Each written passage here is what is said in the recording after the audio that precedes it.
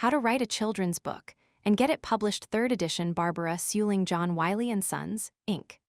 Introduction. Do you want to write a children's book? Are you excited by the idea of writing for children and the possibility of being published, but not sure how to begin or where to send your material? Perhaps you want to immortalize a long-loved story, made up to amuse your children, or to remember and preserve tales told to you by your elders, complete with details of lives and places that exist no more. Possibly you live or work with children on a daily basis, as a parent, teacher, or librarian, and after seeing and reading a great number of books want to try your hand at writing one of your own. Whatever the reasons, writing for children has undeniable appeal and its own satisfactions. But how do you begin? What do you do to break through that mysterious barrier that seems to exist between an idea and a finished manuscript, or between writer and publisher? In the 5 sections ahead, you will learn what to do with your ideas and ambition. First, you are guided to the world of children's books and publishing as preparation for your job as a writer. Second, you are shown how to find and develop your ideas and to look at your work critically. Third, you explore writing styles and techniques as you write for different age groups. Fourth, you learn about markets and approaching agents and publishers with your work. In the 5th and final part, you learn what to expect when you find success, what it's like to work with an editor, the importance of agents and understanding contracts, and how to join the community of writers. These insights and observations, from my own as well as others' experience, may help you avoid some of the difficulties met by most beginners. Perhaps I can help you to plot a novel or turn flat, lifeless characters into flesh and blood, but you will learn the bigger lessons as you put your words on paper day after day, creating strong manuscripts that make the reader think, see, and feel. Publishers are always in need of new material. If you can write and communicate with young readers and make a commitment to stick with it, you can work your way toward publication, where you will be among the most respected and genuinely contented writers I know, those who write for young people. 2. How to Write a Children's Book. Part 1. A closer look at children's books. A good book respects a child's intelligence, his pride, his dignity, and most of all his individuality and his capacity to become. Jean Carl, From Childhood to Childhood. 1U, the children's book writer. Maybe defining your goals. Can you define your goals as a children's writer? What do you want to achieve? Be honest. Do you want to make a lot of money? Tell wonderful stories? Explain the mysteries of the universe to children? Become a better writer? Do something with your ideas? Quit your job and write children's books for a living? Become famous? Communicate in some significant way with a younger generation. Writers write because they have something to say, to feel a sense of permanence, to explore their own abilities in communicating, or just because writing is fun. Whatever the reason, it is usually compelling. Writing is addictive. First, figure out what your goals are. Then, examine yourself squarely to see how near you are to those goals. Are you ready and willing to work hard? Are you open to being taught? Being eager to learn is not the same thing. Are you flexible in your attitudes, able to accept suggestion and withstand criticism?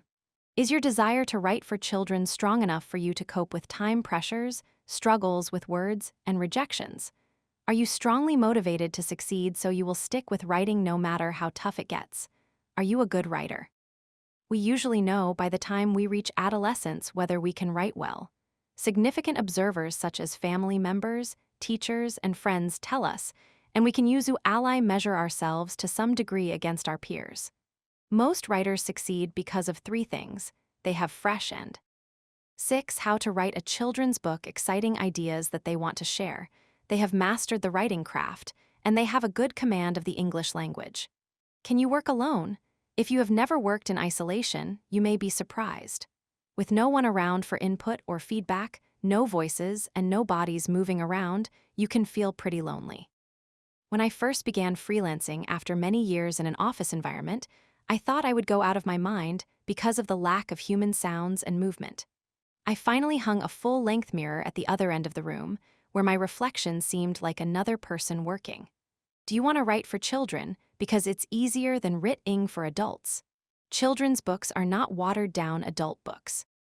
They demand certain abilities of their authors, not the least of which is being able to tap into the minds and souls of young people without intruding, and to project the voice of those young people to the reader. You, as an experienced adult, have to recall feelings, attitudes, and viewpoints of your early years so that you can write about children convincingly and objectively. Charlotte Zolotow, a retired editorial director of HarperCollins' Young Readers Department and well-known author of children's books, called it a kind of double exposure, being aware of something as an adult and remembering what it was like as a child. Not all of us can write for children. Some cultivate the ability with effort.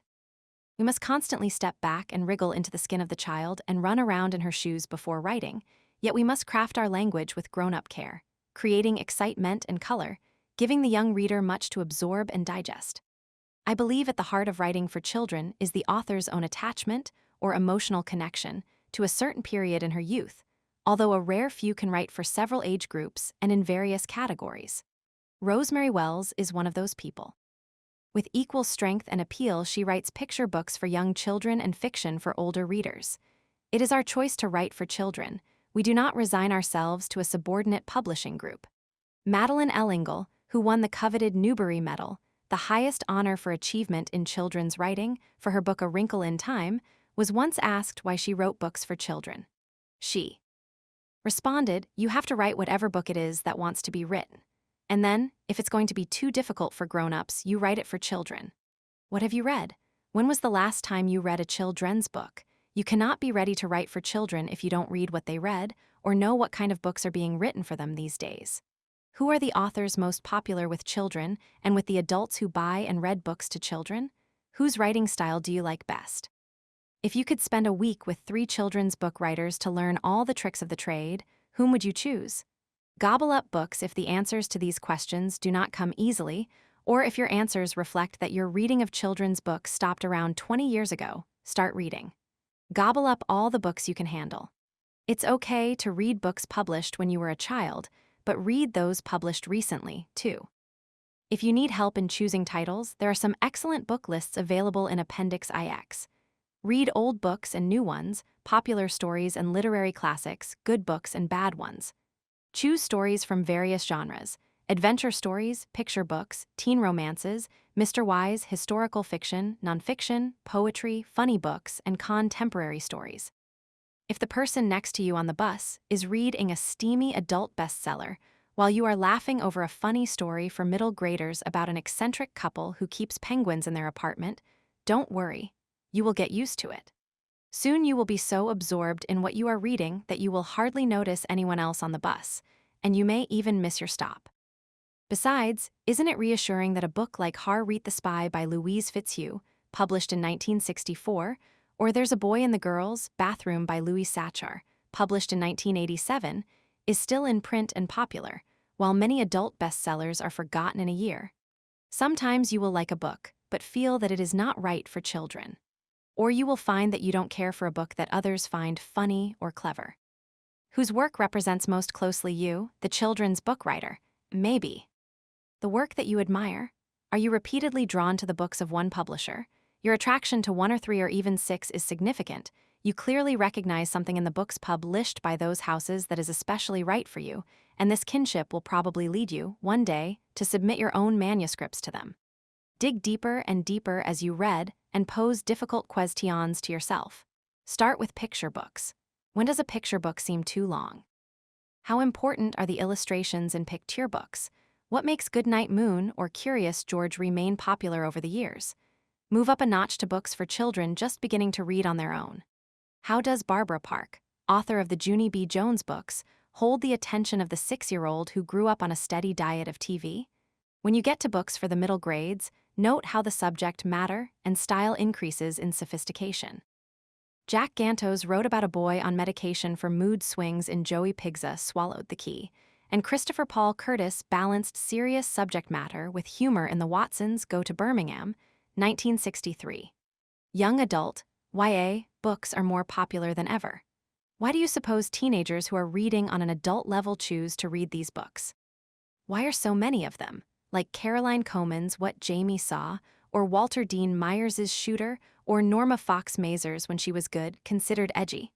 Not all YA novels are dark. What drew so many teenage girls to Anne Brashares' The Sisterhood of the Traveling Pants, the story of four girls who shared a pair of pants while they were separated over the summer, or Janet MacDonald's Twists and Turns, a hopeful story with lively dialogue and humor about two Project girls who start their own hair braiding business. What about sensitive subject matter? How have the finest children's authors handled anger in a child, loneliness, fear, guilt? In The Great Gilly Hopkins, how does Catherine Patterson write about a child who has been abandoned by the mother she adores, and who is angry at the world with a fair amount of humor and great compassion? 8. How to write a children's book. Studies like these will help to sharpen your critical sense, which will later enable you to judge your own work more effectively. At the same time, you will become much more aware of good writing. Incidentally, don't avoid reading books that you don't like, at least for now, while you're studying. In the past, you might have just put down a book that did not interest you. Now, examine why you wanted to put it down. You can learn a great deal from this critical look. Why did the author fail to sustain your interest? What could she have done to keep you turning the pages? Perhaps you will uncover a weakness in your own work as you detect it in someone else's writing and will be able to avoid that weakness in the future. Are you up to date technologically? If not, you may be left behind. Publishers continue to move toward easier and faster methods of production. Some accept queries and manuscripts electronically, and quick communication by email is often necessary in the editorial process. The internet is invaluable in research. If you do not have a computer in your home, you will probably find one at the public library where it's free, or at an internet cafe where you can plug in for an hourly fee. What have you already accomplished toward becoming a children's book writer? Consider your educational background and outside interests. What was your favorite subject in school? English? Psychology? History? What are your hobbies? Playing the guitar? Collecting antiques? Running? Making jewelry? What jobs have you had? Mom, firefighter, teacher, babysitter, dog breeder, pilot, speech therapist, cheesemaker, crossing guard, popcorn vendor? Any background gives you a closer look at some special area, its people, atmosphere, and peculiarities. Some may be especially helpful because of their relation to children or books, but all will give you insights into human behavior. Life experiences are your training ground for writing. Anything you see and absorb now may one day be recalled for a location, a character, development in a relationship, a motivation, or a supportive detail. Your perception and judgments, based on a lifetime of knowledge and practice, will have a direct bearing on what you choose to write about and how you write it. You, the children's book writer, maybe. Do you have the patience to learn, the stomach for criticism, and the tolerance for difficult times? Are you willing to wait as long as it takes until you are ready to be published, to learn the skills you need, and to put in the necessary time in order to gain insight and experience? And then, do you have the stamina to persist, undaunted, through many rejections, before your work is accepted? These, perhaps, are the most crucial issues to confront, for if you come up positive in every other way but have not allowed for the patience and foresight to train yourself, or to be trained well, you will lose heart at your first rejection and go down defeated before you have had a chance. It happens to many people because they are not realistic about the necessary hard work and persistence that it takes for the success they are seeking. Suggestions, Chapter 1-1. Check the book lists in Appendix I and the books listed in Appendix VIII and the titles that follow these suggestions. Select 2 or 3 books that sound interesting and start reading. 2. Think about what you read. What stands out? Is the subject matter appealing? Are the characters interesting? Can you easily distinguish one character from another? Is the plot clear? Does the ending satisfy? If it is a picture book, what do you suppose the editor saw in the text to know it would make a good picture book? 3. Think of a life experience you have had that could serve as background material for a children's book. Books mentioned in this chapter in order of appearance, from childhood to childhood: Jean Carl A Wrinkle in Time, Madeline Ellingle Harriet the Spy, Louise Fitzhugh There's a Boy in the Girls' Bathroom, Louis Satcher Goodnight Moon, Margaret Wise Brown Curious George, H. A. Ray 10 How to Write a Children's Book. Junie B. Jones, Barbara Park Joey Pigza Swallowed the Key, Jack Ganto's The Watsons Go to Birmingham, 1963, Christopher Paul Curtis What Jamie Saw, Caroline Coleman Shooter, Walter Dean Myers When She Was Good, Norma Fox Mazer The Sisterhood of the Traveling Pants, Anne Brashare's Twists and Turns, Janet MacDonald The Great Gilly Hopkins, Catherine Patterson YOU, the children's book writer. Maybe. 2. What is a children's book? The variety of books published today. When you say children's book, what pops into your mind? Do you have an image of a big, colorful picture book that you can read to a child sitting on your lap?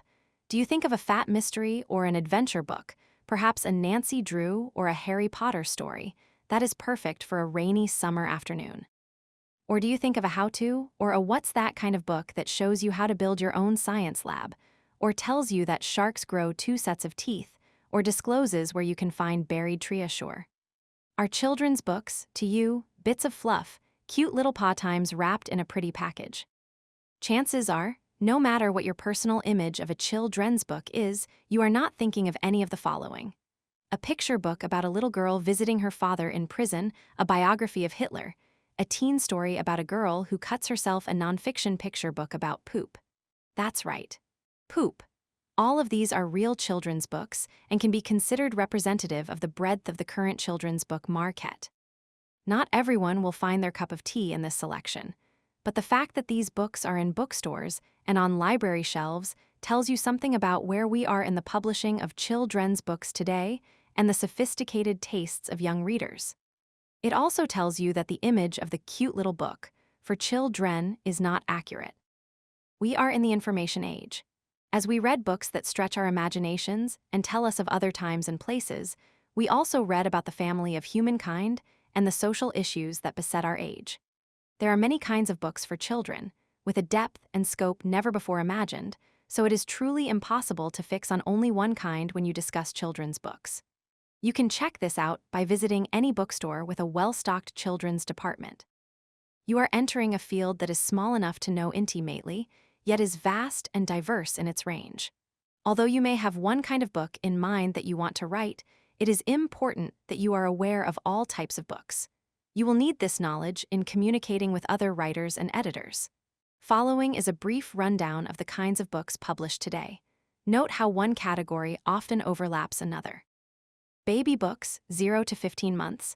Many parents and educators believe that exposure to a wide choice of books practically from birth will have an influence on a child's healthy intellectual development. Thus, there has been a great surge in books produced for infants. These books are ably heard more than seen, as they are read to the baby over and over again, sometimes in utero, often crooned at bedtime for a soothing transition into sleep. Many of these come from the oral tradition of nursery rhymes, lullabies, and simple lap games shared between reader and baby. Board books, 1 to 3 years. These chunky books, with their heavy cardboard pages, are a practical way of introducing books to toddlers. Little fingers can handle them roughly, turning thick cardboard pages that cannot be easily destroyed. Made up mostly of bright pictures, with as few as 12 pages and only a few words on each page, these books are popular with parents as well as small children. Coming up with text for board books is quite a challenge, given the spare use of words. It's clear that the success of Board What is a children's book. 14 How to Write a Children's Book books is writing about the familiar, subjects close to home. The hard part is keeping to story structure, just as you would for older books. For this reason, you will find many board books dealing with concepts, rather than stories, although some authors manage to get to the heart of babyhood in tiny little stories that please toddlers. Study those listed in Appendix VIII to learn from the pros. Some of the most beloved picture books, like Goodnight Moon, are now available in board book editions and work well, but sometimes the streamlined versions of the original stories lose their vitality and charm. Make your own comparisons to see the difference. Picture books. Fiction, 2 to 7 years. The term picture books traditionally encompasses all books written for children from babyhood to about age 7, with plenty of illustrations. As a genre, these books expose children to a wide variety of ideas that expand their knowledge of themselves and the world around them and stimulate their imagination. Once a book has been read to a child and he likes it, it becomes part of him. He will return to it many times because it is familiar and comfortable, like a favorite stuffed toy. He will go back to it on his own, using the pictures to provide clues to the text if he cannot yet read it on his own. With the reinforcement provided by many readings, children begin to pick out words and read their favorite picture books. Children from 1 to 3 years old are beginning to explore the world around them. Attention spans are short as Todd dealers zip from one activity to another, so books for them must be simple and compelling. Concepts such as the difference between big and small, or fast and slow, are presented, as well as alphabet or counting books and books that name familiar objects or animals. Stories may be about simple day-to-day experiences: going to bed, taking a bath, losing and finding a favorite teddy bear, or the arrival of a new baby brother or sister. As children grow, so does their need for stronger stories. At around age 4 or 5, children can handle stories that make them think, feel, and understand. They like solid characters and... What is a children's book? 15 simple plots. Examine a few picture books with stories. Imagine them without the pictures being read over the radio. The stories should stand on their own. Illustrations, however, add to a child's reading development and pleasure. Characters in picture books can do far more than readers can. They can sail away to far-off places, or, in the guise of animals, drive cars, or even have homes of their own where they are in charge. Some picture book heroes may get into hilarious fun and mischief far beyond anything the reader is likely to experience. This is heady adventure for children who can't even go outside without a supervising adult. Children read for the vicarious pleasure of imagining someone else's life as their own, just as adults do. They look for characters and situations that leap off the page with excitement and stories with beginnings, middles, and ends. You will learn which writers have mastered the art of writing picture books as you continue to read in this genre. Picture books, nonfiction, 2 to 7 years and up. In recent years, baby nonfiction has become enormously popular. Difficult concepts are explained in simple terms and illustrated in great detail for clarity. The text is kept to a minimum while the illustrations explain the complicated aspects of the subject. Some of these books are even useful to children in the upper elementary grades. At the youngest level, there are books with just enough information to satisfy a child's curiosity. The names of animals, colors, and objects, for example. When children are a little older and can handle more detailed information, they prefer specifics to generalities: where animals live, how food gets to the market, or how a seed grows. A 5-year-old may enjoy a book showing pictures of different types of whales. That doesn't mean he wants to know all there is to know about whales. Never underestimate the eagerness of a 5-year-old to have his questions answered, but don't expect him to appreciate a lengthy answer when a short one will do. The format of the picture book, with equal emphasis on pictures and text, is ideal for certain subjects, particularly in the sciences. Children who are reading higher-level books may go back to an occasional picture book to understand basic concepts about a subject or to see details illustrated. Sidebars and humorous touches, like cartoon characters and dialogue balloons, might provide readers with additional insights. Picture books for older readers, 7 to 12 years. Another recent development in publishing is the picture book for older children. In this golden age of the documentary in film and TV, it is not surprising to find strong visual accompaniment in books as well. These books are often beautifully designed, with illustrations, paintings, collages, and photographs accompanying the text. The visual experience often accelerates understanding of a subject, much as an article in National Geographic magazine will do, but never waters down the content of the book. Biographies of important people have been done in this manner, as well as books on scientific subjects, the arts, and historic events. Information is solidly presented, with more text than is found in younger-level picture books, written at the more sophisticated level of the older reader. Easy-to-read books, 5 to 7 years, books for children learning to read on their own are available in a variety of categories: history, science, biography, and fiction, and for different beginning reader levels. The type is large, and there is a lot of white space on the page, so new readers have an easier time reading. Great care is taken to give these books a more mature look, distinct from picture books, although illustrations still appear on every spread. The books are often divided into sections or chapters. Their resemblance to books that are read by older children is part of their appeal to beginning readers. Early chapter books, 7 to 10 years. The term chapter book is misleading, as we have always had books with stories divided into chapters, but that term has come to mean 16 how to write a children's book. Something else. These are books for the child who has outgrown the simplicity of easy-to-read books and is ready to handle more fully developed stories, but is not yet at ease with the complexity of traditional middle-grade fiction. Early chapter books are illustrated, and the text is featured more than, rather than equal to, the illustrations. Humor is often, but not always, the driving force of these books, and lots of action and dialogue are essential. Early chapter books range from short 48 pages to over 100 pages. What makes them easier to read and understand are their simple plots. Numerous illustrations, short chapters, 2 or 3 pages per chapter is not uncommon, and larger type and leading. Middle grade fiction, 8 to 12 years. This wide span accommodates the hungriest readers, whose interests range from adventure and fantasy to family stories, history, horror, and silliness.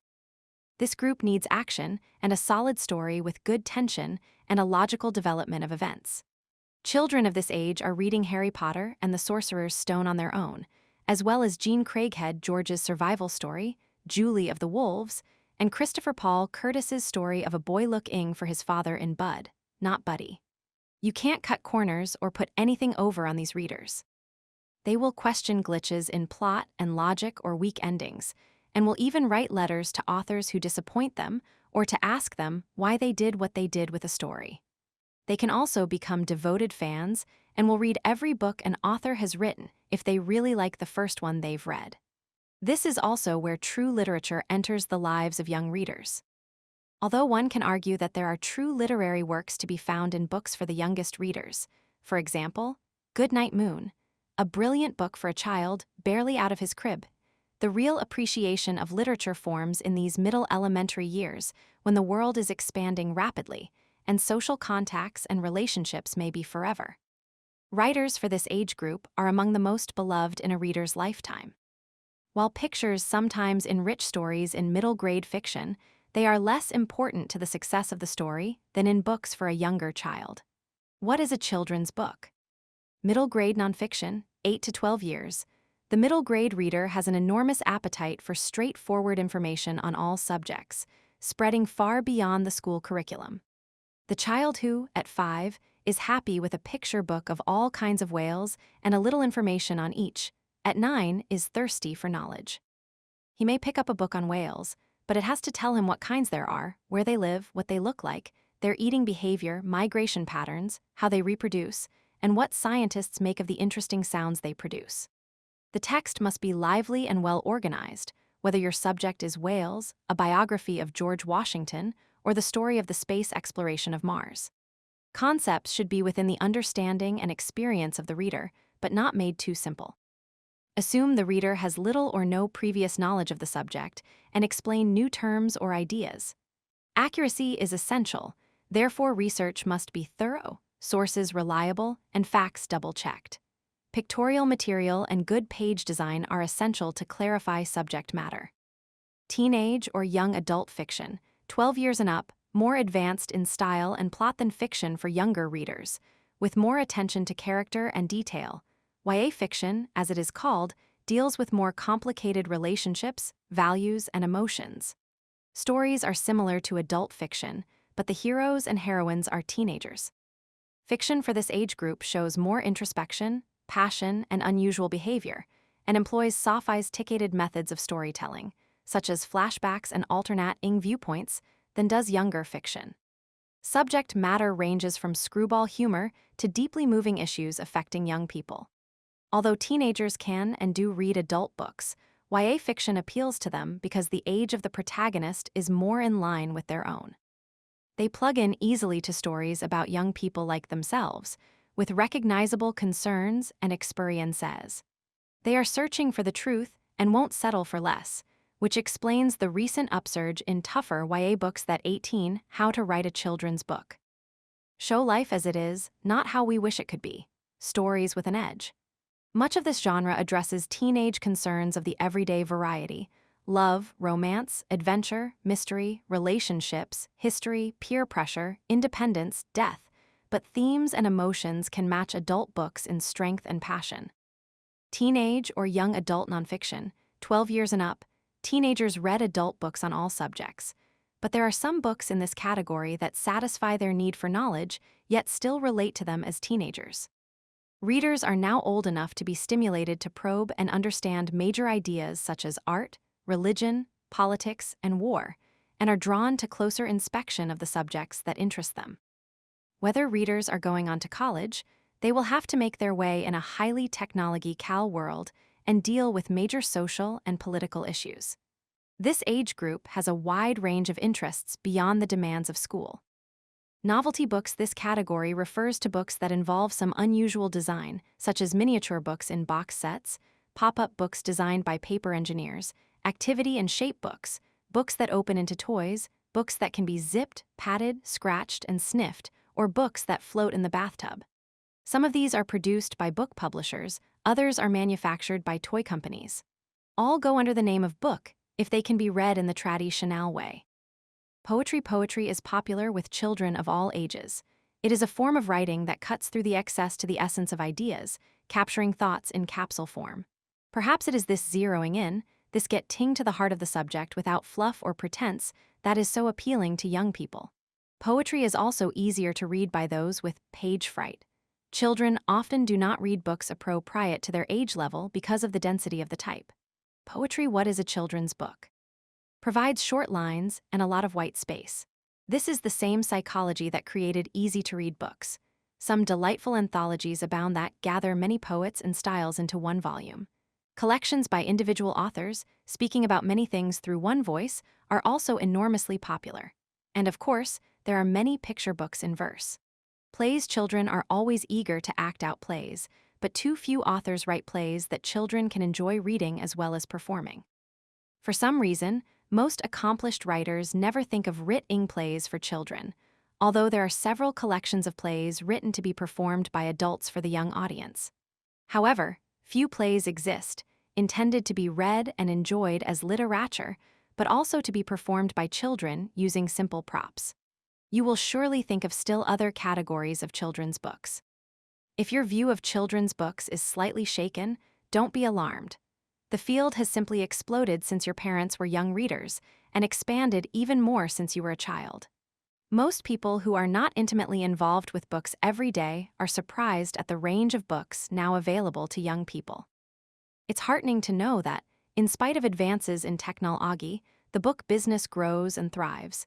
Editors still try to satisfy the sense of wonder and delight in the youngest readers and the curiosity in older ones, and to maintain the trust of all readers by providing the finest writing available. It is not an exaggeration to say that some of the finest books of the past few decades have come from children's literature. Suggestions. Chapter 2:1. Go to the bookstore and see how many different categories of books described in this chapter you can find. 2. Get a small notebook that you can tuck in a pocket or purse, or, if you prefer going high-tech, an electronic one, and carry it with you at all times. Keep one section for notes on 20 how to write a children's book. Your readings. Record the author, the illustrator, the publisher, and the year of publication for each book you read, plus something significant, positive, or negative about the book. In another section, jot down observations from life or flashes of good ideas for stories or physical characteristics, or any quirks of behavior you may see that can be used in your writings. Use this notebook often, the way an artist uses a sketchbook. Books mentioned in this chapter, in order of appearance: Visiting Day, Jacqueline Woodson, illustrated by James Ransom, The Life and Death of Adolf Hitler, James Cross Giblin Cut, Patricia McCormick Everybody Poops, Tara Ogomi Harry Potter and the Sorcerer's Stone, J.K. Rowling Julie of the Wolves, Jean Craighead George Budd, Not Buddy, Christopher Paul Curtis Goodnight Moon, Margaret Wise Brown, illustrated by Clement Hurd. What is a children's book? 3. How to become an expert getting to know children's books. It is sad but true that to get a work published, talent is not always enough. Many talented writers drop out of sight when the going gets rough. Often, they do not understand the publishing system, cannot bear the rejection letters, and are frustrated by the long wait for a decision. Those who meet the challenges with intelligence and determination are generally the ones who succeed. Perhaps you have heard about someone whose first manuscript was accepted on its first submission to a publisher. Or perhaps you've read that a rock star or TV personality has published a children's book and you know he's had less training for it than you. Such things do happen, but those are the exceptions. Don't fret over it. The overnight success may have entailed years of research and many hours of writing and rewriting.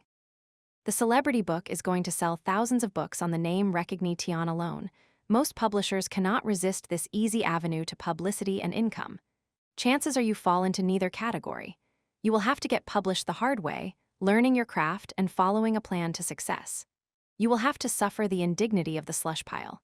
If your skin is thin and your ego bruises easily, or if you cannot accept rejection, this is not the field for you.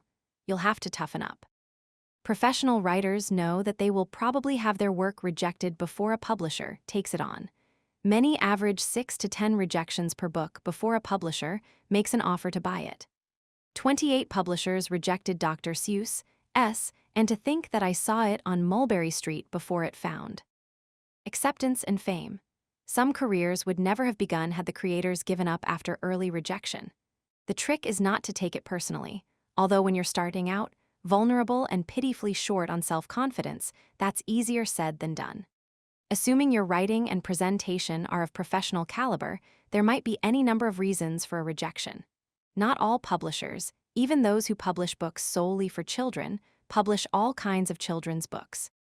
Possibly there is a policy not to publish picture books, and yours is a picture book, or maybe you sent fiction to a house that publishes only nonfiction. Some houses have a particular philosophy, and your manuscript may not have embraced it. For example, the publisher may specialize in multiculturalism, and your book, while brilliant, displayed no aspect of that theme. You may choose an appropriate publisher, learn the name of the editor, then not take the trouble to find out how to spell her name correctly. If you cannot accomplish this simple task, agents and editors won't take you seriously. Perhaps an editor liked your novel, but has one with a similar theme already scheduled for her next list. Or your book on sea monsters might have fit beautifully in their ocean history series, but the series ended. A rejection of your manuscript may mean, simply, that your work is not right for that particular publisher at that particular time. Hiring an agent may simplify the search, but the job of finding an agent can be as hard as finding a publisher. You will read more about agents in Part 4 of this book. Meanwhile, it is important to know how the system works and the role of the editor, who is still the person you must win over because he will champion your work at the publishing house. You will hear that decisions are not personal, but do believe it. Editors are human. They make it a point to be objective, operating above their own personal biases, yet who knows what's working on a subconscious level. If your manuscript deals with a teenage kidnapping and the editor's own child disappeared recently, you may, inadvertently, have happened onto an emotion ally-charged field. If you have sent a manuscript about a cute how to become an expert. 24. How to write a children's book raccoon to an editor who was just bitten by one and had to go through a series of rabies shots. She may not see raccoons as cute and may turn down your story. Editors do not generally comment on the manuscripts they return to you. There isn't time to do any more than jot a quick note, and some editors feel that even that is not a good idea, giving false hope to a writer. However, if an editor sees something in your style or your idea that he likes, he may indicate he'd like to see more work from you. Be sure to note such comments with your next submission to that editor. It is these tiny connections that build, ultimately, into real relationships and hopefully to acceptance of a manuscript that is a good fit. If you succumb to disappointment early in the submission process, you will have a hard time keeping your manuscripts moving. Don't despair. There's no time for it. Meet the challenge. Mark your records accordingly and move on. The business of children's books, you need to know what experienced and skilled writers have learned over the years. That publishing is a business, and editors must react to material with the economics of that business always in mind. What suits one editor on a personal level may not suit the sales director, who knows that he will not be able to sell the book, or the editor-in-chief, who feels the book does not fit the publisher's image. An occasional book that does not sell well is not so bad. It happens in all publishing houses in spite of expectations, promotion, and so forth, and other books that sell well take up the slack. As with all businesses, from baseball teams to delicatessens, the publishers must sell their products, books, in order to stay in business. Many publishing houses have editorial committees, composed of several key figures in the company who are involved in the sales and distribution of books, as well as those who are responsible for the acquisition and editorial direction of new books. In the end, although an editor may find a promising author whose manuscript he likes, an acquisition will probably be a team decision.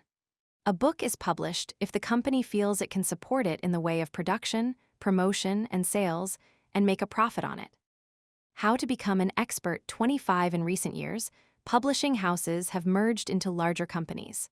A publisher may buy other publishers in order to expand, then get bought in turn by a large corporation, possibly with only a vague connection to books. For example, Simon & Schuster, once a large and respected privately owned publisher, incorporated smaller houses like Atheneum, Charles Scribner's, Sons, and Macmillan, and was then bought itself by Viacom, a superpower in the entertainment industry that owns Paramount Pictures, Blockbuster, and MTV, among others.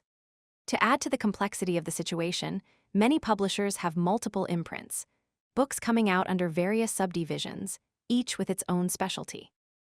These are often under editors' names, as in Margaret K. McElderry Books at Atheneum or Joanna Kotler Books at HarperCollins, although some have their own interesting names, such as Chicken House at Scholastic or Penguin's young adult imprint, Razorbill, which ties into TV and other non-book media. You will find these imprints under the various publishers' listings in Children's Writer, S and Illustrators Market, and other directories. Learning something about the business of children's books should be part of your training as a children's book writer. It can be a valuable tool in the long run. Publishers Weekly, a magazine of the publishing industry, and various websites, see Appendix V, will give you the latest publishing news including trends, sales figures, major acquisitions, mergers, and so forth. Tap into one of these regularly to keep up with the industry. Study the publishers. The next thing to do is to take a closer look at the publishers and their imprints. Learn who they are and what their books are like. You can do this in a number of ways. There are various directories of the publishing industry, printed and online, listing publishers and submission information for writers as well as contests, conferences, and other related information. See Appendix IV. To sell their new books, publishers use catalogs containing a physical description and summary of each book. You can write to publishers requesting their latest catalogs, or you can go online to the publishers' websites. By studying catalogs, you can judge the character of a publishing house and the specialties of its imprints. It will soon be clear to you which publisher is seeking the new and different, and which is hanging on to the traditional, which focuses on fiction, and which publishes a majority of, or only, nonfiction. You will see where new authors appear regularly and which houses feature contemporary novels, mysteries, or romances. Most publishers do a variety of books for all ages, but within that very general framework you can see preferences and priorities. Browse the bookstores, online and off. The truth is, you don't even have to leave your house today to see the latest books. You can find publishers' catalogs online and find descriptions and reviews of books on the websites of the major online bookstores, such as Amazon.com. The experience of touching, smelling, and handling new books, however, is what appeals to us in a good bookstore or library. Some of us never get over the need to browse the bookshelves personally, no matter how convenient the internet may be. The public library is a good resource, but you may not find the latest books there. It can take months to order, catalog, and shelve the newest books. Depending on the library's budget, the book you want may not have been purchased at all. There are interlibrary loans, but it can take some time to locate and acquire the book you want. What you can find in the library, however, are the well-worn, best-loved books of previous years, and a great deal of nonfiction that never makes it to the bookstores. You can also take advantage of the experience of the children's librarian, who knows the needs of a whole community of young readers and has a picture of the reading tastes of children discovering and choosing their own books. If it isn't too busy a day, ask the librarian some questions. What do the most avid readers like to read? Are there books for bilingual children? Do award-winning books move off the shelves faster than other books? When a child asks for a funny book, what does the librarian recommend? Do series books encourage kids to read more? When there are budget concerns, which books are the first to be eliminated from purchasing consideration? How to write a children's book. Does a librarian select the books to be purchased from among the thousands that are published each year? How many of them are actually read before purchase? What percentage of the budget is used for books, and what percentage for non-book materials, such as computers and software? For the most recent books, any bookstore with a full, rich, up-to-date children's department is the place to go. This might be a mega bookstore chain like Barnes & Noble, or an independent bookstore devoted entirely to children's books. Beware of the standard shopping mall chain stores or discount department stores that sell a few well-loved and durable classics, but mostly cheap mass-produced books or publishers, Overstock, so they can offer bargain books to their customers. They do not represent the range and variety of books available for children. Dedicated owners of independent bookstores, like Tina Moore of the Blue Marble in Fort Thomas, Kentucky, are passionate about their work and take pride in knowing their customers. Moore makes certain the people she hires know books, too, and keeps an inventory of 30,000 titles, going far beyond the current bestsellers. She hosts presentations by visiting authors and illustrators, holds special programs and story times for children and their families, and provides a search and order website that can be used to access over 1.5 million books in print. In one of the store's 4 distinct rooms is a recreation of The Great Green Room from Goodnight Moon, the setting of the classic book by Margaret Wise Brown and illustrated by Clement Hurd. Elizabeth Bloomley and Josie Leavitt, former school teachers, read and review the books they sell in their bookstore, The Flying Pig, in Charlotte, Vermont, and publish an online newsletter for their customers, enthusiastically pushing their favorite books. There are always authors and illustrators appearing at the bookstore, as well as celebrations of new books, holidays, and special events. Booksellers make it part of their service to create an appealing atmosphere for customers, whether it's to celebrate Junie B. Jones's birthday or to hear a local author read from her work. Perhaps there is a foreign language section or bilingual story hour or a story session for which children are invited to come in costume. A good bookstore is worth searching for. How to become an expert. Children's books are mostly purchased by adults, parents, librarians, teachers, and family friends who make the book buying decisions and control the purse strings. Books for children are big business. It isn't just a phenomenon like Harry Potter that sells.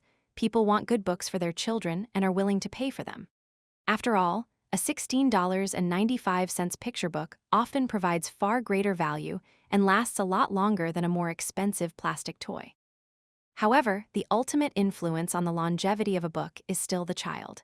This makes selling a children's book a double-barreled challenge.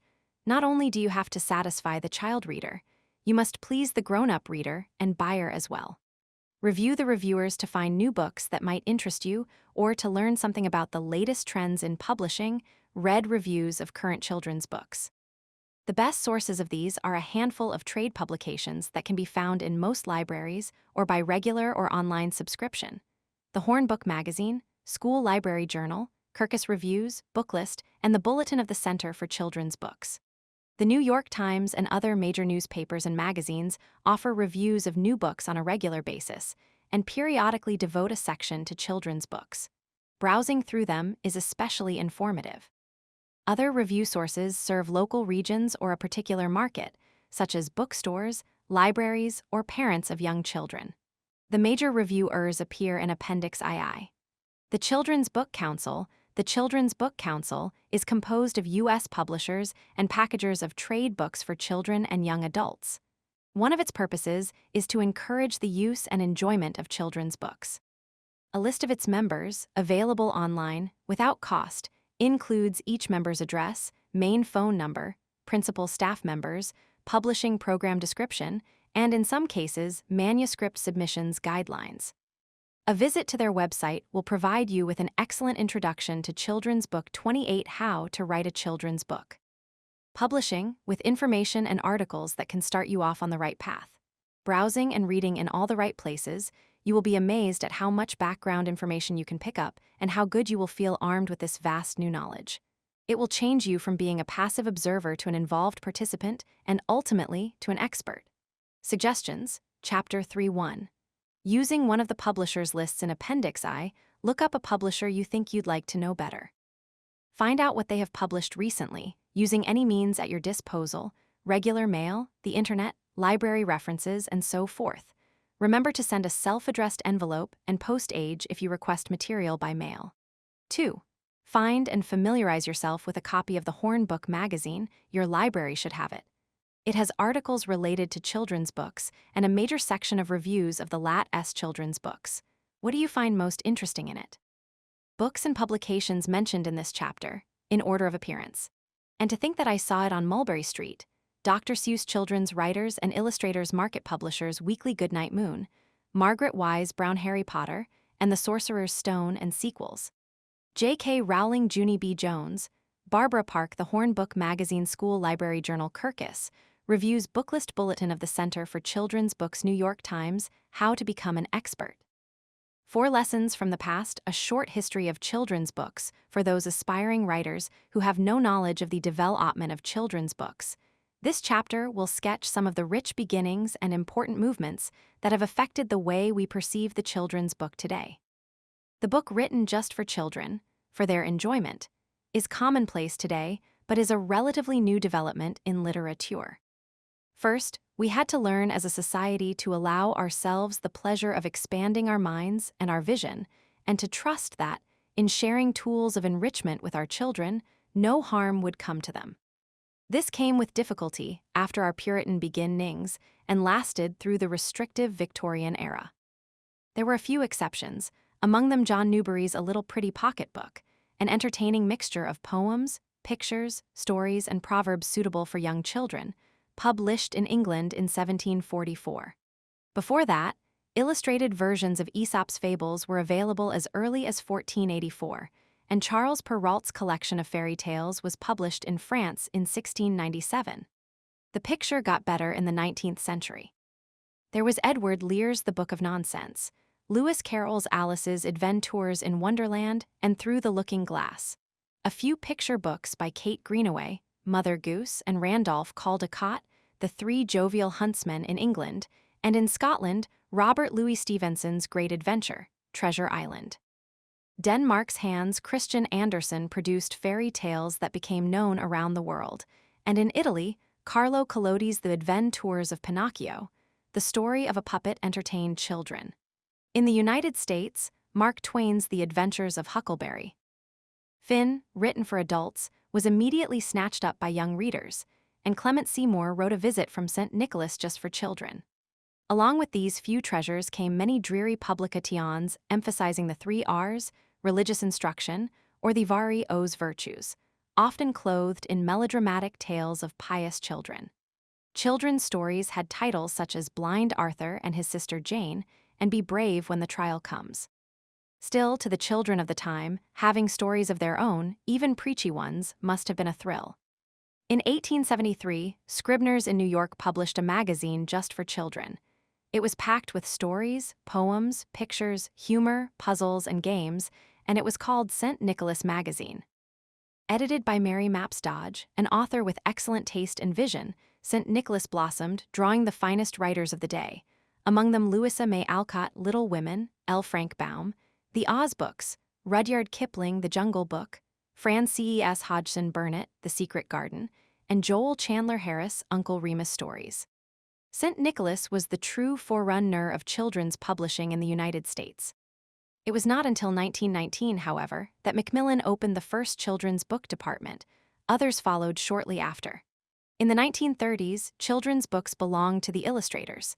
It was the time of Ludwig Bemelmans, Madeline, Wanda Gag, Millions of Cats, Kurt Weiss, The Story of Ping, Robert Lawson, The Story of Ferdinand by Munro Leaf, and James Doherty, Andy and the Lion. It is no wonder the Caldecott Medal, for the most distinctive American picture book for children, was instituted at this time. By the 1940s, the emphasis had shifted from picture books to longer stories. From that period came The Moffats by Eleanor Estes, Rabbit Hill by Robert Lawson, Homer Price by Robert McCloskey, Charlotte's Web by E.B. White, and Marguerite Henry's horse stories, including King of the Wind. Imaginations were wide open, and children explored colorful, magical, reuse other worlds through books, stretching their minds and their dreams, but always with the warm reassurance that everything came out right in the end. Lessons from the past. 32 How to Write a Children's Book. A visit to the library today will show just how solid those books were, and still are. Many of them are still popular, worn and dog-eared with use. Picture books, produced in black and white under the restrictions of Depression-era budgets, are still as appealing to children as the more elaborate full-color books produced in recent years. Many are in the 50th reprinting or have been reissued with new covers or redesigned in more modern styles. It is a short education in itself to look at these books and understand the simple success of them, the essence of what is good in children's books. The 1950s brought us Theodore Geisel, under the name Dr. Seuss, and a shy but imaginative Danish-American schoolteacher named Else Holmlund Minarik. Dr. Seuss had been around for years, captivating children with his wonderful silly rhymes and equally silly but charming pictures. The New Wrinkle was a book that was especially created for the beginning reader, using words a first grader could recognize. Up to that time, the only reading materials for an emerging reader were dreary school textbooks of the Dick and Jane variety. Using nonsense verse and hilarious pictures, Dr. Seuss's The Cat in the Hat created a marvelous mess, and cleaned it up again, to the relief of parents, all the while giving the brand new reader a bit of fun and pleasure along with a new skill reading, as textbooks rarely did. At just about the same time that Dr. Seuss was writing The Cat in the Hat, Else Holmlund Minarik created Little Bear to meet the desperate need of her first-grade students to use their newly learned reading skills to read something on their own that was satisfying. Not a school text, but a real book with a story. Minarik's book about a small bear who behaves much like any active 6-year-old inspired enthusiasm and confidence in the youngest readers. The Cat in the Hat and Little Bear were both published in 1957, beginning a whole new genre of books for children. Both Seuss's and Minarik's styles were eagerly accepted by children and widely imitated in subsequent years by just about every publishing house with a children's department. Today, the easy-to-read book is a standard category in many publishing programs. In the 1960s came a genius named Morris Sendak. Sendak had begun his career in an apprenticeship role under the wing of Lessons from the Past 33 Ursula Nordstrom of Harper & Row. Nordstrom discovered him while he was decorating windows for F.A.O. Schwarz, the toy emporium on Fifth Avenue, and invited him to illustrate children's books. Some of his early works include Ruth Krauss's A Hole is to Dig, Meindert de Jong's The House of 60 Fathers, and the Little Bear books by Else Minarik. Eventually, he wrote his own books, first Kenny's Window, and then 4 tiny books in a box called The Nutshell Library, which has been a best-selling item in children's book departments ever since. Still, it was not until 1963, when Where the Wild Things Are was published, that everyone sat up and took notice of Sendak's amazing talent. This was a golden time for picture books, a technological peak.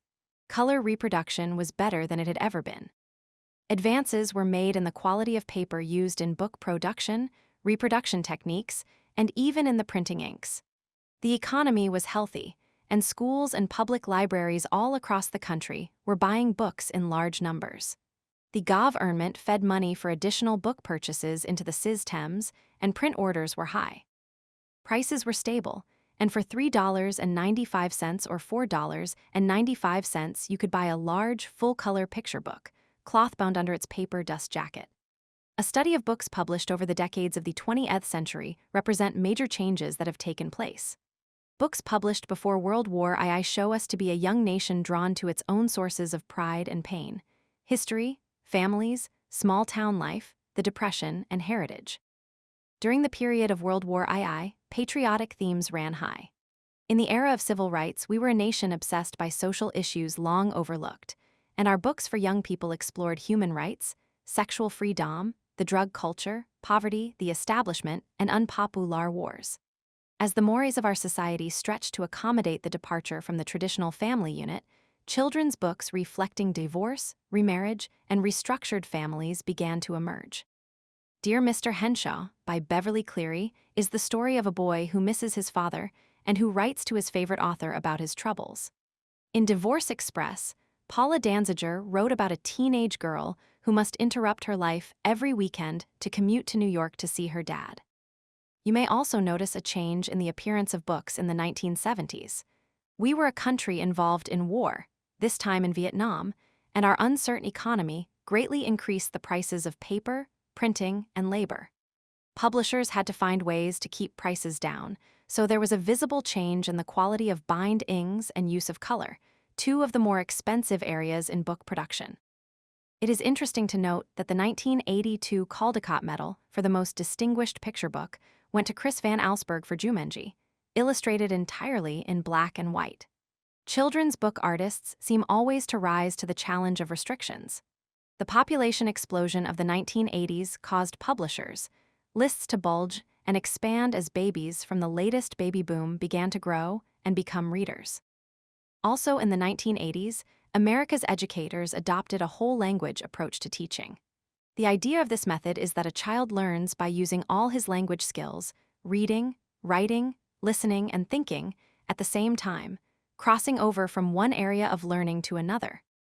One result of this approach was that basal readers and other textbooks, designed to pound in words and information, were replaced in the classroom with trade books. As children were exposed to excellent examples of good stories and fine writing, they not only learned to think and to write more clearly, but developed into interested, rather than reluctant, readers. By the end of the 20th century, writers' and publishers' tools had advanced remarkably. Computers were now in use everywhere. Color in picture books no longer had to be restricted. Not only could writers take advantage of word processors to smooth the writing process, but artists could use programs to create or enhance pictures. If you want to make a career of writing for children, learn about some of the people and books that came before you. This is a cursory look at the history of children's books, lacking in detail. If you wish to know more, books on the history of children's literature can be found in Appendix III. Suggestions, Chapter 4.1.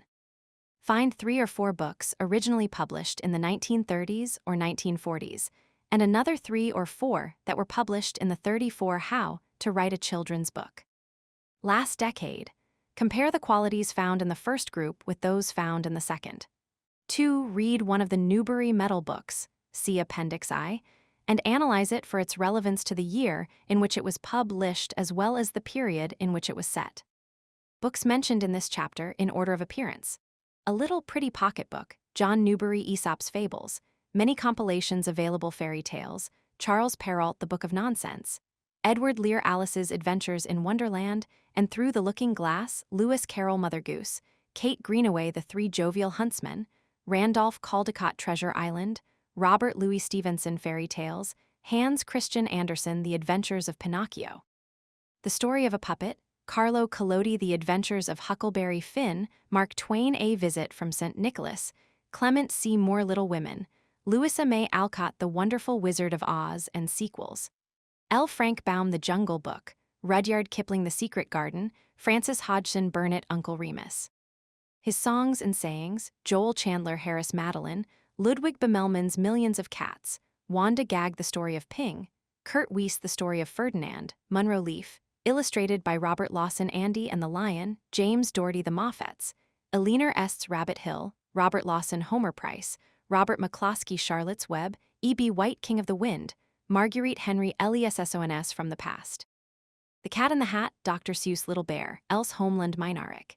Illustrated by Morris Sendak A Hole is to Dig, Ruth Krauss. Illustrated by Morris Sendak The House of 60 Fathers, Meindert de Jong.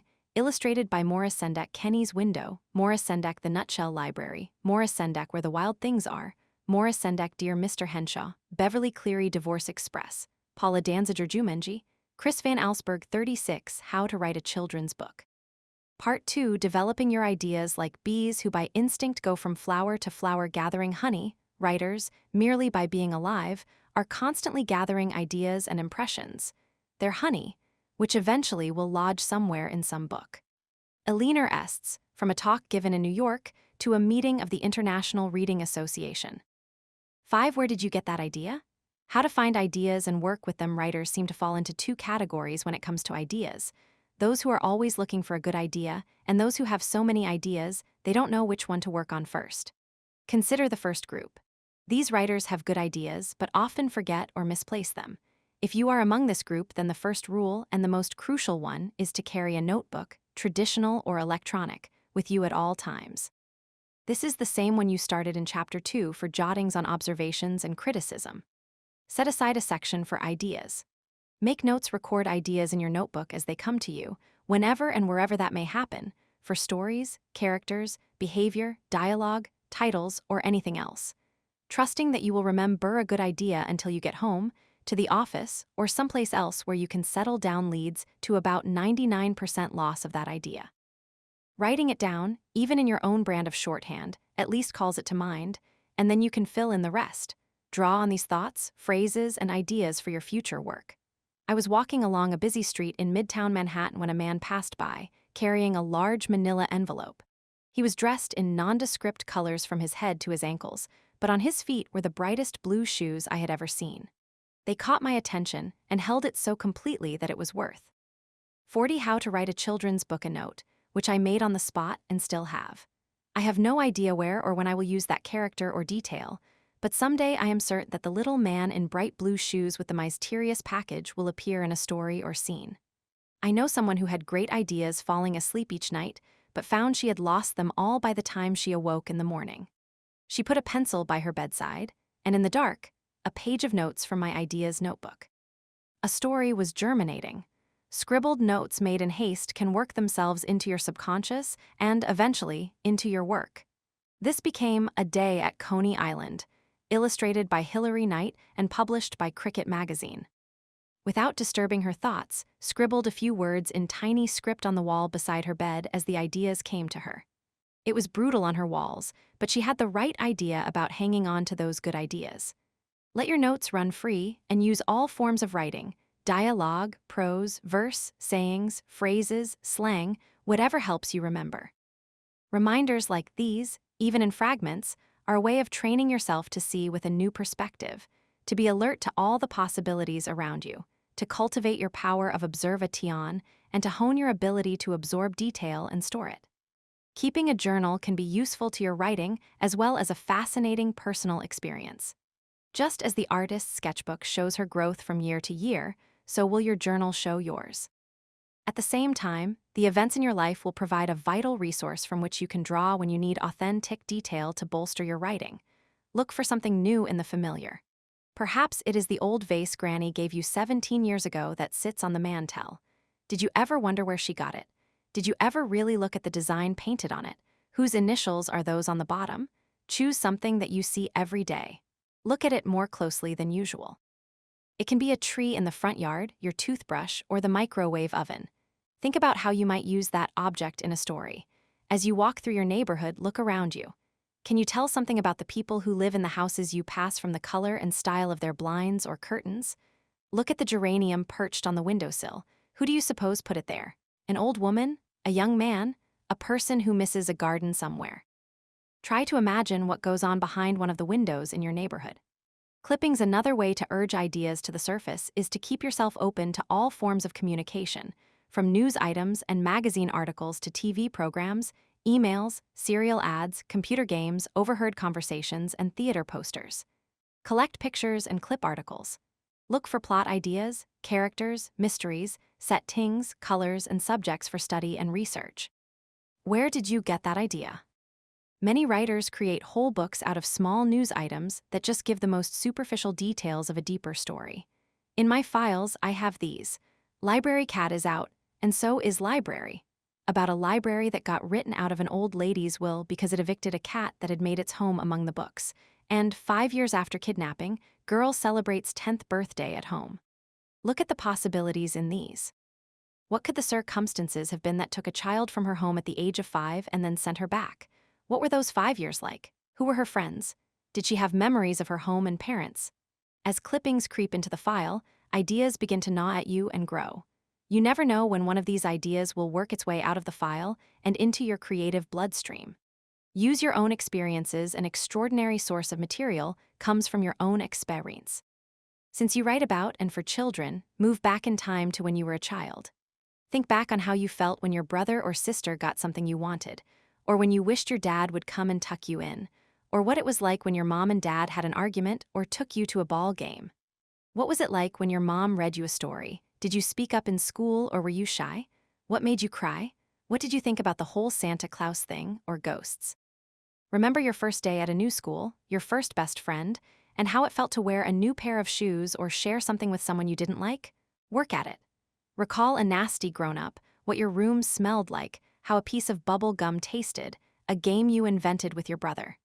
Try to remember what it felt like in these different situations. These are the truest feelings you can write about because you know them intimately. The apartment in Brooklyn in which I grew up is the background for one story of mine. In another, I use Coney Island and the boardwalk, scenes of my own past, to underscore the atmosphere. One of my short stories involves a boy who has to take off some weight, a problem close to my 42 How to Write a Children's Book. Heart and a Second is about tagging along with an older brother, again a situation I remember well. If you have trouble remembering, put together scattered thoughts or memories until you have pieced together a whole episode. Go through a family album and try to remember the background for a photo. What time of day was it? How did you feel about the other people in the picture? Where was the picture taken? How old were you? Where did you get the sweater or baseball cap you wore in that picture? The more you work at piecing together the clues you see before you, the more you will evoke whole episodes and flavors and feelings. Maybe playing music from that period will help you to make associations. Eventually, you can draw on this personal treasury even when the places in the photographs have ceased to exist. You can make up anything you like when you're writing fiction, but at the core of it will always be your own experiences, what you observed, and how you felt about things when you were a child.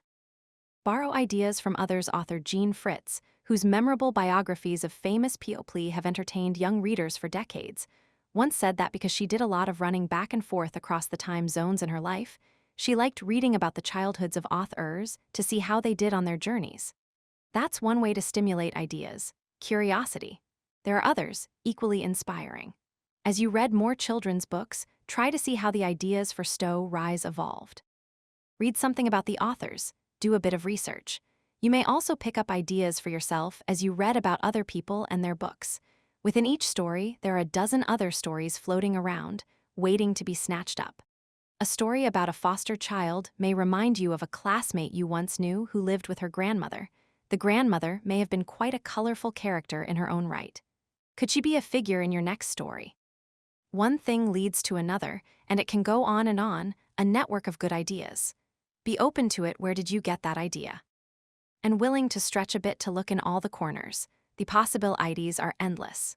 One way to meet the challenge of coming up with new material and new ideas in spite of all that has been done before is to take an old theme and try to improve it, cultivate it, give it more depth and meaning. In doing this, you will make it your own, and for the time being, it will save you the trouble of coming up with a brand new idea.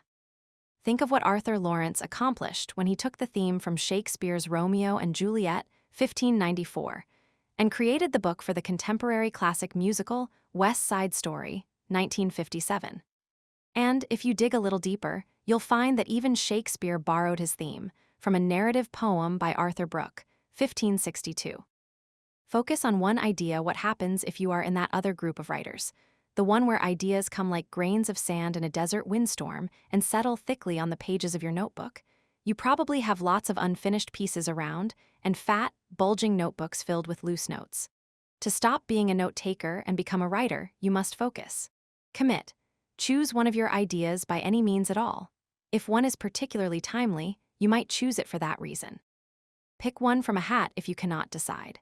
Take that one idea, roll around in it, and don't let it go until you can either feel the satisfaction of its completion or forget it forever. This may seem harsh, but if you are stuck in the mire of too many unformed and unfinished ideas, you must do something aggressive to get out. Sometimes you simply have to face that an idea is not as good as you thought it was, and you should not waste more time on it. Sometimes this force of discipline results in a completed piece. Take the chance. If it helps, bring the work to a critique group to air it. However it turns out, you will start to unclutter your files and your mind. The feeling of accomplishment and freedom will enable you to move on to something else. The important thing for the perpetual note-taker is to get something done, finished to the point where she has devoted 44 how to write a children's book. Attention and time to it and given it a fair chance. Many aborted stories are the result of too many ideas crowding in at once, preventing any one of them from having breathing space, a chance to survive. Maybe you don't have dozens of notebooks filled with half-done stories, but you've still got a problem with too many ideas. Maybe all your ideas are still in your head. The same rule applies. Focus. Get hold of your thoughts and put them on paper. Choose one idea and sketch it out. Don't labor over it. If you don't set out to do it perfectly, you will have a better chance at conquering your fears. Once the skeleton of the story is in place, it will be easier to find the courage to go on with it, to put flesh on the bones to do the polishing. Since your aim is to finish a piece of work, it is important that you choose something relatively easy to work on without complications. Avoid unnecessary barriers to success, such as a piece that requires excessive research, or one with a really unusual character or theme. If an animal is the main character, Choose a familiar animal rather than an uncommon one. The only thing you want to stand out right now is your writing, and the trappings should not detract from that. Whatever you have to do to come up with an idea that works, remember that your ideas are only a starting place. It is in the telling of your story that you compete, and that is where your skill as a writer comes in, sets you apart, and makes the editor sit up and take notice. Brainstorm. One of the most effective ways to get an idea working for you is to brainstorm. Jot down a key word or phrase with your basic idea. Radiating from that word, jot down words you associate with that phrase. As each associated idea comes to mind, jot it down. Soon you will have all kinds of spin-offs from those ideas all over the page, like the spokes in a wheel. Play around with the associations and ask, what if? What if your hero does this instead of that to solve the story problem? What if he decides to ignore the problem? What if, when things go really bad for him, his best friend isn't there for where did you get that idea? The possibilities are endless, but sooner or later you will fix on something that is exciting for you, and you'll know that's the way you want to go with your idea. Suggestions, Chapter 5:1. Choose a time when you are among strangers. Single out one person and observe how she sits, walks, talks, moves, wears her hair, or carries her briefcase, how she reads her newspaper, and so on. Look at her hands. What can you tell from looking at them? Give this person a background, a personal history. What might her occupation be? Her ethnic makeup? What do you suppose she would do if there were an emergency just when you are studying her? Make notes and write up a character sketch later. 2. Clip an article from your readings in the next week that you think would make a good solid story for children. Write a paragraph outlining the story you could create based on this clipping. 3. Choose any one of these subjects to brainstorm. Play around with it until you find the idea that will help you develop it into a story. Practicing a musical instrument, stocking shelves in the supermarket, surfing the internet, babysitting a brat, finding $20, writing a fan letter to your favorite rock star, being outside, in an unexpected storm waiting on a street corner, 46 How to write a children's book. 6. Sabotage made easy procrastination, and what to do about it. I am the worst procrastinator the writing craft has ever known. No sooner do I sit down at my desk to work than I remember that my friend's father is recovering from bypass surgery, so I should call to find out how he's doing, and that cousin Gloria's birthday is next week, so I ought to run out to the store and buy her a card so it reaches her in time. If I am not careful to ignore these nagging ideas, no matter how insistent and worthwhile they are, the restlessness will build, and finally I will get up from my chair. On the way to another room, I might notice that the dog needs more water or that the light bulb went out in the living room and should be changed. So I rummage around looking for a new bulb and come across the tape measure, which reminds me that I should take the measurements for the bathroom wallpaper we've been talking about changing. And while I'm interrupted anyway, I might as well run out to the supermarket because we're almost out of milk. There is no end to the problems you can create to keep yourself from writing. Yuri Shulevitz calls these games we play sabotage, guaranteed to mess up your most perfect plan for writing if you let it. Establish priorities, of course. You have to put certain things above all else. The health and safety of your children or your job that pays the rent, for example. Attempting to write with 2 active children running around is a clear invitation to sabotage, but there are times. 48 How to write a children's book when the children sleep or are at school. And although you have a demanding job, you do not work morning, noon, and night. Your life as it is has to be examined and a plan made to work around your commitments. If you don't claim some sacred time for your writing, having great ideas for stories will not matter because you'll never get to work them through.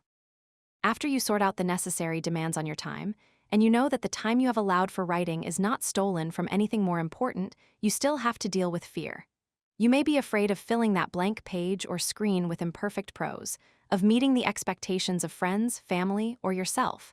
Of success, can you handle it? Of failure, are you wasting your time? Afraid that, at best, your work will be mediocre. We may tell ourselves it's laziness or lack of motivation, but Yuzu ally, we are just afraid. The truth is, all writers have fears because all writers are human. With some, the fears get in the way of writing.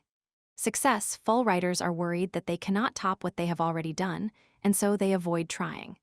Unsuccessful writers fear that they are failures because they have not been published and feed that fear by avoiding more writing, perpetuating the failure to publish syndrome.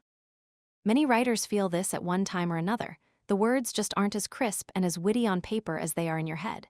You think, maybe I have nothing really interesting to say. If I wait and start tomorrow, maybe it will come out better. There is always some excuse. It takes courage to overcome fears, so start training yourself to work up the courage you will need time and again to write. If you wait around, hoping that something will happen to get you back on track, you are asking for defeat. Courage means pushing yourself to take that first scary step toward where you want to go, not waiting for rescue. There are ways to avoid playing this sabotage game, which you can never win. First, you must look at your writing in terms of priorities. How important is writing to you? Look clearly at how you evaluate your interest in writing so that you will know how much to demand of yourself. If writing is about as important to you as building a birdhouse for the backyard or cooking a gourmet meal, then don't put any more pressure on yourself then. Sabotage made easy 49 you would in those activities. Give writing the same time you do those things and move at your own pace. Write for enjoyment, but don't think about being published.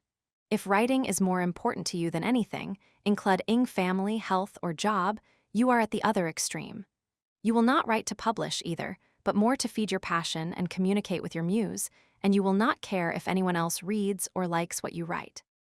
If you are one of these writers, know that it will be difficult to maintain a family or social life while you write.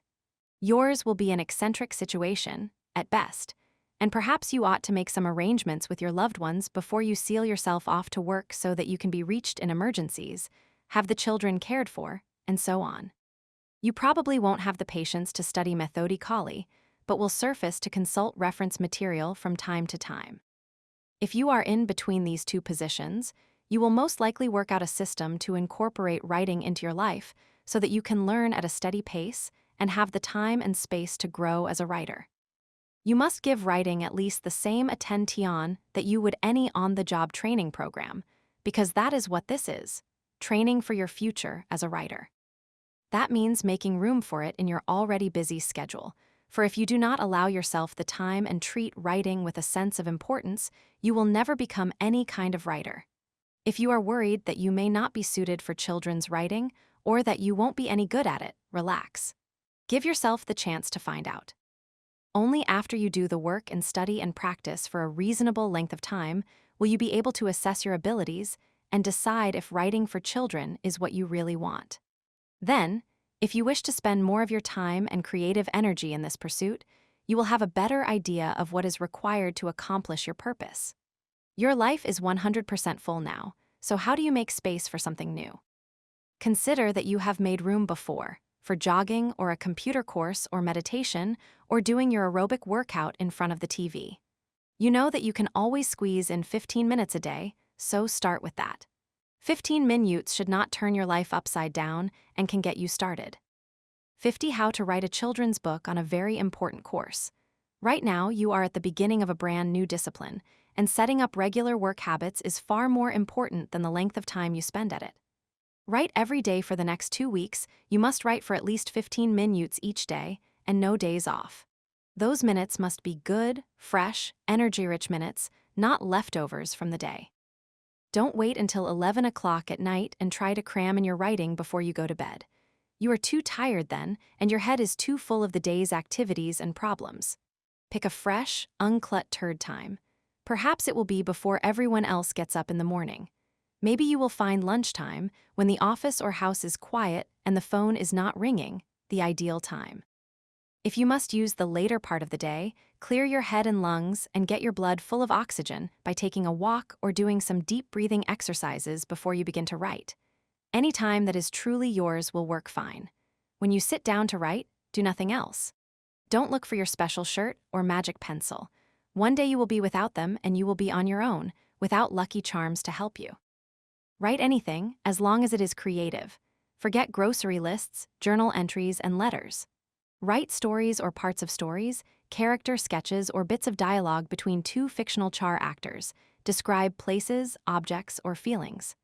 Try telling a story from the point of view of two different children or from an adult and a child's viewpoint without using adjectives. Imagine yourself at age 7 going to sleep in a strange place, being afraid of the dark, and inventing ways to get your mom or your Aunt Lydia to come into your room. Think back on what it was like to have a grasshopper in your fist or a giant jawbreaker in your mouth, or what it felt like when your best friend found a new friend and left you out. Getting started if you get the cold sweats as you begin, copy a few passages from a favorite book. This is an excellent exercise, by the way, it gives you insights into other writers' use of structure and form. Just don't get carried away, this is only a warm-up. There are endless ways to use this time. You don't have to complete a story or even have a story idea ready each time you sit down. Bits and pieces add up and can be useful in later writings. They help you to create a world for your story. They are your sketchbook, your training and observation. If you think everything you write is junk and it depresses you to have it lying around, throw it away. Why torture yourself? This is practice and you don't have to show your work to anyone. Toss things in the waste paper basket and remember to empty it at the end of the day. Leave no traces. Start fresh each day.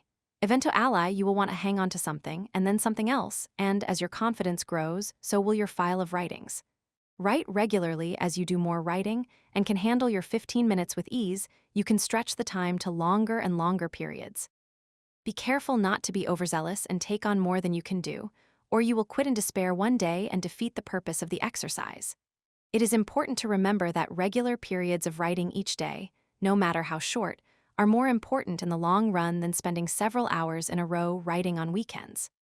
Perhaps you will do both, but if you have to give up one, cancel the weekend sessions and hang on to your daily discipline, at least for now. The weekend writer has to contend with revving himself up to the task, which can waste plenty of time. Your regular routine will get you so used to writing that Evento Ally, you will need only seconds to get in the swing when you sit down to work. Sometimes the format of tidy chapters or sections creates its own set of problems for the writer. If you're writing a long book and have trouble with beginnings, resist the temptation to finish things off neatly each day. Stop before you finish a chapter. You can jump into the middle next time and not have to face a new beginning. Chances are, once you have picked up momentum, you will go right into the next section as you finish the present one. Sabotage made easy. 52. How to write a children's book. How much time should I spend on writing each day? There is no set plan that you have to put in a specified number of hours each day at your writing. Each of us has individual needs and tolerances. Jean Rickhoff told a group of writers at a conference I attended some years ago that she worked on her adult novels for 1 hour a day, never more than 2, and in that time, she had to produce 1 page. That guaranteed more than 300 pages a year. Walter Dean Myers, well known for his gutsy young adult novels, works to a quota. He must produce 10 pages each day, no matter how long it takes. I spend about 4 or 5 hours a day writing, and the rest of the day on other matters related to my work. That doesn't mean I haven't tried every system imaginable. At one time, my work plan changed from book to book, so many days per chapter, so many hours per day, writing on alternate days. If I read of an admired writer's work schedule or method, I tried that. I kept logs, recording my hours and/or pages in a notebook. Sometimes I would hit a snag and go over the allotted time, and at other times I finished way ahead of schedule and got an afternoon off. However, the apportionment of time helped me to produce regularly and to meet deadlines. You will find your own system and tolerances, making adjustments until you find what works for you. Build up your concentration. Concentration is crucial when you write. It is important not only to maintain your thoughts, but to keep yourself from wasting valuable time. If you have a problem concentrating, try to work out ways to improve your attention span. When you sit down to write, what are your main distractions? Keep a pad nearby and jot them down for an entire day. Then take a look at your list and see what you can do to make the necessary changes to eliminate the biggest distractions.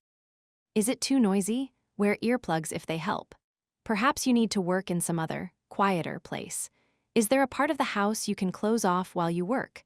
Perhaps a friend will let you use his office or house during a part of the day when he is not there. Or try working at the library. Christopher Paul Curtis wrote his first book, The Watsons Go to Birmingham, 1963, a Newbery Honor book, as well as Bud, Not Buddy, which won the coveted medal, at a table in his local library. Some libraries have computers and offer free access to the internet should you need to do some research while you're at it. Is it too quiet? Try working with the radio or tapes playing softly in the background. Some writers find that recordings of waves flowing or tree, leaves rustling, or certain classical music dulls other sounds and provides a relaxed atmosphere. The music you play should not be the kind that makes you hum or tap your foot or in any way interferes with your thinking. Can you work by yourself, or must you have other people around? Does it help to have your dog in the room, or should you keep him outside while you work? Most distractions can be overcome if you are willing to examine your behavior and make some necessary changes. Shake out those kinks, pain or discomfort from sitting too long in one position or staring at a computer screen without a break can be a problem. Looking at the computer screen over a prolonged period of time can cause severe eye strain. I solved this problem by getting a sec-on pair of eyeglasses that are just right for the distance between my eyes and the computer screen, but not for much else. They stay next to my computer when I'm not wearing them. The Simply exercises outlined on these pages can also help. If you have pains shooting through your wrists and fingers, it could be from the compression of nerves in your wrist due to the swelling of tendons, a result of overuse commonly known as carpal tunnel syndrome. For relief, you can wear a simple wrist brace, available at most drugstores, or purchase a special ergonomic pad on which to rest your wrists while typing to keep them from bending at the point of compression. For any keyboard activity, frequent breaks are recommended. Do other related chores during these breaks that do not use the same repetitive motion used in typing. If pain persists, however, you may need to see an orthopedist. Whatever the problem, identify it and work it out before you have a serious condition. Sabotage made easy. If you get stiff sitting too long at your desk, get up from your chair for a break now and then and do a few stretches. These are good for your back, neck, and shoulders, the main problem areas for writers. After many years of giving in to sabotage, I have learned to work in my home successfully by exercising frequently near my desk and by keeping a coffee pot nearby so that I don't have the excuse of going to the kitchen several times in one morning. I also have a telephone answering machine that is switched on during my work hours. It collects messages for me, and I deal with them when I am on a break or have finished my writing for the day. If after all these tricks you still suffer from distractions, you will have to work at building up your concentration bit by bit. One way is to listen to a piece of classical music through to the end without falling asleep or tidying up the coffee table or doing anything else. Learn to listen, to identify the different musical instruments, to follow how the composer uses his theme through 54 How to Write a Children's Book 1. Exercises 4 Blurry EYES. Sit in the middle of a room and look as far to your left as you can without moving your head or turning your body. Move your eyes clockwise, pausing at 12, 3, 6, and 9 o'clock. Repeat this several times. Then do the same thing in the opposite direction. 2. Exercise 4 Focusing your EYES. Focus on something far away, like a sign. Hold a book in your hands about 15 inches away from your face. Look at the sign and concentrate until you have it in focus. Then look at the book, concentrating on it until the words are in focus. Spend 2 minutes alternating your gaze between the sign and the book. After several hours at the word processor, your eyes can show signs of strain. At such times, it helps to exercise your eyes, particularly the focusing muscles. Out the work. Practice this for a while. Apply it to reading. Read as many pages as you can for pleasure before you are distracted or find yourself rereading whole passages. Time yourself. Aim for more pages in the same amount of time. Keep at this until you have built up your period of concentration to at least 4 times its previous length. As you succeed in the music and reading exercises, work at improving your period of concentration as you write. Refuse to get up from your desk until a certain amount of time has passed. Get tougher on yourself. Stretch out the period a little longer. As you increase your time, give yourself several days or even weeks to get used to the new time schedule before pushing too hard for more. Goofing off once you have established how important writing is to you and have worked out a time plan and a method of sticking to your work, allow yourself plenty of goof-off time. This may seem counterproductive, but it is not. As a matter of fact, goofing off is essential to your success. It is how I learned to live with my propensity for sabotage as well as my tendency to be a workaholic, and you can learn it, too. You must have some time each day to make phone calls, run, water the plants, read the stock Sabotage Made Easy 55 exercises 4 neck and shoulder strain 1. Every 20 minutes or so, stand up at your desk. With your hands at your sides, raise and lower your shoulders 10 times. 2. Keeping your hands at your sides, rotate your shoulders, first forward 10 times, then backward. 3. Roll your head around as far as it will go, first to the left, then to the right. Repeat 10 times in each direction. Working for long periods at your desk or at a computer can put quite a strain on your neck and shoulders. These simple exercises can ease some of the tension. Mark it, report, bake a pie, sharpen your pencils, practice the piano, do a crossword puzzle, play with the kids, walk the dog, watch a DVD, or take a nap. Even if you do nothing in your goof-off time, take it anyway. If you don't have this outlet for the day-to-day fillers in your life, they will intrude at the worst possible moment, during your writing time, and interfere with your concentration. Set limits. Goof-off time should not spill over into time allotted for anything else. Give it an hour a morning, whatever you feel is reasonable, then stick to it. The point of all this is, when you get to your writing, you will have only writing on your mind. Try it, you may be surprised. Suggestions, Chapter 6.1. Make a priorities list. Consider family responsibilities, social life, volunteer work, chores, jobs, hobbies, schoolwork, sports, health, and cultural pursuits. Give each item on your list a number, with 1 being the highest priority. How high on the list is your writing? What would it take to move it up a notch? 2. Using your normal system of writing, keep a record of how many pages you have written at the end of each day and by the end of the week. Then try the 15-minute-a-day method, keeping the same records. How do they compare? Books mentioned in this chapter in order of appearance: The Watsons Go to Birmingham, 1963, Christopher Paul Curtis, Bud, Not Buddy, Christopher Paul Curtis, 56, How to Write a Children's Book. 7. Learning your craft, how to become a better writer. How can I develop an interesting style? How do I know what age reader I am writing for? Is my work any good if I have to keep revising it? Is there a way to have my manuscript looked at professionally before I send it to a publisher? As you get deeper into the work of being a writer, these and many other questions will fill your head. Some will be answered as you continue to write and as you read. Let the questions motivate you and guide you, not intimidate you. They show your natural curiosity and your need to find out more about this field that is still so new to you. Developing style, it is not unusual for first attempts at writing to be unclear, unformed, too dramatic, or not dramatic enough. Stories may be too light in substance to make into books. Trust that, as you write, your ability to use the written language and your ability to tell if a story has the proper depth and balance will grow, and your style will begin to emerge. Style is not noticeable at first. Your very earliest attempts at writing probably show nothing but an eagerness to put words on paper, to communicate. Soon your personal way of seeing things will come through, and your particular facility with handling words and phrases, constructing sentences and paragraphs, will give your writing a mark of individuality. Your style can improve as you go, but you cannot make it happen or watch it too closely. It is like watching your feet when you're learning to walk. If you watch to see how it's done, you stumble and fall. It has to happen naturally and easily. Once you are walking, however, there is nothing to stop you from adding a swagger, a hip swing, or a long stride to give your walk more individual character or flair. Avoid clutter, concentrate on putting your ideas on paper. Make the writing as lively as you can, but keep your language simple and clear, avoiding devices like flashbacks and changes of viewpoint until you are more experienced. Avoid anything that will clutter your story. You will probably have some idea about whether your book will be appropriate for very young children, half-grown children, or for teenagers, and that general idea is all that you need. You need not consciously write for a particular age group. Believe it or not, your readers will find you.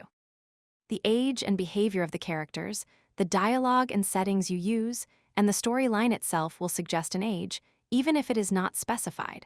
Publishers impose an age on a book after it is written, mainly for cataloging and marketing purposes. "I need a book for a 6-year-old, says a grandmother to a bookstore clerk who may or may not know all the books in the store by content. To help out the clerk, the publisher puts an easily broken age code on the flap of most children's books. Your average 9-year-old can figure it out. The tag 407 translates to ages 4 to 7, for example, 8-10. 3-5 means ages 8 to 10 or grades 3 to 5. Revision. All writers know that revision is inevitable, whether they like it or not. Some of us actually like the revision process. Rather than a chore, it seems to be another chance to look at our work, re-see it with new vision, and make adjustments to improve it. I have revised manuscripts 5, 10, even 20 times to reach the point where I am satisfied. Edit first for language. Look at verbs. Are they active and interesting? Do lots of word weeding. Pull out the excess words. 58 How to Write a Children's Book. Learning Your Craft. 59 And eliminate weak ones like then and But, and however, if you can, avoid using them at the beginnings of sentences. Edit next for style. Check the viewpoint, do a final plot check for soundness of structure and development, and read the dialogue out loud to hear if it sounds natural. Finally, edit for efficiency. Aim for a tight, crisp text. Can you say what you have to say in fewer words? Then do it for picture books especially. Your ability to revise and rework a manuscript shows your maturity as a writer. Your perceptions are constantly changing and reshaping. You may see something a third time around that totally escaped you before. Editors often see more clearly than the writer, who has a narrow vision of his work, and they can point out areas for improvement or strengthening. If you are rigid, unwilling to change words, sentences, paragraphs, and even characters, you may be sacrificing the success of the total book for the sake of a few well-crafted words. You, the writer, should be able to come up with equally wonderful words a second, and even a third, fourth, and 10th time around. Feedback sometimes you need to come out of your writing cave to seek the help of others who have a sharper eye, who can see your work more critically than you can. Many writers depend on critique groups made up of fellow writers to give them important feedback on works in progress.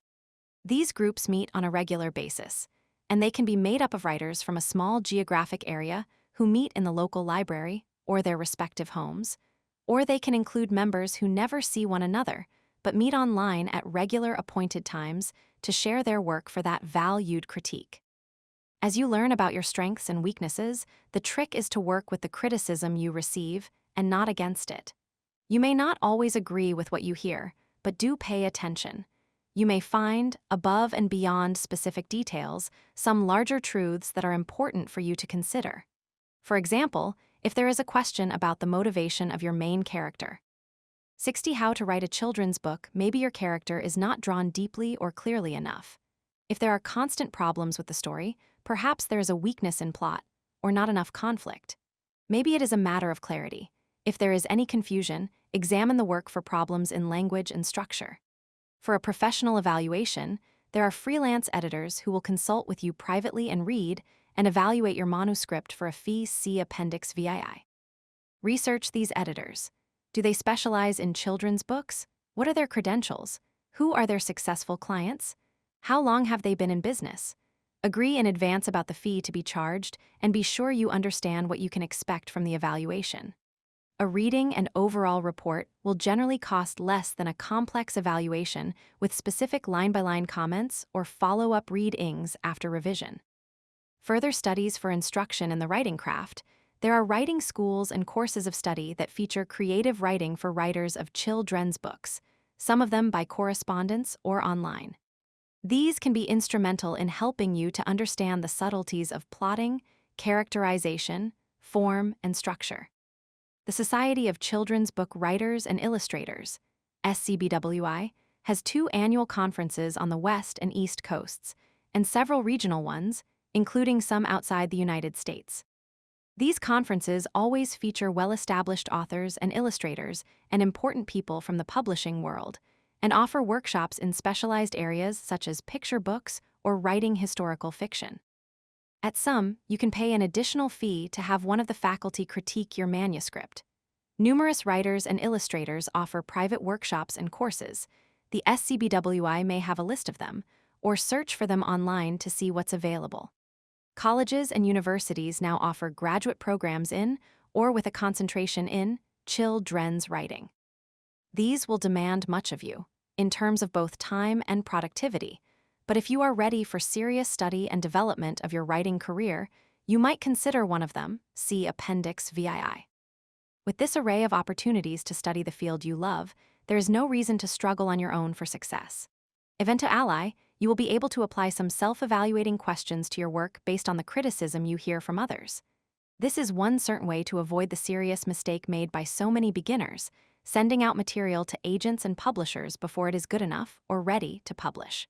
Suggestions, Chapter 7.1. Find a children's writers group in your area.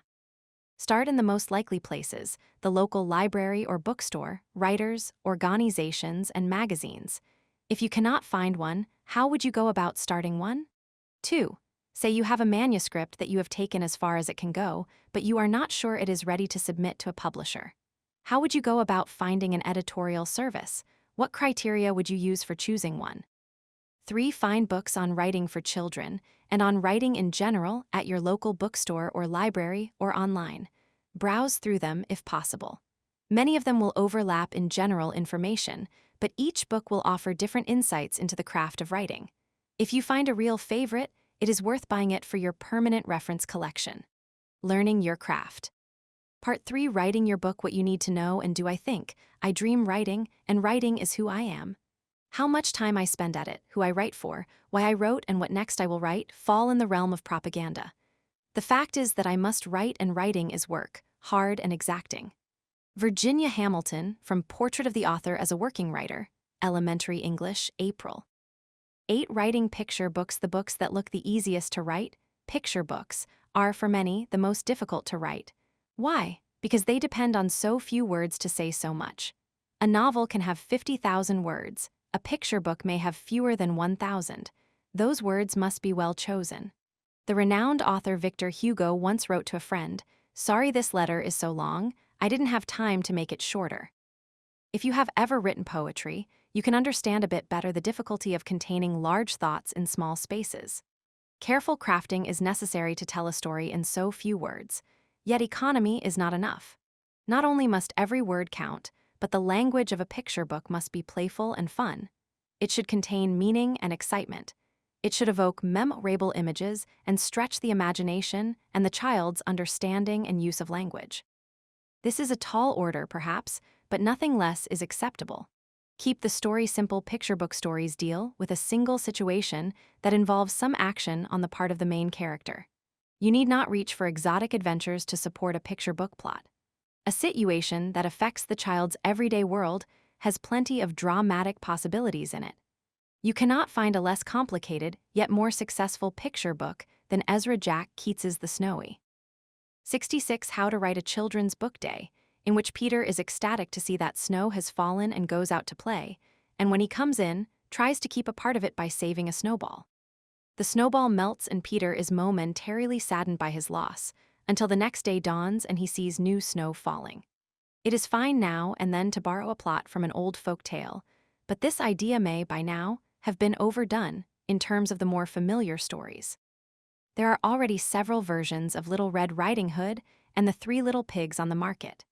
If you want to delve into the enormous stockpile of previously told tales, look into stories from other cultures that could use a good retelling for contemporary children. Or find a story that is slightly offbeat, although not too unusual to appeal to a large number of readers. When I chose to retell and illustrate The Teeny Tiny Woman, the only versions that existed were one in a storybook collection, and one in a book that I felt did not do the story justice, because the book itself was tiny, and therefore the simple delight of making everything appear teeny tiny in contrast to its surroundings was lacking. It was also not a story that was overly familiar to most children, although some adults remembered it as one of those tales told around a campfire when they were young. Therefore, I felt justified introducing a version that I felt could meet the scrutiny of editors and book buyers. The child's eye view focus on one main character and have all things happen from her point of view. Keep in mind the child's view of the world, rather than your adult view of things. Remember not only that a child stands much closer to the ground than an adult, maybe she is eye level with the family dog, or sees the knobs on the dresser while you see what's on top, but she also perceives from a child's viewpoint. How does the world look from behind her eyes? Capture the spontaneity and the child's wonder and sense of discovery. Empower her to take action. Have her come up with a solution to the plot problem.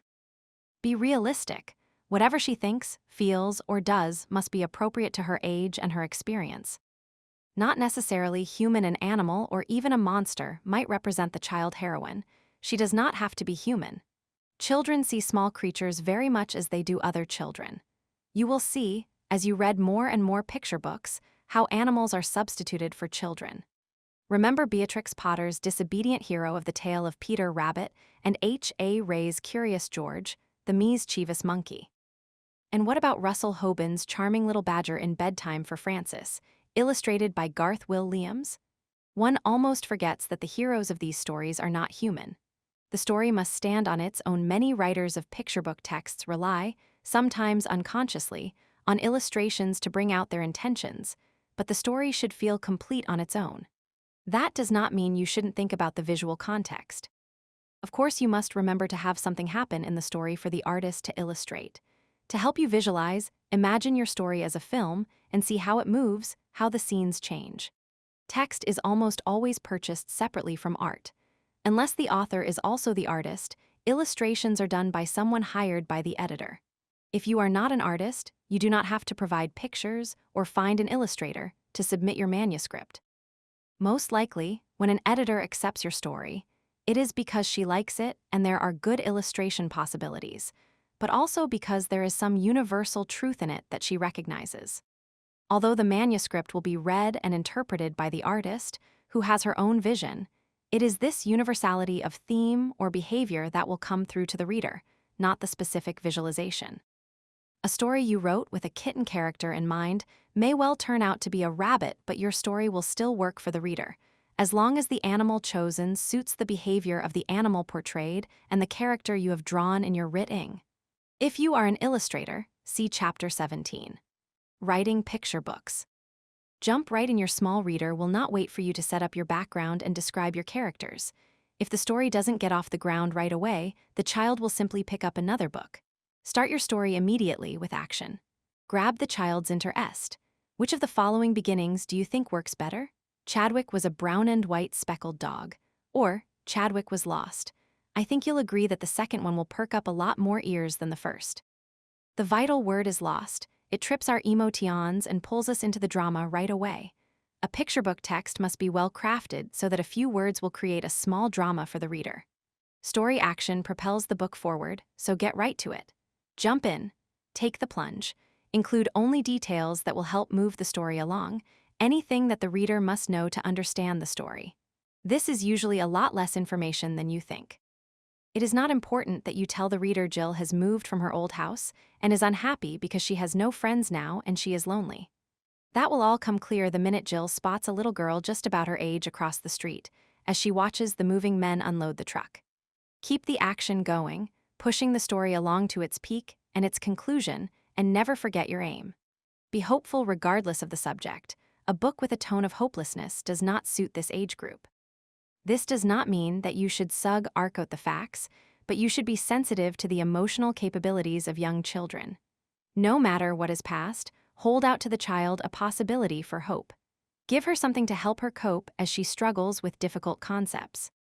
One of the finest writers for young people, Catherine Paterson, writes in her book Gates of Excellence, "I will not, withhold from my young readers the harsh realities of human hunger and suffering and loss, but neither will I neglect to plant that stubborn seed of hope that has enabled our race to outlast wars and famines and the destruction of death."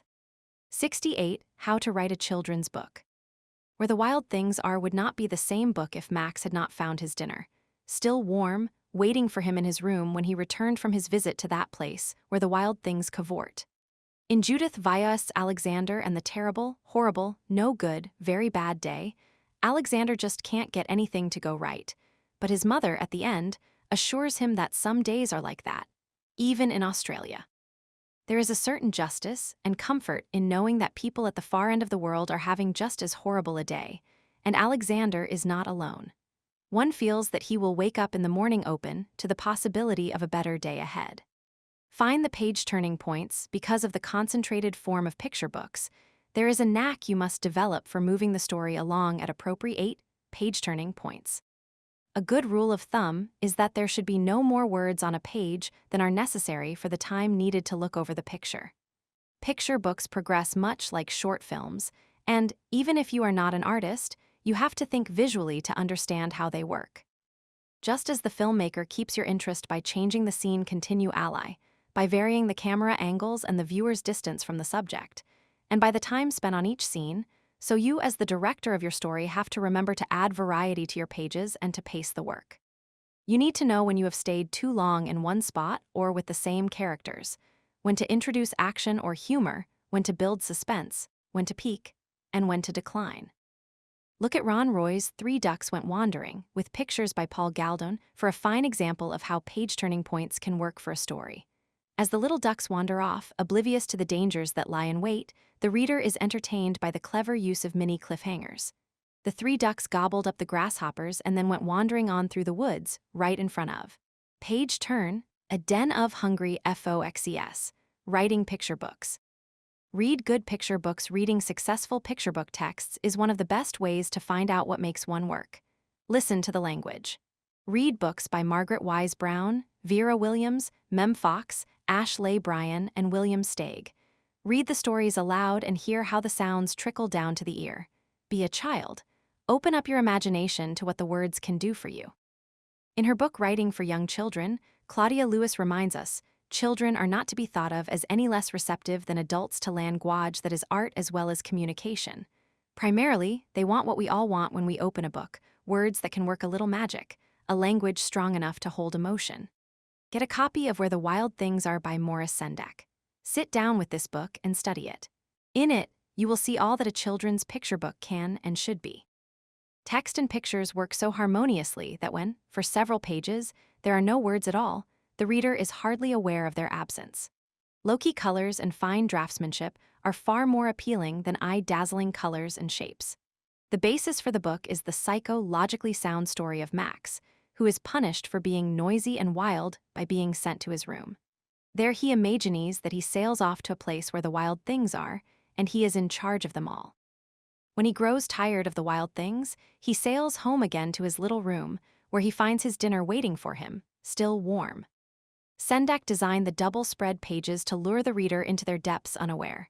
The drawings grow in size with each page until the exciting climax, when they cover the entire spread, then dwindle again, one by one as Max makes his way back to his room. You watch the trees grow out of the bedposts and push out of the frame of the picture, as Max's imagination takes him away from the humdrum, restricted atmosphere of home to a place where all things are allowed, and he is in command, every child's fantasy. All of these factors are important to the total book and among the reasons for its success. There are some who say that the wild things scare little children, but for most children, the book is sheer delight, slightly dizzying with its implications of freedom and dangers never before experienced. The fact that every 70 how to write a children's book thing comes right back home again, where Max is safe and warm and someone cares seems to balance the exhilarating and danger-o's adventure, and keeps the wild things safely in their place. Isn't it also splendid that Sendak has them far away on a remote island and leaves them behind when Max returns home, implying that the wild things are not near enough to harm us? Isn't it clever that the worst thing the wild things do is make a lot of noise, gnash their terrible teeth, and roll their terrible eyes? There is nothing vicious about them, but children, with their structured lives and lively imaginations, probably see the chaos as scary. Assume intelligence on the part of your reader. Don't be afraid to use big or interesting words if they seem right for your story. Words beyond the child's immediate understanding stretch her mind and her vocabulary. Letting the sounds roll around in her mind and on her tongue will help her learn how delightful the use of words to express ideas can be. Look at the values represented in children's stories: love, friendship, courage, and honesty. Passing our values on to our children through stories is an old and respected tradition and will continue to survive. You don't have to preach to them either. Just tell a good story. Children carry ideas with them, absorbed through their readings, long after the books have fallen apart. The Very Young Reader books for very young children should be eye-catching. It is not strictly up to the illustrator to make them so. You must write with pictures in mind, even if you can't draw a stick figure. They must be ear-catching as well, so that children want to hear them again and again. The simple rhythms of nursery rhymes and repetitive tales, like The Three Little Pigs or The Little Red Hen, are delightful introductions to language. Simple stories and nonsense verse encourage playful words and sounds, and the actions of the characters suggest lively pictures.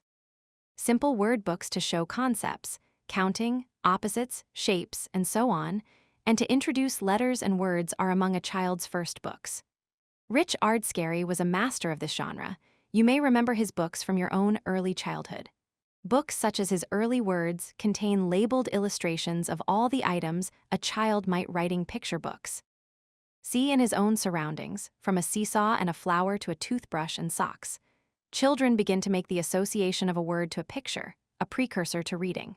The full-fledged story, generously imbued with humor and drama, comes a little later, as the child's attention span and experience grow. A certain hit with the youngest readers is The Cumulative Tale, which has little plot but a lot of repetition. It continually builds, often to a hilarious and noisy climax. The House That Jack Built and The Gingerbread Boy are classic examples of these, but you can find recent books that use the repetitive format, like The Napping House by Audrey and Don Wood, and If You Give a Mouse a Cookie by Laura Joff Numeroff.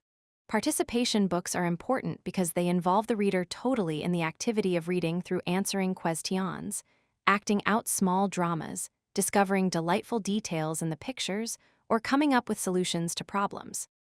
A good example of this kind of book is The Jolly Postman or Other P.O. Please Letters by Alan and Janet Alberg, which has letters, tucked inside envelopes, written by famous storybook characters to each other. Another is Where's Spot by Eric Hill, with many flaps to lift while the child tries to find the missing dog. Counting books like One Dancing Drum by Gail Credencer are participation books, as they invite children to count numbers of musicians and their instruments as they arrive to play in the band. A few taboos: there are no rules about what you should or should not write, but some themes are more in tune with current thinking than others. It can help a struggling new writer to understand some of the quirks in the patterns of children's book publishing. With few exceptions, stories about inanimate objects are seldom purchased because they are rarely successful. Some, such as Hardy Gramecki's Little Toot, have worked, but the writer is forced to exaggerate emotions to make the object more real, and the result can be too coy or whimsical. Sentimental stories about teardrops that talk in clouds with personalities do not stand up very well under the eyes of editors, who want more substance. Slim Stories 72 How to Write a Children's Book. About desperately wanting something beyond reach, A Pony for Jennifer, or doing something extraordinary, The Boy Who Could Fly, have been done to death. Come up with a fresh approach if you're going to write picture books. Even though there are only a few basic plots upon which all literature is based, your way of seeing things, your unique artistic vision, should make your story fresh and exciting. Animals that talk. There is a common belief that editors won't buy stories about animal characters that talk. This is not entirely true. James Cross Giblin, former editor of Clarion Books and award-winning author, speaking at a writers' conference about fantasy and the imagination, was asked, "Mr. Giblin, how do you feel about talking animals?" Giblin thought a moment and replied, "It depends on what they have to say." That's the truth of it. The fact is, if characters are drawn convincingly in a good, solid, well-crafted story, there is no problem. Look at the success of Rosemary Wells's stories about Max and Ruby, rabbits, or the Francis Badger books by Russell Hoban, or Arnold Lobel's endearing characters in Frog and Toad Are Friends, and you'll see what I mean. Read your story aloud when you have written your story. Read it back out loud. Use a tape recorder if you have one so you can listen to it. Better yet, have a friend or a family member read your story to you. The author Sue Alexander found this procedure so valuable that, if her family members were not available, she would prevail upon passersby to come in to read her work out loud to her. Listen to the story carefully. Have you given the characters life? Is there suspense? Is the dialogue believable? Were there dead spots where nothing happened and you could feel the pause? Did you grab the listener's attention and hold it? Have your words helped the story progress? Did you move your reader in some way? If you use the tape recorder, play the story writing picture books 3 times in a row. Parents and people who work with children must read the same books over and over to small listeners who delight in repetition. Your story must bear up under this severe test, or some crazed parent will feed your book to the dog when the children are napping. Make every word count. Imagine that you have to pay for each one published, say, $20. Can you save some money in that last paragraph? $500 overall? $1,000. Cut and paste. A helpful exercise in understanding the flow of a picture book is to lay it out in 32 pages, the standard picture book length. You don't have to be an artist for this. The layout is not for an editor to see, but for you to visualize your story and work out the flow of words and actions from page to page. A professional dummy is discussed in Chapter 17. Staple together 16 sheets of plain white paper. Cut up a copy of your text and paste it in your 32-page dummy book, breaking it up wherever you think it is appropriate to do so. Remember to allow room for the title page, the copyright notice, and the dedication, and any other front and back matter important to the book. This all takes a good eye and ear and a superb sense of Tim Ing, so don't worry if you don't have it under your belt in one try. Seeing the dummy book with your words pasted in place will move you along more quickly to understanding the limitations of space that you must learn in writing picture books. Nowhere will you see more clearly the excesses in your writing or the problems in flow. A good rule of thumb is to limit yourself to one action per double spread, or per page if the story falls into smaller, containable segments. Just keep in mind that, visually, the opposing pages should not fight each other in ideas or scope. This is the kind of thing that comes clear in the dummy that you may not see in a printed manuscript. 74. How to write a children's book. Layout for a 32-page picture book. The first, second, last, and next to last shaded pages are pasted down to the book cover. If separate end papers are added to the book, all 32 pages can be used for text and illustration. Title page, copyright page, dedication, and other front and back matter deemed necessary to the book are taken out of these pages and must be figured into the overall plan for the book. Checklist Picture Books 1. Keep the story simple and clear based on a single situation. 2. Tell the story from a child's viewpoint. 3. Rely on your text alone to tell your story without leaning on what the illustrations will do. 4. Jump right in. There is no time for long descriptions or rich background, so start your story action immediately. 5. Make every word count. Get rid of any that are not necessary. A modern picture book should be no longer than 1,000 to 1,500 words in length. Many are much shorter than that. 6. Offer hope to the reader, even if the subject matter is harsh or sad. 7. Think visually. Think of your story as a short film, keep things moving and interesting, look for page-turning points. 8. Read picture books. Study their style, language, content, rhythm, and values. 9. Use interesting, rich, and varied language. Never condescend by using simplistic language. Talk up to the reader, but never down. 10. Read your story out loud. Listen for its weak spots and how it bears up under several readings. 11. Make a dummy book. A picture book should be 32 pages long, including front and back matter. By cutting apart the text and arranging it page by page throughout the book, you will get a sense of pacing, flow, and balance. Suggestions, Chapter 8.1. Read Ezra Jack Keats's The Snowy Day. Type the text out in manuscript format. Is it longer or shorter than you expected it to be? What have you learned about picture book writing through this exercise? 2. Find a story you like in a folktale collection that is no longer than 1,500 words, preferably shorter. Don't choose a picture book version for this exercise. Make a photocopy of it, and using regular copy paper stapled together in a 32-page folio, make a dummy book of the story. Cut up the text of the story and paste it in place as you think it would work best. 76. How to write a children's book. Books mentioned in this chapter in order of appearance.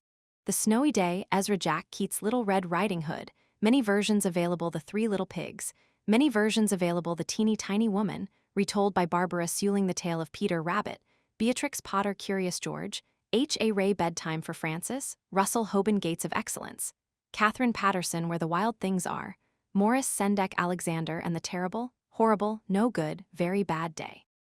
Judith Vias' Three Ducks Went Wandering, Ron Roy Writing for Young Children, Claudia Lewis The Little Red Hen, found in many collections Early Words, Richard Scarry The House That Jack Built, many versions available The Gingerbread Boy, many versions available The Napping House, Audrey and Don Wood If You Give a Mouse a Cookie. Laura Joff Numeroff The Jolly Postman or Other People's Letters, Alan and Janet Alberg Where's Spot. Eric Hill One Dancing Drum, Gail Credencer Little Toot, Hardy Grametke Max and Ruby, several titles, Rosemary Wells Frog and Toad Are Friends, Arnold Lobel and books by these authors. Margaret Wise Brown Vera Williams Mem Fox Ashley Bryan William Steig Sue Alexander Writing Picture Books. 9 Writing easy-to-read books. Have you ever looked closely at easy-to-read books? There is a pattern running through them. They are illustrated, but they are far from being picture books. Their appearance is usually similar to books for older children. The size and shape are not whimsical. This older look is a planned part of the package. A child who has learned to read feels that he is no longer a baby. No matter that he still secretly picks up his old picture books when nobody is looking, to enjoy once again the familiar pictures and love-worn pages. In front of his older brothers and sisters and his friends at school, he is reading, and that puts him in the category of a big boy. His books, then, must reflect this pride. They cannot look babyish. Inside the book, you will find further concessions to the new reader. The large type is set fewer words to the line and fewer lines to the page than in a standard book, with a ragged, uneven, right margin to avoid a heavy block of type look. The space between the lines of type, or leading rhymes with wedding, is generous. The text may be divided into sections or chapters. Some books even have a table of contents. An easy reader like Dr. Seuss's The Cat and the Hat might have 1,500 words, but there are others with only 350 words, as in some of the step into reading books published by Random House, where there are various levels for emerging readers. As a writer, it is good to keep in mind that easy readers have been wrought with care and conviction for this very important reader. The nuances of their success are worth examining. Avoid the textbook smell. You may think that, since easy readers are for children who are just beginning to read on their own, they are made up of easy words chosen from a selected word list. But this is not true. Certainly, there are books produced by educational publishers that do use the controlled vocabulary approach. For writers, they can pose a challenge that is like working the Sunday New York Times crossword puzzle to take a list of allowable words and make a rollicking good story out of them. These books come from the educators' need to teach reading more effectively. Some of them are quite successful. Still, there is a difference between a teaching tool and a book created solely for the pleasure of reading. A child given a chance to read on his own will come to a book with a different attitude and expectations than one who is given a book designed to teach the development of skills.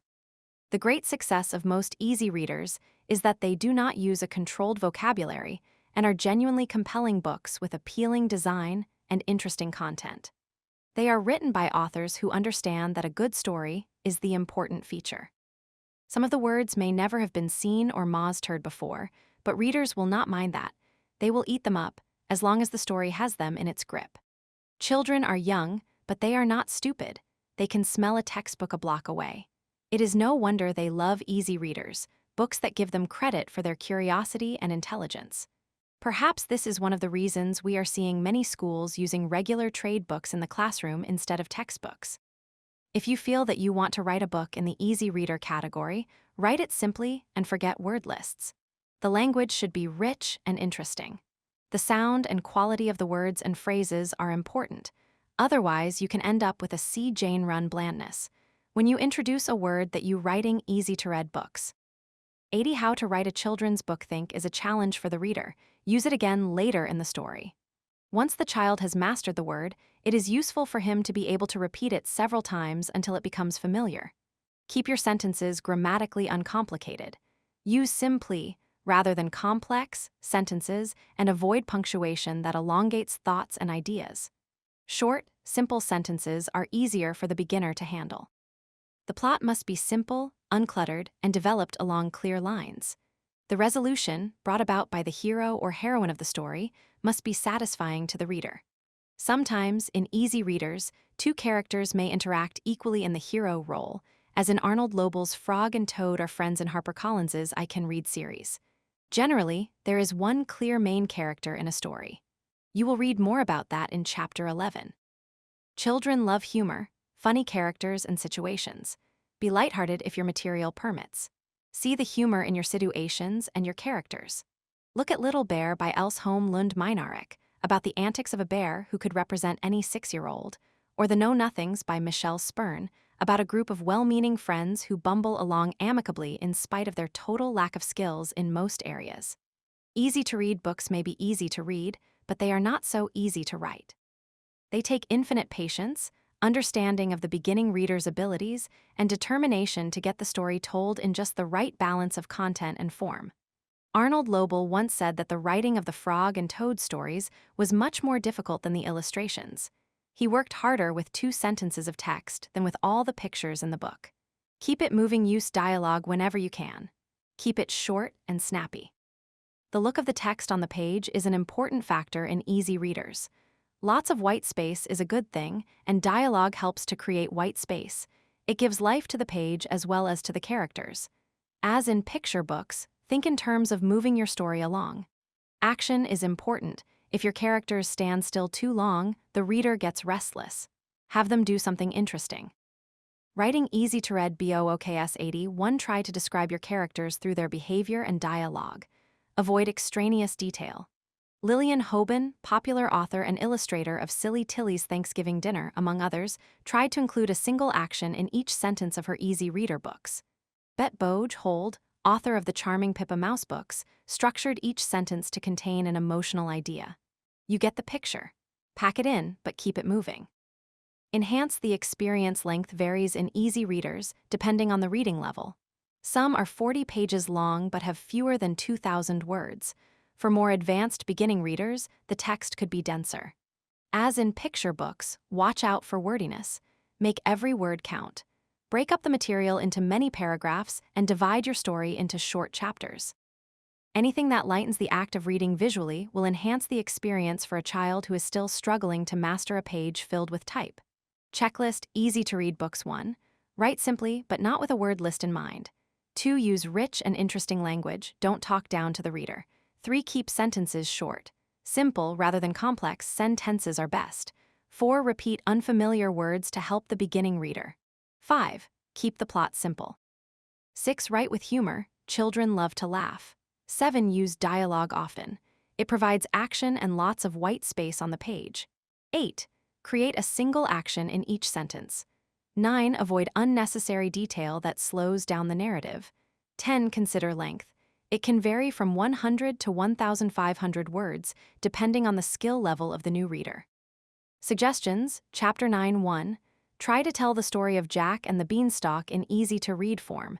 Make a dummy book and pencil in the text or cut and paste it from a typed copy as you envision it on the pages.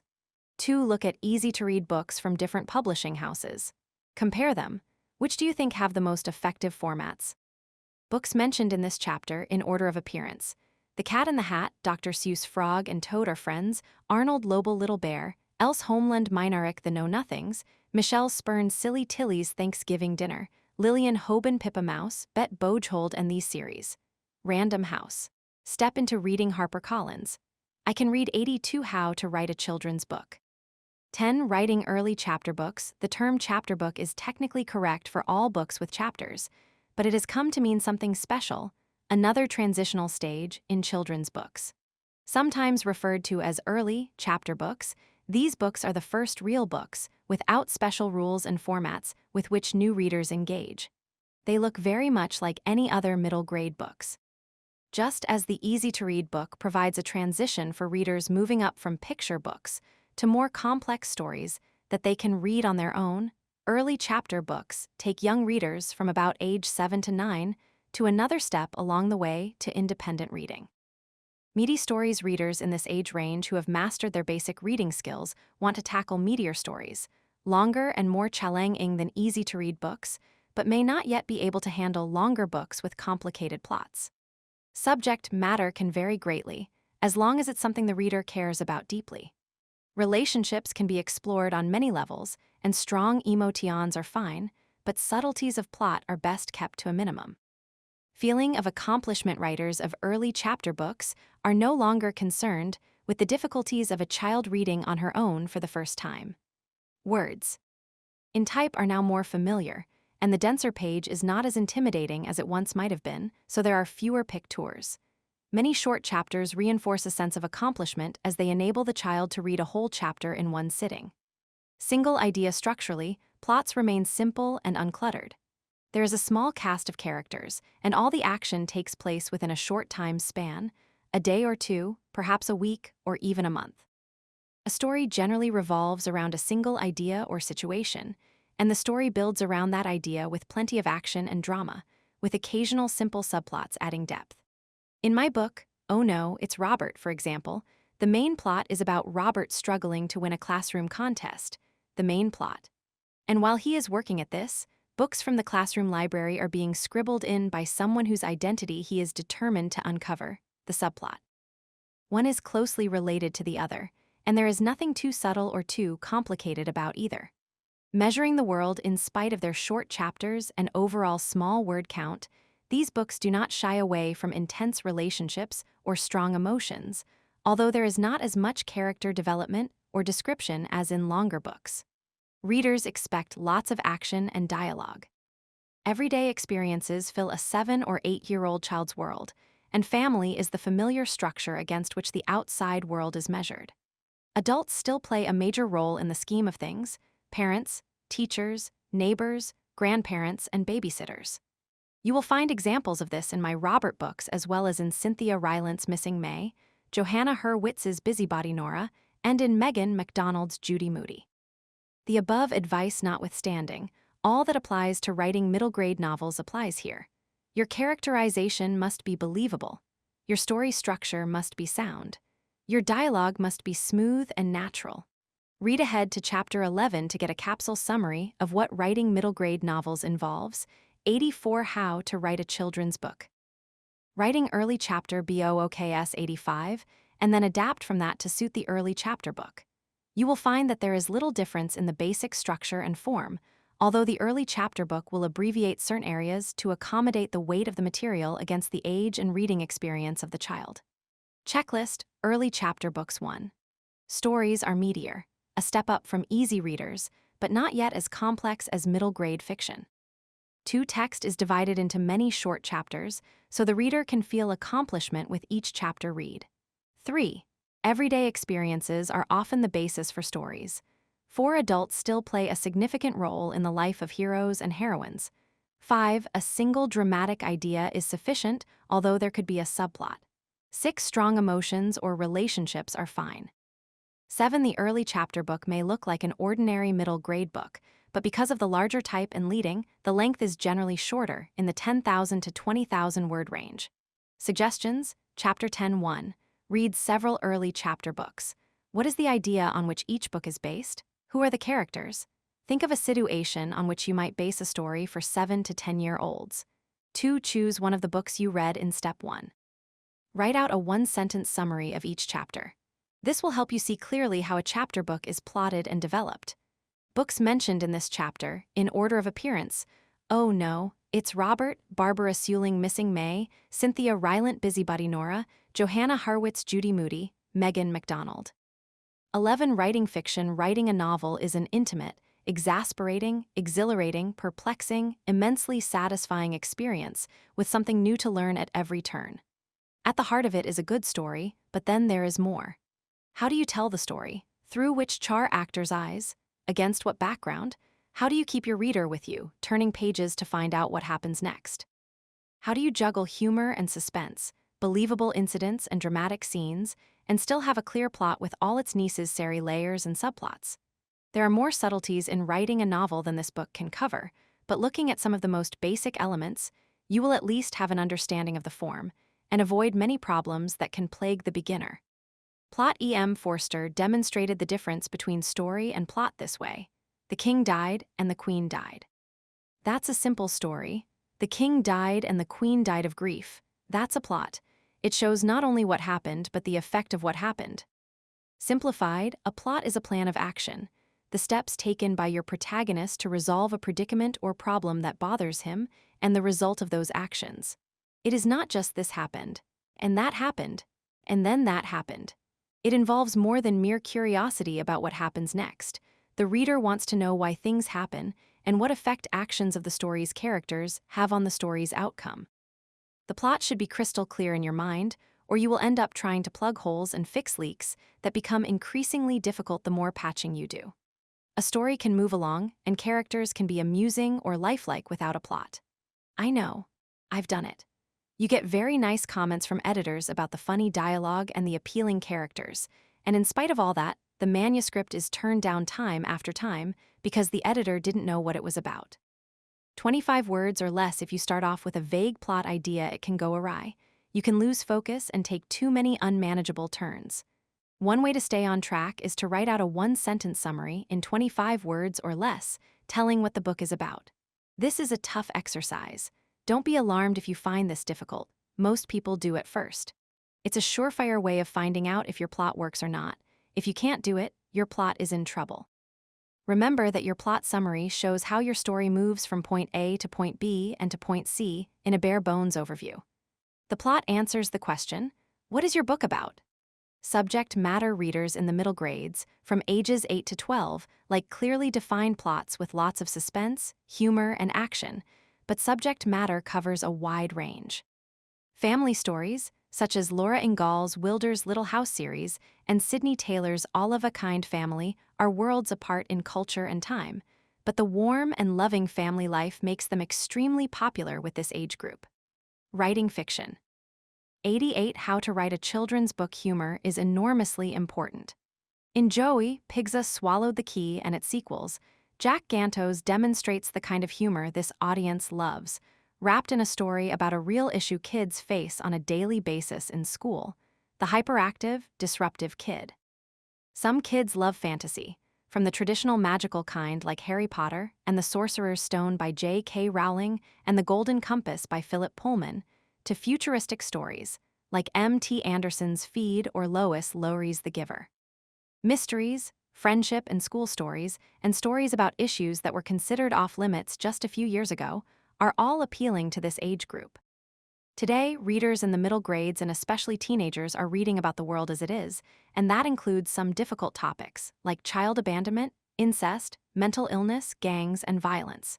Teenagers can handle complex plotting and strong issues. They are reading adult works as well as books designed for them, with teenage characters and concerns. They are ready to deal with ideas, probing beneath the surface of things. They want humor too, but at this age, it's a wackier sort. Stories often deal with personal relationships and the shaping of ideals. Write about what you know. You've heard the old saying, write about what you know. Reaching for exotic people and places for your stories may symbolize the freedom of a writer in that you may choose any subject and let your mind wander freely. This sometimes works for the seasoned writer, but the reality is that it is quite a handful to take on an unfamiliar world and make it convincing to the reader. The result could be characters who move like cardboard cutouts, locations as fake as movie sets, and plots that are far-fetched or confusing. When you are starting out, take hold of things and people you know and feelings you have experienced.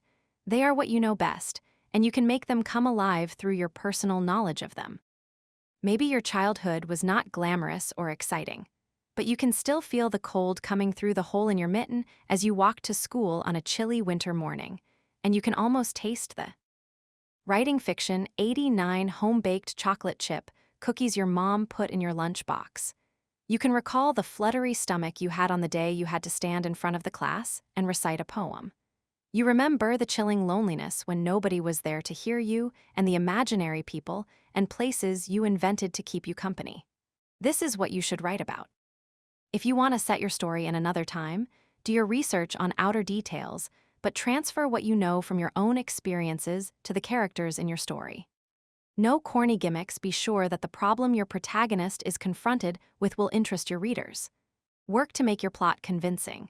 Don't use corny gimmicks and obvious devices to get yourself into and out of interesting situations. It is better to have ordinary events done in a believable way than to stretch your credibility in an effort to be clever. Characters. As a beginner, try to have no more than 4 characters of any significance in your novel. Too many characters without real purpose can cause confusion and spread your reader's interest too thin, so keep the number to a minimum. Another rule of thumb is to give names only to the most important characters, so the others remain in the background. Your main character must be the one to solve the problem, or your story will fall flat. Nobody wants to stick with a person all through a story, sympathize with him, suffer with him, and then have someone else waltz away with the credit for tying up the problems of the book. You can come up with full, rich, flesh and blood characters if you know them well enough. To do that, keep a character profile on each person who will appear in your story. Include his name, family background, school history, medical history, relatives and friends, his favorite color, TV program, and hobby. What was his favorite toy when he was little? How does he feel about math, girls, school? What does he do in his spare time? Does he have any secrets, even from his best friend? What makes him blush or go into a rage? Your secondary characters, as well as your protagonist, need profiles, but perhaps in less detail. These studies should enable you to show characters accurately in any situation. Show us their faults as well as their virtues, but draw us to your main character with a balance in favor of his virtue. Motivation. The protagonist's motivation, his reasons for wanting to solve the particular problem of the plot, should be clear. If he doesn't want or need the solution badly enough, the reader will not be convinced by his actions. Let the reader know what's at stake if he fails. Show the reader what makes your characters tick, why they do what they do, so he can identify with their hopes, successes, and feelings. Subplot stories for readers in the middle grades and older almost always have at least one subplot. These are separate storylines that run parallel to and help to advance the main plot. Toward the end of the book, they come together the way several streams will flow into a river. There is no rule about how many there should be. It depends on the depth you want your story to have and your ability to handle them. Beginners find this aspect of plotting confusing, like learning to juggle. It is a skill that can be learned by most and improved upon with practice. For example, in the story Harriet the Spy by Louise Fitzhugh, the main plot is about Harriet's classmates finding her spy notebook and seeing what she has said about them, but an important subplot is the loss of Old Golly, Harriet's nanny, who has been a source of love, security, and guidance for Harriet's entire life. Background: just as you round out your characters, you will have to create an authentic background for your book. The background tells us what we need to know about your characters, and the situation 90 how to write a children's book. Presented to us as we begin to read. It can reflect the style and family history of your characters. It can be the church or religion that is mentioned here and there. It can be the street and the house and the room and the way the furniture is arranged in that room. It is how people talk, which reflects not only their geographic location, but their education and their attitudes. Sometimes you will have to do a great deal of research to be accurate. If you write about a Danish girl in the period when Hitler was in power, as Lois Lowry did in Number the Stars, you'd better learn what it was like to be a Dane living in Denmark during the German occupation. If your story is about survival in the wild, as is Harry Mazer's The Wild Kid, or Jean Craighead George's Julie of the Wolves, you'd better learn something about living outdoors and survival techniques. Even when you write fantasy, you must do it convincingly, by grounding it in the familiar. Sometimes, as in folk and fairy tales, a few well-chosen words like once upon a time or long ago and far away swiftly transport you from the real world into the make-believe. For futuristic novels, you must find ways to take your reader into the fantasy world and keep his belief suspended for the whole time that you are there. To do this, you will find that using commonplace details of life as we know it in our current time and place, and transfiguring them into comparable details in a future century, works wonders. Today, we speak. Tomorrow, we may transmit thoughts electronically, but the common denominator is that we are talking to one another. Beginning and ending as an editor, I found that many new writers actually began their stories on the first page of their second chapter. As a writer, I found how easily one could fall into this habit. With the physical descriptions of characters and places left behind in Chapter 1, writers seem to feel free to move ahead with their story, and that is when the interesting part begins. Look at your manuscript. When does it begin to grab the reader's interest? Examine the first lines of several children's novels and see how different authors start their books. Rarely will you find descriptions of characters or settings. This kind of basic writing fiction. Information is woven into the text as the story progresses. It is wasteful to spend a whole chapter or a section of a chapter on it. It should be clear from the outset what problem the protagonist must solve, and before too long, what he must do to make things right. That means immediately identifying your main character and the situation that makes him take action before you do any explaining or setting of scenes, although some background might come through as you do this. Now look at your ending. Have you gone on too long? This is like the previous problem, but at the end of the book rather than at the beginning. Feeling the need to wrap things up and explain yourself, you may have gone on past the natural ending. Find the point at which the plot problem has been solved. If you have not made your intentions clear by now, a final wrap-up is not the solution, and it will be obvious and boring to the reader. Scrutinize your last paragraph, page, and chapter. Are they really necessary? Theme people are sometimes driven by their own strong personal values to tell stories, hoping to use fiction as a way to reach people. The idea is that while the reader is being entertained, he can also be warned, persuaded, or educated. Rarely does a moralistic story break through into popular acceptance unless the author has enough talent to pull the materials away from the didactic approach and make it something more than a sermon. Message books are difficult to do successfully with the message hidden enough to be palatable.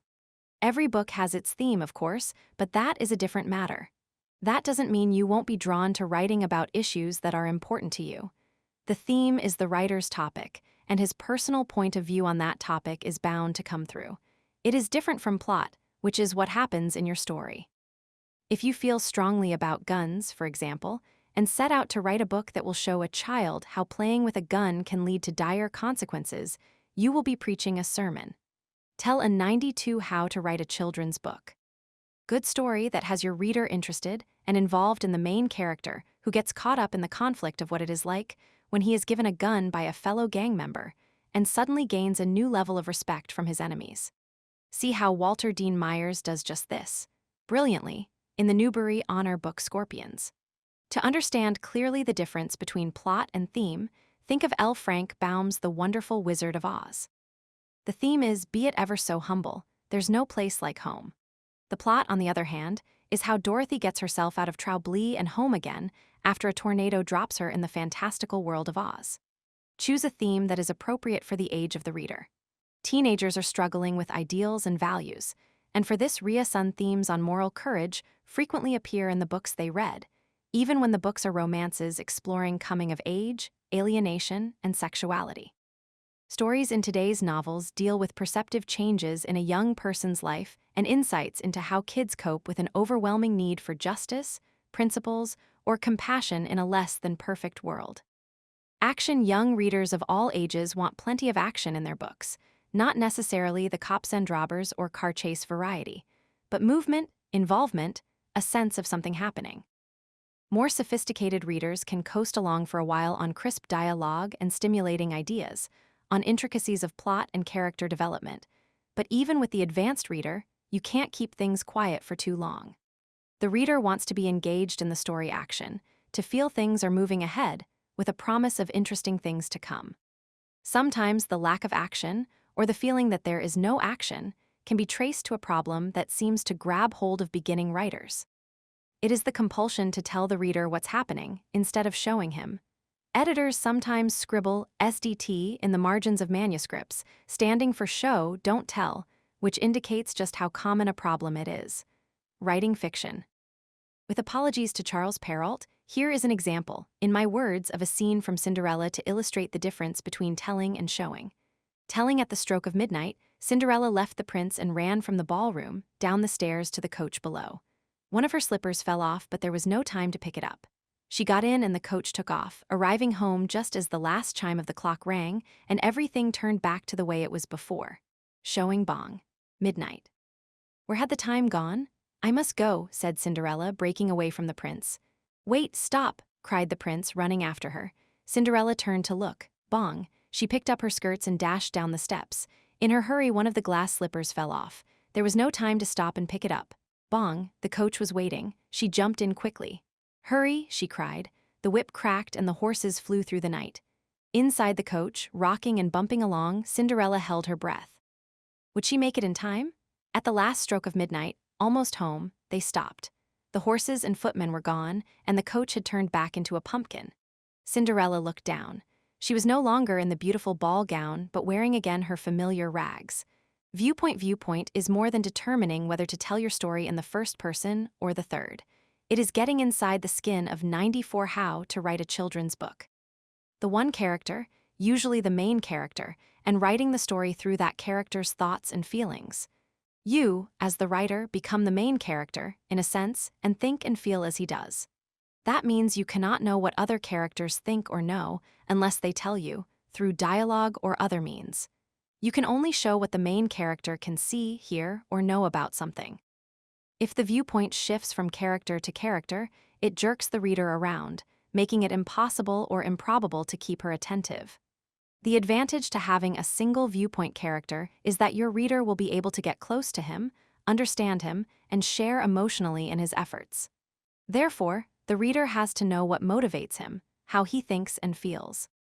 If you draw your protagonist well and keep his viewpoint undiluted by the viewpoints of others, the reader should be able to identify with the character. Describing the viewpoint character requires some stylistic gymnastics. Because you can't be in his skin and look at him at the same time, you have to think of ways to give certain physical information to your reader. One way is to have it come from someone else. A dialogue might include something like this. Chris, how come your hair is blonde and curly and mine is straight and mousy brown? We're sisters, after all, and have the same parents. You can also have it arise in the character's own thoughts or reflections. Mark looked at the photo on his mom's dresser. People had told him he looked just like his father, but he had never thought about it before. They both had brown hair, it's true, and his eyes were blue like his father's, but not as sad. Maybe it was his smile, that same crooked smile he had seen so many times in the photo album. Once you have established your viewpoint character, you can think about how you will tell the story, in the first person or third person. A viewpoint should not be chosen because it is writing fiction. Fashionable, but because it works for the kind of book you want to write. Each type of narration has advantages and disadvantages. With the first person, you have to speak exactly as your char actor would. You can hardly avoid a heavy use of idiom if you want him to sound believable and natural. You never get away from the narrator's position and see events only through his unique vision. For example, I was a perfectly normal guy, just doing my locker thing, when Brenda entered my life. You have little perspective on the situation. Responses have to be from within the skin of your hero. In third person, you are still in the protagonist's viewpoint, but are removed from that intensely personal position. For example, Sam had just tossed his gym shorts into his locker and grabbed his biology book for third period when the most popular girl in school walked up to him. You step out of the narrator's shoes, but you still stick close to him. In other words, you are not in his skin anymore, but you still see everything from his single view. Description for younger children, actions speak much more effectively than description. Look at Beverly Cleary's Ribsy about Henry Huggins's dog. Ribsy is a living, breathing, slurping dog, and yet he is barely described. We know him by watching him sniff garbage, bark at a fish, and follow Henry around, wagging his tail exuberantly. Details in books for older readers tend to help create atmosphere, but if they are implanted correctly, they do not intrude on the reader. Descriptive information about characters and settings should be woven into the action, and only if it gives the reader important details. In the opening of Chapter 3 of Louis Sachar's There's a Boy in the Girl's Bathroom, we meet Bradley Chalker's mom. Bradley opened the front door to his house, then made a face. It smelled like fish. "You're home early," his mother said from the kitchen. She was a large woman with fat arms. She was 96 how to write a children's book. Wearing a sleeveless green dress and holding a butcher knife. "My friends and me, we raced home," he told her. A fat fish, about the size of one of Mrs. Chalker's arms, lay on a board on the counter. Bradley watched her raise the knife above the fish, then quickly hack off its head. This passage gives the reader a better picture of Bradley's mom than a page of description could. Conflict: there is no real story unless there is some obstacle to overcome. If Cinderella had no conditions to meet on the night of the ball, everyone would have danced happily ever after, but there would be no story in it. Conflict adds another layer to your story that gives it more substance, a challenge to show what your hero can do when up against the odds. Decisions and problem-solving come with the job of novel writing. They are not easy and should not be presented as easy to your reader.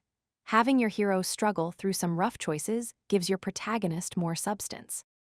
Joe wanted a catcher's mitt and got one. There's no story there. However, Joe was tired of being teased by the other boys just because he didn't have his own catcher's mitt. He'd show them. The game was Saturday. He had to do something fast, but what? Would it be stealing if he just borrowed a mitt? He knew if he went to Capper's after school, he could hide one under his jacket and never be caught. Mr. Capper was almost always too busy to notice him. Aha. Now there's a story beginning to form, possibly with multiple layers, depending on Joe's choices and what happens. Writing fiction. In a well-balanced story, there is generally an inner conflict and an outer one. Again, using Baum's The Wonderful Wizard of Oz as an example, surviving the cunning of the Wicked Witch of the West is Dorothy's outer conflict, while at the same time, she has to learn that her home and family mean everything to her, the inner conflict. Watch your language. Dialogue should have a point. When your characters speak, what they say and how they say it should show us personality or background. Dialogue can also help to move your story along. Janet McDonald's characters in Twist and Turn are inner city kids living in the projects, and you know this as soon as they open their mouths. Anne M. Martin's girls in the Babysitter's Club, on the other hand, speak like adolescent girls all over the country who live in modest suburban homes, get an allowance, and follow the rules imposed by their parents and schools. You will have to develop an ear for speech that can be absorbed, distilled, and put on paper without losing the quality that makes it real. Listen to the way young people speak to you, to their parents and teachers, and to each other. Those are three different things. Listen to girls speaking to girls, girls speaking to boys, boys speaking to boys. Of course, this makes an eavesdropper out of you, but it's for a good cause. You want characters who speak as real people do, in a manner appropriate for the age, the speakers, and the place. What makes accurate dialogue is not speech as it would be recorded on tape, but speech that helps to define your characters and sounds like the people you write about. Why are the two not the same? A novel shot through with dialogue such as this would be difficult to read on a sustained basis. Jeet, no, Jew. Where you goin'? Jill S. Wanna come? Nah, K, bye. See ya. 98 How to Write a Children's Book. It would soon be boring, as well as difficult to follow. Gotta, dunno, see ya, and other actual sounds made by young people in their shortcut speech look and sound wrong when said in print. Besides, it's sloppy characterization. You want to show the reader what the character sounds like, but it's up to you to figure out how to capture the spirit and feeling of speech without losing that spontaneous quality. Experiment. Try listening to young people engaged in conversation in various situations. Listen for how they speak as well as what they say. Are the sentences choppy? When they describe something that happened to them, what do they do to grab the listener's interest? Find out how authors who write in different styles handle dialogue. No two have done it the same way, and yet they all are successful at it. Tags use the word said in dialogue, rather than a substitute like growled or shouted, unless you really want that tag to stand out. The word said is considered an invisible word, hardly noticeable to the reader, and therefore invaluable because it does not get in the way of the action. Suspense, telling the reader everything up front, is a sure way to kill suspense. Any story needs hooks that keep pulling the reader along, offering him just enough to keep him satisfied but in the grip of the story. You don't want him to figure everything out before the story's climax and solution. That doesn't mean you must have cliffhangers at the end of every chapter, but you do need to plant seeds of what is to come and to foreshadow some of the important plot developments. For example, in a story that will lead up to someone falling from a high place, you might have a scene in an early chapter about someone dropping something, or something falling off a shelf and breaking, or in some way emphasizing the height of a flight of steps or a window. Even an elevator shaking before it reaches its floor, just enough to alarm the inhabitants momentarily, lays the groundwork for a later scene involving a real fall. Writing fiction. Don't give away too much in a story called Heather Gets Her Wish. You know, everything turns out all right. There's nothing to worry about, and a good story makes you worry about something. Fiction titles may give you a notion of what the book is about, and maybe even tease a little or allude to something symbolic, but should not give away vital information that will spoil it for the reader. The Sisterhood of the Traveling Pants. When Zachary Beaver came to town, Bud, not Buddy, the ghost belonged to me, I was a teenage fairy. These titles all have a certain amount of intrigue about them and make us want to open the book to find out more. It is not always easy to come up with a good title, but it's worth the effort. Just don't give away too much. Writing under a series name, this is a custom that goes way back.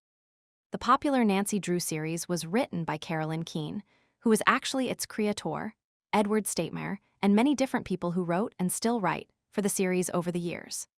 Writers who are hired to write for an existing series, such as the Babysitters Club or the Saddle Club, generally get no credit, but if the creator of the series is generous, an acknowledgement on the copyright page may be made. They may be paid a flat fee and not receive a share of the royalties. Whatever the deal, it's good to establish it with full understanding at the time of signing a contract, because it's difficult to change afterward. As long as you are aware of the pitfalls, there are wonderful opportunities for beginning writers in this genre. With some popular series producing a book a month, the demand for people who can write about previously developed characters, using plot lines created by others, is there. If you think you can write in the style of one of these series, send your resume and a writing sample to the publisher or packager, and ask if you might be considered aired as one of the writers for that particular series. You don't have to do this kind of job forever. It will not stifle your creative idea. You will learn the ropes of the publishing world, how to work with an editor, how to revise a manuscript, how to sked 100 how to write a children's book. You'll your work, how to produce work regularly and on time, and so forth. And lo and behold, you get paid for writing. A strong bond, there will always be controversy over what makes up literature, and series may not fall easily into that category. Although Laura Ingalls Wilder wrote an amazing series in her Little House books, and no one has ever questioned their quality as fine books for children. There's no doubt about it. Children like reading about their favorite characters again and again, and doing so has provided a strong bond between readers and books for generations. Reading that provides pressure-free entertainment for fun in a world where children's lives are rigidly structured and academically driven by schools and parents is as valid as any other. Even children need a little escapism now and then. Length: a novel for the 8 to 12-year-old generally runs from 30,000 to 40,000 words, or 120 to 160 manuscript pages. For readers 12 years old and up, manuscripts sometimes run longer, but not necessarily. There are young adult novels of 35,000 to 50,000 words, which means 140 to 200 manuscript pages. I hasten to add that the Harry Potter series is a wild exception to the rules. Checklist Novels 1. The plot is your plan of action. Sum it up in one sentence of 25 words or less. If you can't do this, your plot is probably in trouble. 2. Write about what you know. You will write more convincingly if you use your own experience as a guide. 3. Write a character profile on each important person in your story. These help you to create believable characters. 4. Your story's background must be authentic. You can invent it, but it must be grounded in what is familiar or real. Writing fiction. 5. Be sure your beginning and ending are where they should be. Did you wait too long to start? Did you go on too long at the end? 6. The theme should be appropriate to the age and interests of your reader. Fiction is meant to entertain, not teach. Avoid message stories. 7. Show, don't tell. Use action and dialogue to keep your story from being passive. 8. Have a single viewpoint. Write from one character's point of view. 9. Conflict introduces the element of choice and adds dimension to your story. Without it, you have no real story. 10. Dialogue should sound right for the characters, have a point, and help move the story along. 11. Suspense adds necessary tension. Don't give everything away immediately, hold something back to keep the reader interested. 12. Your title can help sell your book. Choose one with care, hinting at what the book is about but not giving too much away. 13. Watch your word count. For 8 to 12-year-olds, the average manuscript is around 30,000 to 40,000 words, or 120 to 160 pages, while a manuscript for readers 12 and up can be anywhere from 35,000 to 50,000 words, or more, or 140 to 200 manuscript pages. Suggestions: Chapter 11:1. How would you change the following to turn a simple story into a plot? Joey climbed into the snowmobile, started the engine, and went down the snowy hill. 2. Write a scene in which a 9-year-old child goes to the post office with a package to mail. Use authentic post office details to both establish the setting and reveal something of the child's personality. 102. How to write a children's book. Books mentioned in this chapter, in order of appearance: Little House series, Laura Ingalls Wilder All of a Kind Family, Sydney Taylor Joey Pigza Swallowed the Key, Jack Ganto's Harry Potter and the Sorcerer's Stone and sequels, J.K. Rowling The Golden Compass, Philip Pullman Feed, M.T. Anderson The Giver, Lois Lowry Harriet the Spy, Louise Fitzhugh Number the Stars, Lois Lowry The Wild Kid, Harry Mazer Julie of the Wolves, Jean Craighead George Scorpions, Walter Dean Myers The Wonderful Wizard of Oz, L. Frank Baum Cinderella, Charles Perrault Ribsy, Beverly Cleary There's a Boy in the Girls' Bathroom, Louis Sachar Twist and Turn, Janet MacDonald The Babysitter's Club series, Anne M. Martin The Sisterhood of the Traveling Pants, Anne Brashares When Zachary Beaver Came to Town, Kimberly Willis Holt Bud, Not Buddy, Christopher Paul Curtis The Ghost Belonged to Me, Richard Peck I Was a Teenage Fairy, Francesca Leah Block Nancy Drew series, Carolyn Keene Pseudonym for various authors, The Saddle Club series, Bonnie Bryant, and others writing fiction. 12. Writing nonfiction. If you have never thought about writing nonfiction, you might consider it. It is a good way to begin. It is one area in which your lack of credits will not stand in the way of the consideration of a good work on an appealing topic. Nonfiction writing for children can take many forms. It can be an explanation of how something works for young children, as in my book Drip, Drop, How Water Gets to Your Tap, in which Nancy Taubin, the artist, shows in detailed illustrations what I can only explain in a few words for an audience of 4 to 6-year-olds. It can be a well-researched and illustrated biography for middle graders as in Runaway Girl, The Artist Louise Bourgeois by Jan Greenberg and Sandra Jordan.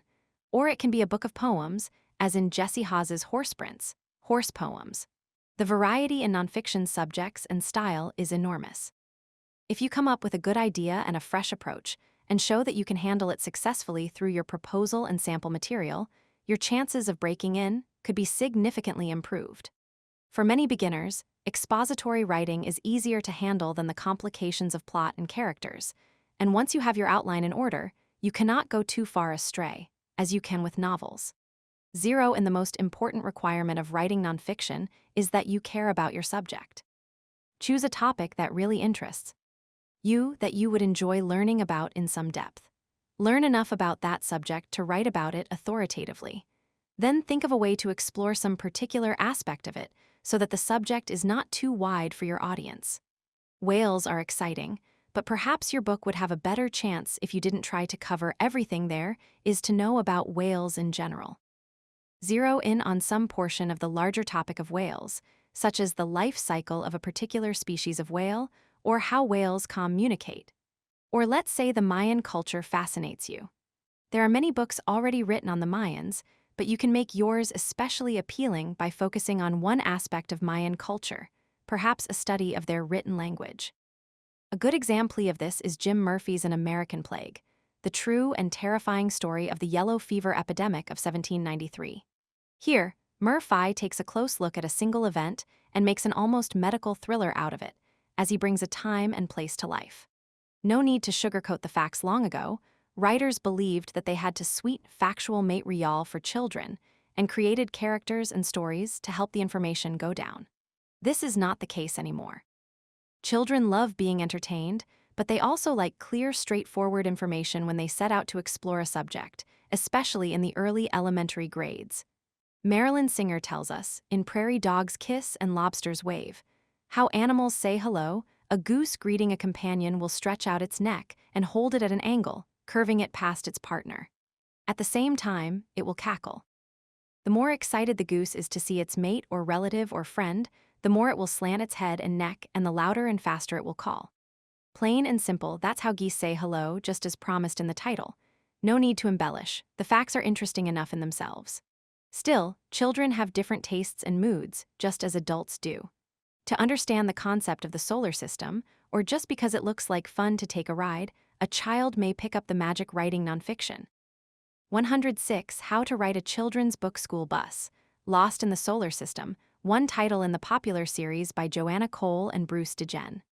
Another child, doing a report for school, may choose Seymour Simon's book, Our Solar System, because the information is presented in a clear format of facts.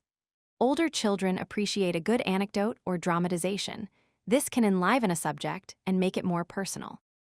In Kathleen Kroll's Lives of the Writers, she tells us that Louisa May Alcott's family lived as poor as rats, and felt she was the only one who could raise them from poverty. She writes, Alcott locked herself in her room to write as many as 14 hours a day.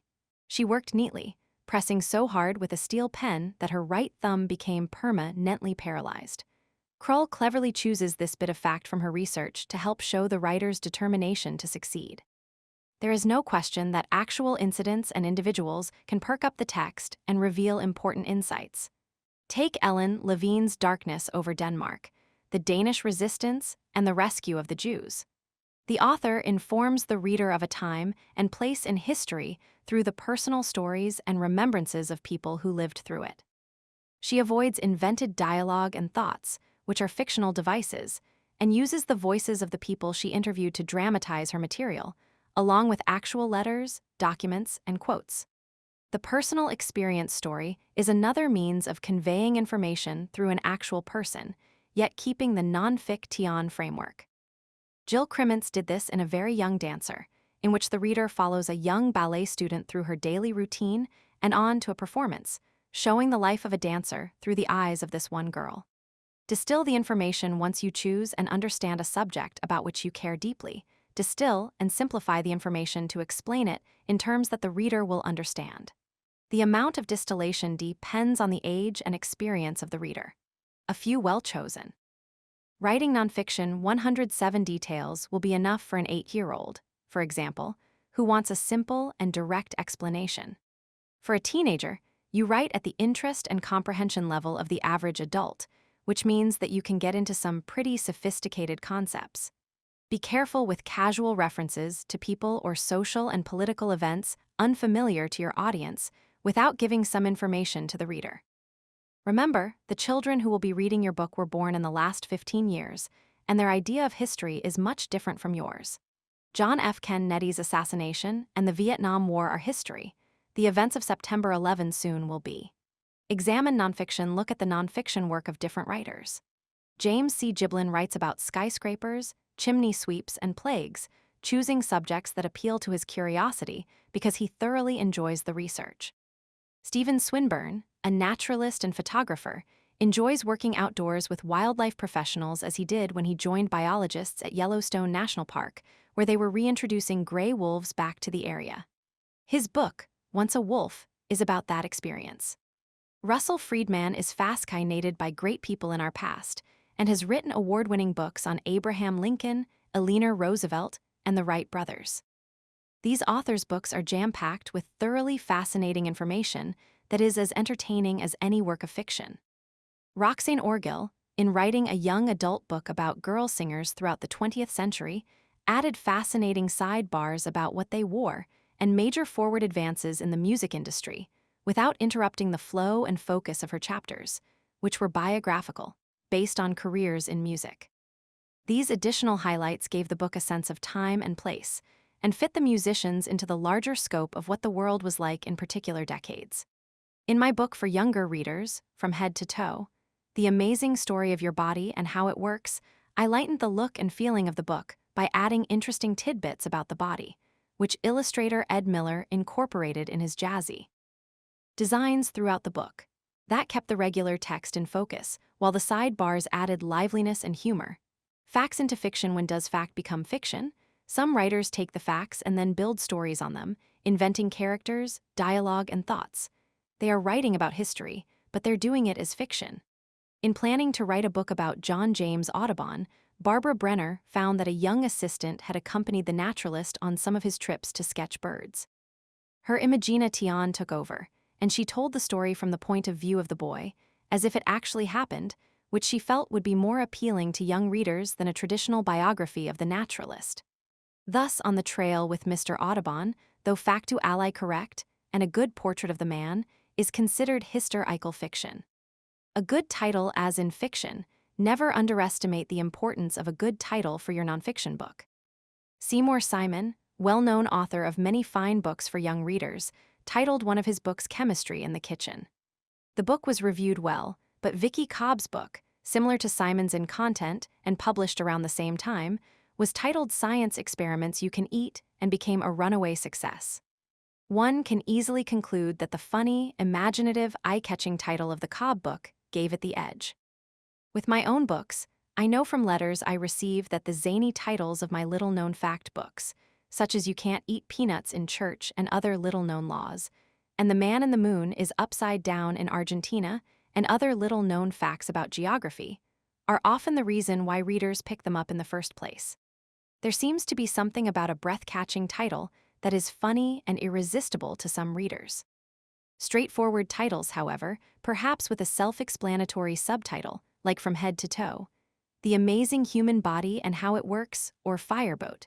The Heroic Adventures of the John J. Harvey, by Mara Kalman, are still found on 108 How to Write a Children's Book. The majority of nonfiction books, telling the reader exactly what to expect, where to research. Since successful nonfiction depends on the proper presentation of ideas and thorough research, I recommend that you carefully study Chapter 15 on queries and proposals. Also look into research techniques and resources beyond the usual. Make it your business to find out what materials are available on your subject and then go after them. Be creative. The internet is certain to provide you with the information you need for a good beginning, but it may be only a beginning, depending on how much deeper you want to go into your subject. Consider the time you have available to do your research and how much information you will need before you can cover your subject intelligently and come up with a workable plan. With a bit of probing, you will find organizations or individuals with special connections to your subject, and people with some amount of expertise who might be willing to be interviewed or answer specific questions that have not been answered satisfactorily in books. When you are dealing with facts, your sources must be impeccable. Responsible researchers verify their information by means of cross-checking with 2 or 3 reliable sources, or by having the top person or people in the field look at their manuscript. The internet is fast and far-reaching, and has expanded the resources that we can tap into, but individual websites are not necessarily reliable or up-to-date, so you have to be careful about using them as your main source of information. I remember calling the American Museum of Natural History in New York City to confirm my findings about the odd migration pattern of the monarch butterfly, which affected exactly one sentence in a book I was working on. I spoke to the chairman of the Department of Entomology, a charming gentleman who was delighted to talk to me about monarchs, and proceeded to give me much more material than I could ever hope to use. He was all the more helpful when he understood that I was writing for writing nonfiction. Children, scholars in their infinite wisdom, have considerable respect for passing on accurate information to young people. Know when to stop. There is so much fascinating information waiting for you that it will be hard to stop. You will probably over-research your book. That isn't a bad thing. You need at least 3 times as much material as you will use. It is important to have a big cushion of information from which to select. But if you have a deadline and the research keeps on going, you will simply have to call a halt to it and stop taking in new information. If you have an editor interested in and waiting for a project you have proposed, and you find yourself deviating significantly from your outline because you have discovered new information you want to include in your book, let the editor know. Tell him about the new turn you have taken and estimate how long it will take you to complete the work. Keep good records. The records you keep as you research should reflect all the important sources that you have used. You may need them later, for compiling a bibliography, and for answering the letters you may receive from readers after the book is published. Whenever you use other people's material, even pictures, you must give credit to the source, so take down all the information you can the first time you note it. Book title, chapter, page number, library reference number, issue, volume, date, photographer, and anything else you may need in the future. Also note existing credit lines. These notes will save you the trouble of going back to these same sources later, which is time-consuming and sometimes even impossible. If you want to use more than the 50 to 200 words generally accepted as fair use from a written work that is protected by copyright, you will have to get permission to use them. Lines of poetry and song lyrics are viewed more protectively than most prose, so this rule of thumb will not apply. Your publisher may help you by giving its judgment on fair use or by providing the proper forms for you to fill out. Your contract spells out who 110 how to write a children's book. Is responsible for permission fees should you need to purchase any of this material, so be sure to discuss this at the time you sign the contract. The average length of a nonfiction book is roughly the same as for fiction, but much depends on the age of the reader and the type of material covered. For example, the picture book designed for older readers may be longer than the traditional picture book for toddlers. Photographs may play a large part in a middle-grade book, so perhaps the text will be comparatively shorter than a book of fiction for that same age group. Checklist, Nonfiction 1. Choose a subject you care about and would enjoy researching. 2. Don't sugarcoat facts. Children are perfectly happy with factual information. 3. Distill and simplify to meet the needs of your audience. 4. Create a good title for your book. 5. Research your subject well and cross-check your information with 2 or 3 reliable sources. Go to the experts in the field. 6. Keep clear records so you don't have to go back to your sources later. These are helpful for permissions, answering editors' queries, preparing bibliographies, and so on. Suggestions, Chapter 12, 1. Choose a subject that you know you would like to explore. Do some basic research on it to see if it's as interesting as you thought it would be. 2. How many different ways can you think of to present your subject to the reader? Books mentioned in this chapter in order of appearance: Drip, Drop, How Water Gets to Your Tap, Barbara Sewling, Runaway Girl, the artist Louise Bourgeois, Jan Greenberg and Sandra Jordan, Horse Prints, Horse Poems, Jesse Hawes writing nonfiction. An American Plague, the true and terrifying story of the yellow fever epidemic of 1793, Jim Murphy, Prairie Dogs Kiss and Lobsters Wave. How Animals Say Hello, Marilyn Singer, The Magic School Bus, Lost in the Solar System, Joanna Cole and Bruce degen our solar system. Seymour Simon Lives of the Writers, Kathleen Krull Darkness over Denmark. The Danish Resistance and the Rescue of the Jews, Ellen Levine A Very Young Dancer, Jill Crimmins The Skyscrapers book. Chimney Sweeps. Yesterday and Today, When Plague Strikes. The Black Death, Smallpox, AIDS, James Cross Giblin Once a Wolf, Stephen Swinburne Lincoln. A Photobiography, Russell Freedman Eleanor Roosevelt. A Life of Discovery, Russell Freedman The Wright Brothers. How They Invented the Airplane, Russell Freedman From Head to Toe. The Amazing Human Body and How It Works, Barbara Seuling on the Trail with Mr. Audubon, Barbara Brenner Chemistry in the Kitchen, Seymour Simon Science Experiments You Can Eat, Vicky Cobb You Can't Eat Peanuts in Church and Other Little-Known Laws, Barbara Seuling The Man in the Moon is Upside Down in Argentina, and Other Little-Known Facts About Geography, Barbara Seuling Fireboat. The Heroic Adventures of the John J. Harvey, Mara Kalman 112, How to Write a Children's Book. 13 Writing in verse poetry is enormously popular. Children love to read poetry, perhaps because of its short form. A few carefully chosen words are packed with ideas, emotion, and sometimes humor. Children learning to read find poetry comfortable because of its light look on the page and the repetition and rhyme in some poems that can help them to learn and figure out sounds and words for themselves. Publishers continue to fill the demand for poetry with offerings ranging from collections by individual poets, like Exploding Gravy, Poems to Make You Laugh by X.J. Kennedy, or Anthologize, such as those organized by theme and edited by poet Lee Bennett Hopkins, as in Hoofbeats, Claws and Rippled Fins, Creature Poems. Many of our best picture books are written in verse. In 1997, Karen Hess added a new dimension to writing in verse for children when she published Out of the Dust, a novel in free verse. Not only did it win the Newbery Medal for its exquisite writing and elegant crafting, it opened a door for other writers who began to use verse more freely.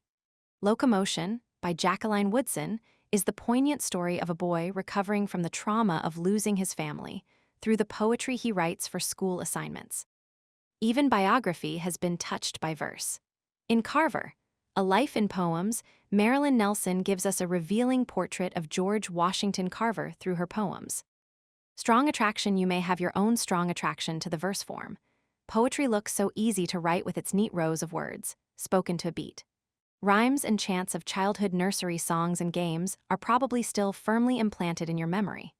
Some of your favorite books as a child might have included those by Dr. Seuss, written in rhyme.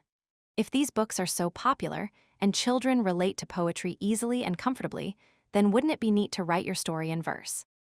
Not as easy as it looks. Poetry is a specialized form, and just like the perfect Native American clay pot or Japanese brushstroke, is deceptive in its apparent simplicity.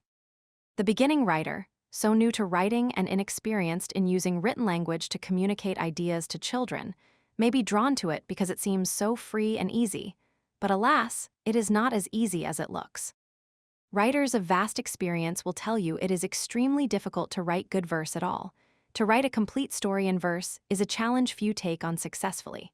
Editors find much of the material submitted to them is poorly written. Unskilled writers lean on the verse form to hide weak plots and poor characterization. Worse, they force rhymes and create sing-song patterns, so obvious to the professional eye, that set the teeth on edge. It is no wonder that editors at some publishing houses discourage submissions in verse. Reading through, it takes valuable staff time from other writers. Read good poetry if you like writing in verse. Get to know what good poetry looks and sounds like. Read plenty of poetry. There are wonderful collections and anthologies that offer an orderly and scholarly way to look at the work of one author or to hear many voices speaking on a single theme. Several are listed in the bibliography in Appendix VIII. 114 How to Write a Children's Book. Writing in verse. 115 If you write poetry in general and have mastered the verse form, try to sell individual poems to children's magazines. It is a starting place to gain the much-needed credits you will need if you hope to publish a collection of your poems someday. Your reputation will grow over a period of time with the publication of your poems, one by one.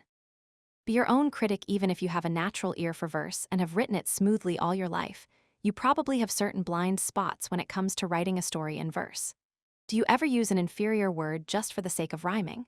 Is your rhyme and rhythm sing-song instead of easy and natural? Is your idea fresh and original, or has it been used many times before? Do you get caught up in the structure and form of the poetry and end up being wordier than you would in straight prose? Remember that in writing a story, the principles of sound story form and structure always apply.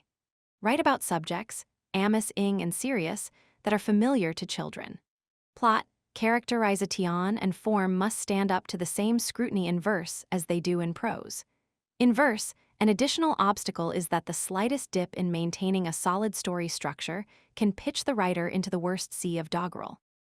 A common mistake of beginners is getting too cute or sentimental with names or descriptions, or milking the emotions for effect, forgetting about story tension and depth of character. A sad little teardrop who wants to be a cloud has no more than a momentary pull on our attention. A child or rabbit or mouse who shows courage by venturing into the unknown to save his brother is someone we want to know. In verse, more than in any other kind of writing, even picture books, every word counts. Give life to your words by using language as a child does, with delight and wonder. Think of a child savoring new words that bubble or bounce or spill, and try to capture some of that in your words. Make the verse sing on the page, with shapes and sounds to satisfy the eye and ear as well as the mind. 116 How to write a children's book. Reach deep within you. Children are drawn to truth and vitality. Strong images are okay. You need not coddle the reader with sugar-coated silliness to get a point across.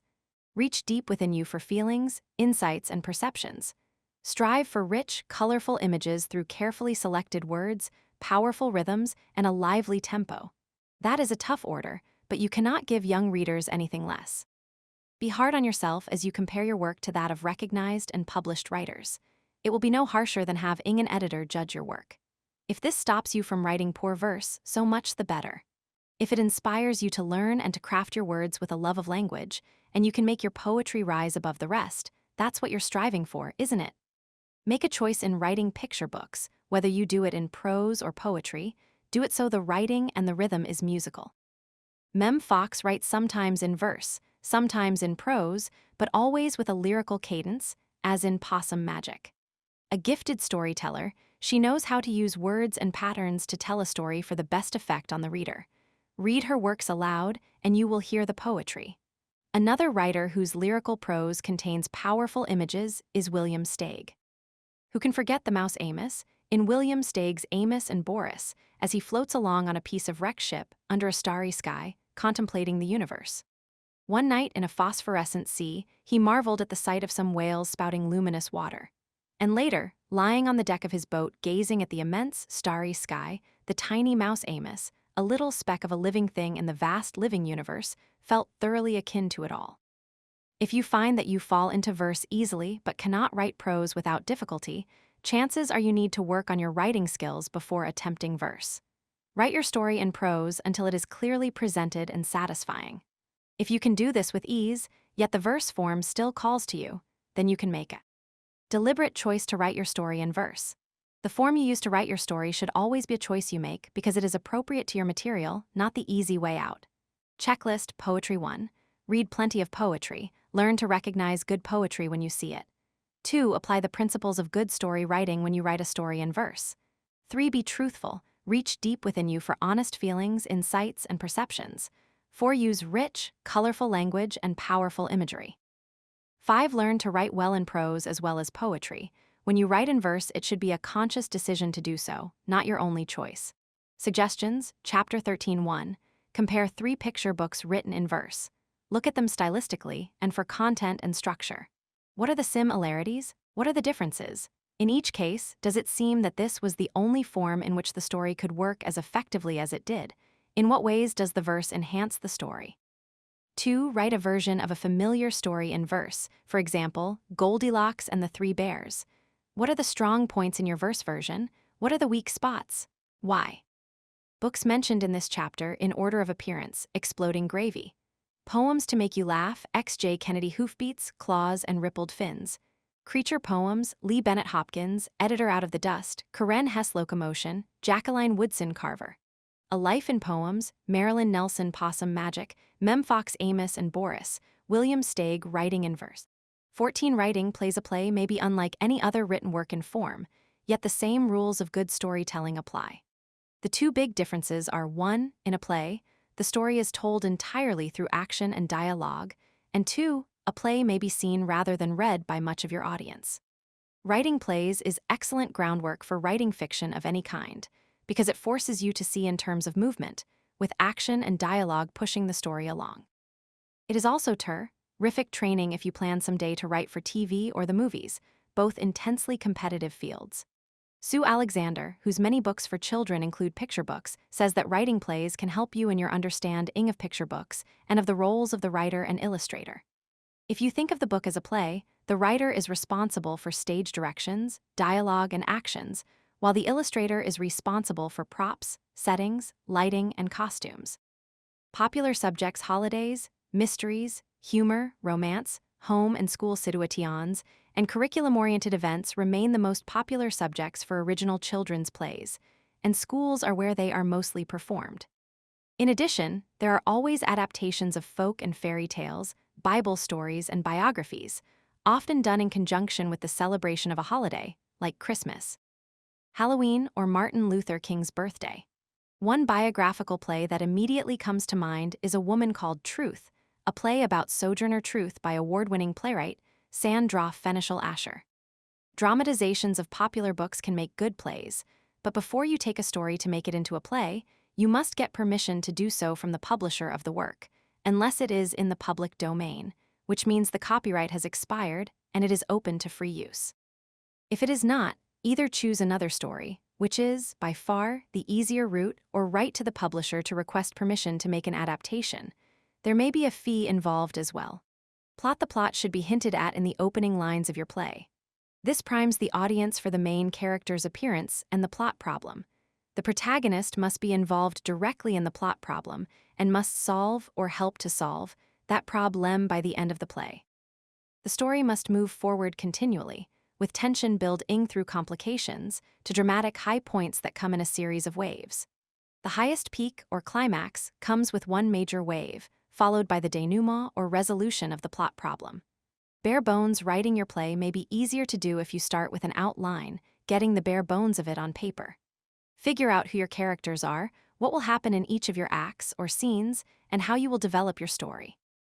Traditionally, plays for young people are written and performed with 1 or 2 acts, and each act may be further divided into scenes.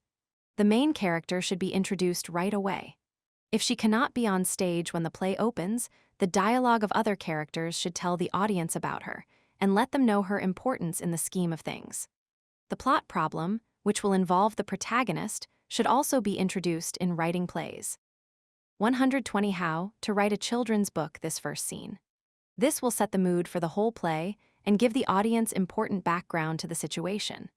Just as you do in novels or chapter books, increase the story tension as the play moves along toward a high dramatic point, usually somewhere past the middle. Your protagonist will eventually come to a crisis point, at which time it should seem that things can't get any worse, and the protagonist can't possibly get what she's after. This must worry the audience a bit before you provide the play's resolution in a believable manner. Then, you must show your protagonist getting past the obstacle through some clever or heroic means and wrap up your story all relatively quickly. Once the problem is solved, the story is over, so you have to answer all the unanswered questions and end the play. A surprise twist at the end is always good theater. As a newcomer to the art of playwriting, consider the one-act play. For performing in the classroom, a play in a single act, and even with a single scene, is useful for teachers and students alike. It is easier to hold the interest of the performers and the audience with one continuous act than it is with a play broken up by 1 or 2 intermissions. For this reason, publishers buy more one-act plays for children than any other kind. Beginning, middle, and end in a one-act play, divide it into beginning, middle, and end just as you would with any story. The beginning would establish the situation, the main character, and the plot problem. The development of the plot and the obstacles the protagonist faces fill the middle section, with tension increasing steadily. The ending includes the climax and resolution of the problem. After the bones are laid out, you can begin to fill in the rest, because now you have a blueprint for the entire play and will know how to apportion your time, your characters, and your emotional content. The number of characters in a play does not have to be limited, as in a novel, because the audience can see the different chair rack. Writing plays 121 tours and tell them apart more easily than they can in print. You might need some specific identifying features to keep your char actors separate and distinct from each other if they are close in age or appearance. One character might have a mannerism, like peering out over the rims of her glasses or fluttering her hands when she talks, but it will wear thin if you try to have a different mannerism for each of your characters. If there is an old lady who lives next door in your play, listing "old lady" in your cast of characters may be enough. However, if it is important that your old lady be played as high-strung and nervous, you can add descriptive notes when she first appears or has lines to speak. For example, "Old lady, wringing her hands as she speaks, I wonder what could have happened to Mr. Henderson." This behavior gives the audience a clue to her character, while her physical appearance, except for the fact that she's old, is unimportant.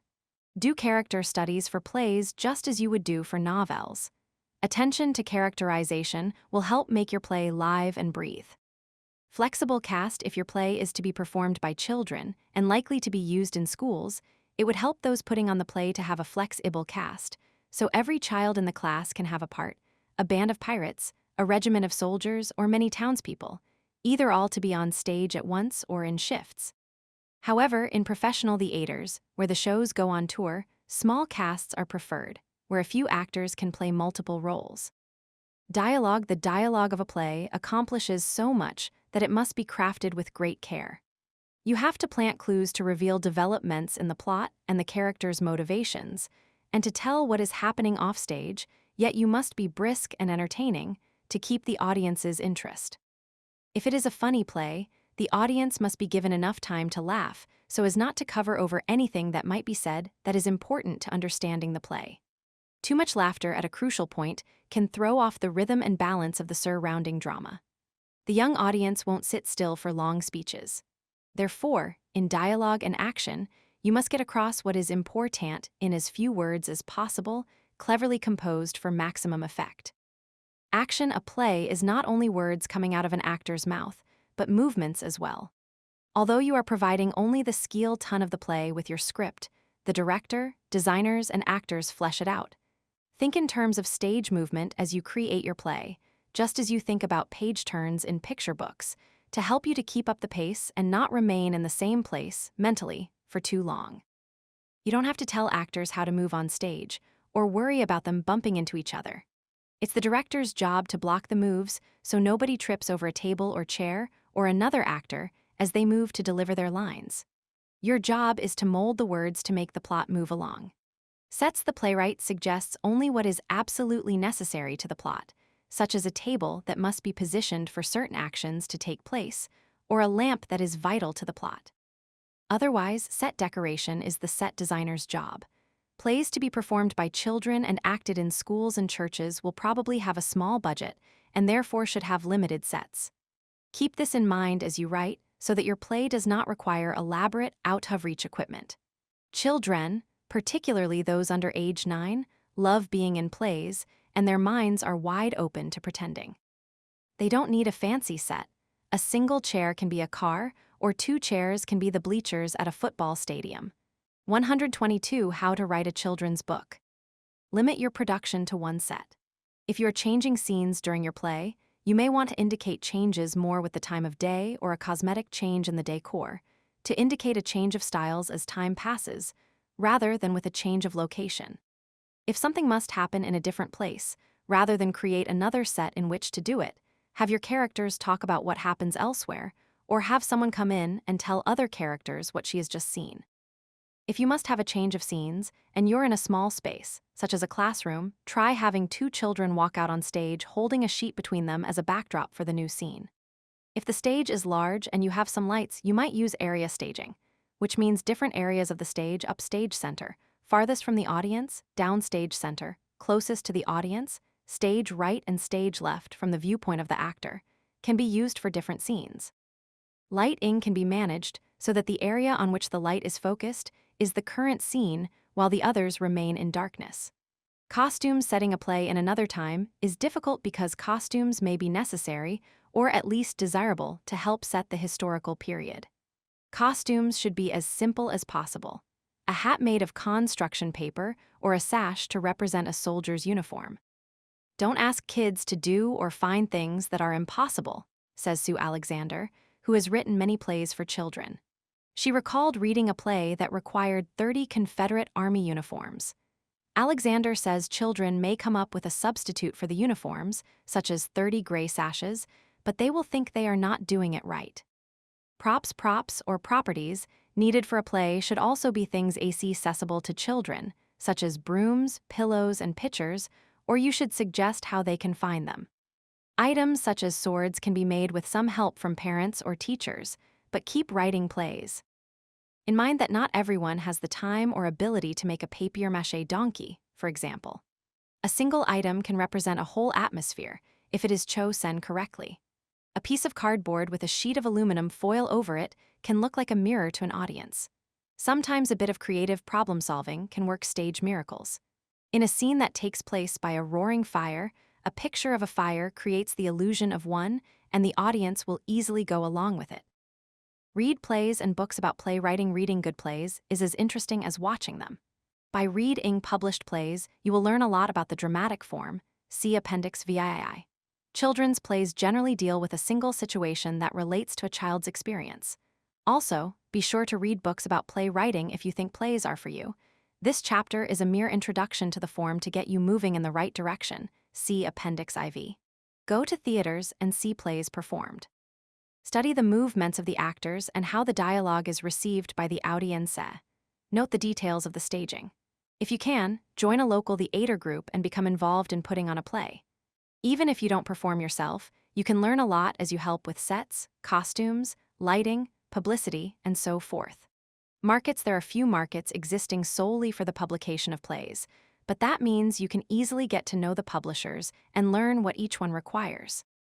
Teenagers are quite capable of performing everything from Stephen Sondheim to Shakespeare, yet there is a demand for contemporary plays for junior and senior high school levels. Perhaps this is because costuming and staging for period pieces is more difficult to handle, or because royalties for performing Broadway hits are prohibitive for modest school budgets. But it may also be the strong need for young people to see themselves 124 How to Write a Children's Book. Portrayed in contemporary situations, as Judy Blume's and Anne Martin's success in adolescent novels over the years has proved again and again. Most saleable are light comedies, romances, no serious love scenes, however, and plays dealing with current family and school situations. Checklist: Writing plays. 1. Choose a popular subject such as family, school, romance, or friendship. 2. Introduce the main character and hint at the plot right away. 3. Outline the bare bones of your play on paper to organize your thoughts and to balance the weight of each part. 4. Use the scenes of your play to structure your plot. 5. Assign visible characteristics to specific characters, but don't overdo it. 6. Use dialogue not only to keep the audience interested, but to give them information to advance your plot or to tell what may be happening off stage or to other characters. 7. Keep things moving on stage. Have something going on that the audience can see. 8. Keep the production simple, using props, sets, and costumes that are easy to find or make. 9. Read and attend plays. Get involved in the production of a play if possible. 10. Get to know the markets for plays. There are few, so you can easily become an expert. Suggestions, Chapter 14.1. Find a picture book story that you would like to turn into a play. What would you look for in judging whether it is a good candidate for this project? 2. Write a brief sketch, outlining your idea for a contemporary play for junior high or high school students based on some event in history. Figure out the cast of characters, the basic plot in 1 or 2 acts, the setting, and even some staging and props. Writing plays. 3. Write the opening scene of the play you sketched out in Item 2, introducing the storyline and the main character. Play mentioned in this chapter a woman called Truth, Sandra Fenichel Asher, 126 How to Write a Children's Book. Part 4. Selling your book to sell stories. Do 3 things. 1. Study your markets. 2. Get manuscripts in the mail. 3. Keep them there. Dwight V. Swain, Techniques of the Selling Writer. 15. Who cares? Queries and proposals. Sending manuscripts to publishers is a time-consuming business. It is not unusual for an author to wait 3 or 4 months for a publisher to return a manuscript with a form letter saying, "We regret that we cannot use your story at this time." No comment. no explanation. At this rate, writers can grow old and pretty cranky before they have a thing in print. Is there a way to cut down this waiting time? Is there some way to find out if anyone is interested in your idea before you put in all the work and time? Yes, but it takes thought and planning.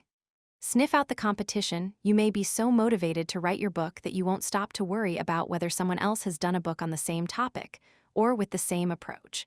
That can lead to a lot of heartache later when you learn that there are 6 other books similar to yours. Why would a publisher want to publish another one? Stop a moment to look up your competition before you put in the serious work of writing or submitting a book to publishers. You can find other books on your topic by browsing online booksellers such as BookSense, Amazon, or Barnes & Noble, or looking in the subject guide to children's books in print, found in most libraries. Books are arranged under thousands of subject headings. With a little cross-checking, you can find other books in print on your subject. 130 How to Write a Children's Book Who Cares? It's tough to go it alone, without an agent, in these early days of your career, especially with more and more publishers not accepting manuscripts directly from writers. However, your chances of finding an agent without having a finished book to show are almost non-existent. Therefore, it makes sense to take action and learn how to get your work, particularly queries and proposals, to publishers on your own. Later, when you have a completed book to sell, you can look for an agent to help you place it and negotiate a contract. Let's say that you are seriously interested in writing a non-fiction book about thunderstorms for readers 8 to 12 years old. This will take a lot of research, so you need to know that a publisher will care about a book on this subject for this age group. In the subject guide, look up thunderstorms and all the cross-references you can think of: storms, lightning, meteorology, weather, and so on. Note whether the books listed are for the same general age range you're writing for. Track down those that you feel might be competitive to your book, at least in some summaries or reviews, to see whether your book will be different enough for a publisher to be interested. Perhaps yours offers the most recent developments in technology, and the last book published on the topic does not include them.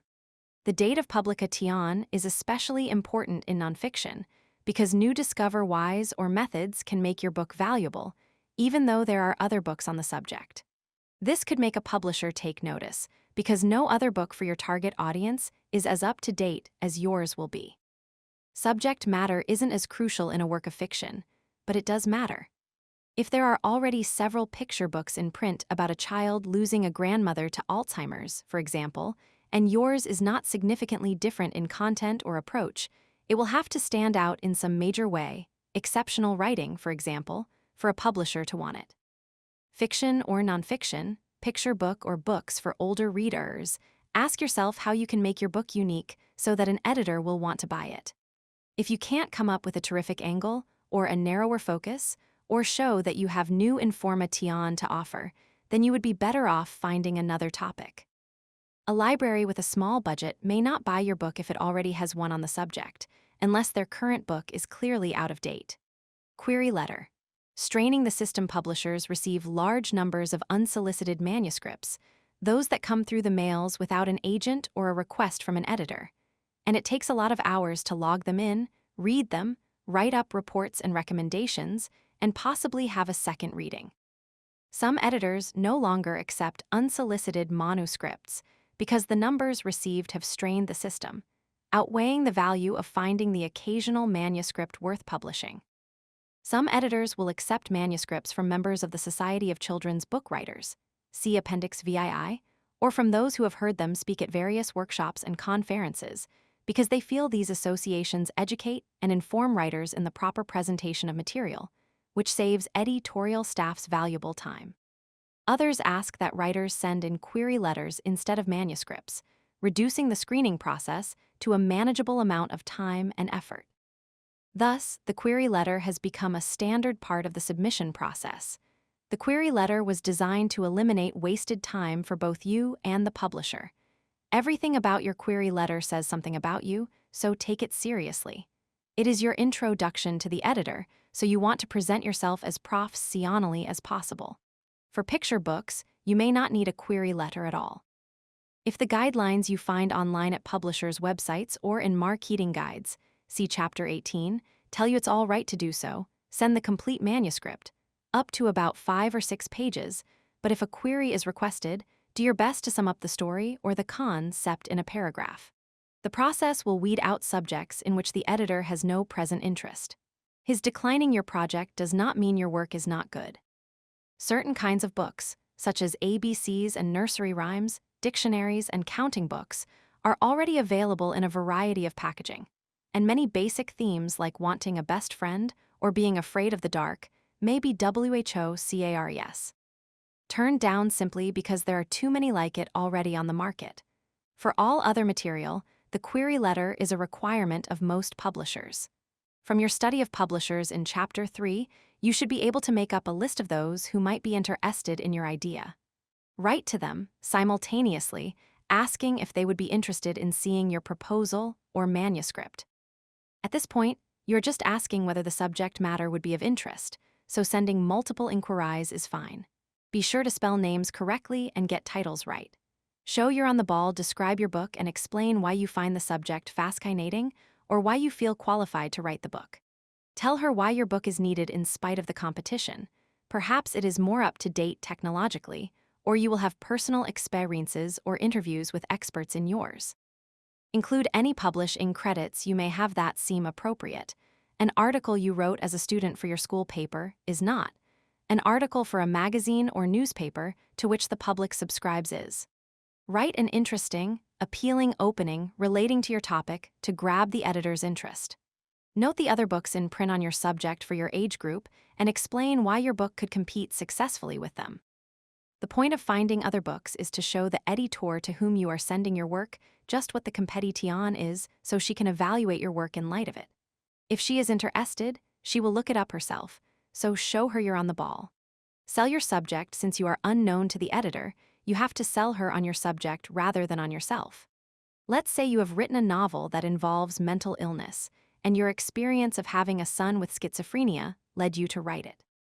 Include that because it gives you an advantage in having dealt personally with the subject of your book. Tell her anything that might be persuasive in stirring up interest, but avoid hard sell tactics such as, "This is the 132 How to Write a Children's Book." Book you've been waiting for all your life, which will probably be a turnoff. Save it for another time. All of this should take no more than a one-page letter. The temptation will be to explain all about your project and yourself, but don't. Save it for another time. Right now, you are simply trying to interest an editor in the subject matter, to show why you are the person for the job, and to weed out those publishers who have no interest in your book whatsoever, saving you and them a great deal of time and expense. Sending a query letter costs only the price of a first-class stamp, but mailing a manuscript costs far more.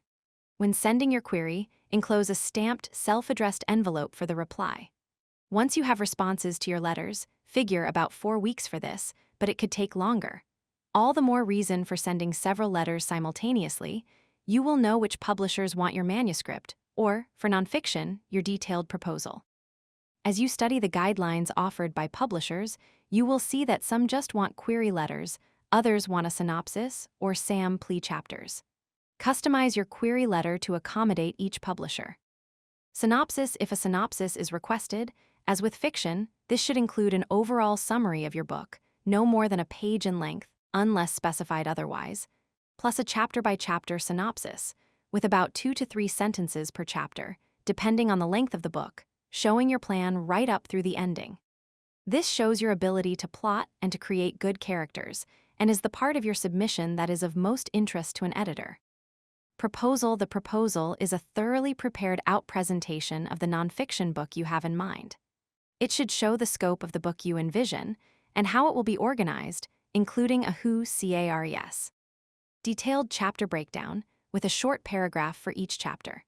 The proposal establishes your writing and research abilities. It can be sent out as soon as you receive a positive response to your query letter. Sometimes several months will go by between query and proposal, in which case you might mention, when you send the proposal, that you are following up on the editor's response to a query made some time ago. 134 How to Write a Children's Book. A query letter. Keep it brief and to the point for the best results. John P. Author 100 Lilac Lane Scuddy, VT 5144 October 2, 20, Ms. Vera Blaine, Senior Editor, Children's Delight Publishing, Co. 625 Ritter Street, New York. NY 10025. Dear Ms. Blaine, from Mickey Mouse to Shrek, we live in an age of animation. I am an animator at the Moving Arts Animation Company. My work gives me insights into the art of computer animation and some of its uses.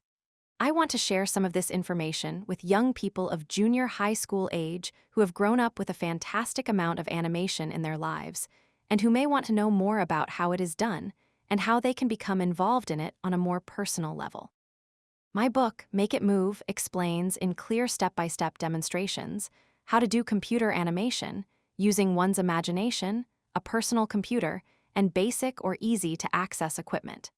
This is not only for computer addicts, but for anyone who is curious and imaginative.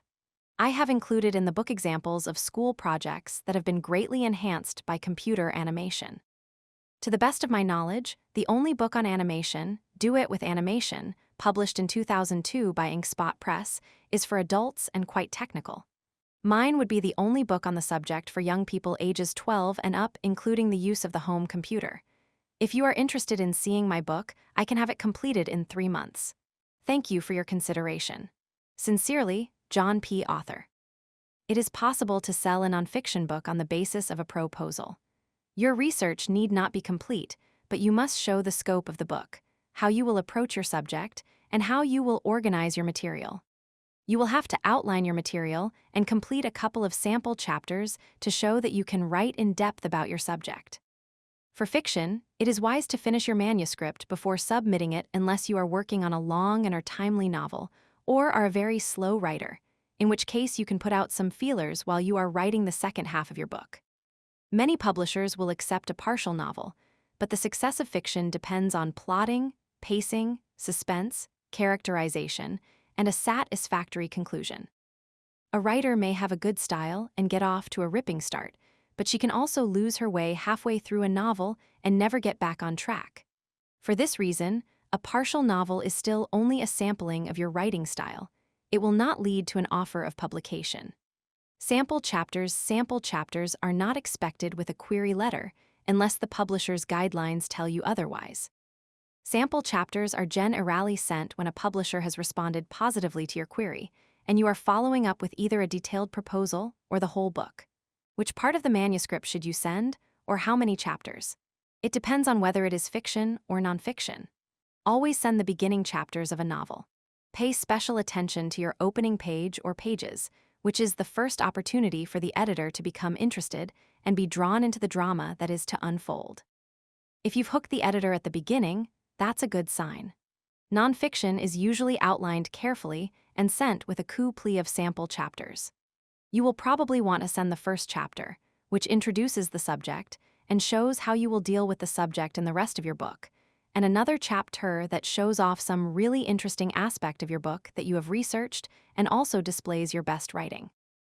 An active chapter with good tension, where something exciting is happening in the development of your topic, is a good choice. Who cares? Sample proposal. This was for a book on magic that had to compete with lots of others still in print. I had to come up with something unusual. I added a section on putting on a magic show.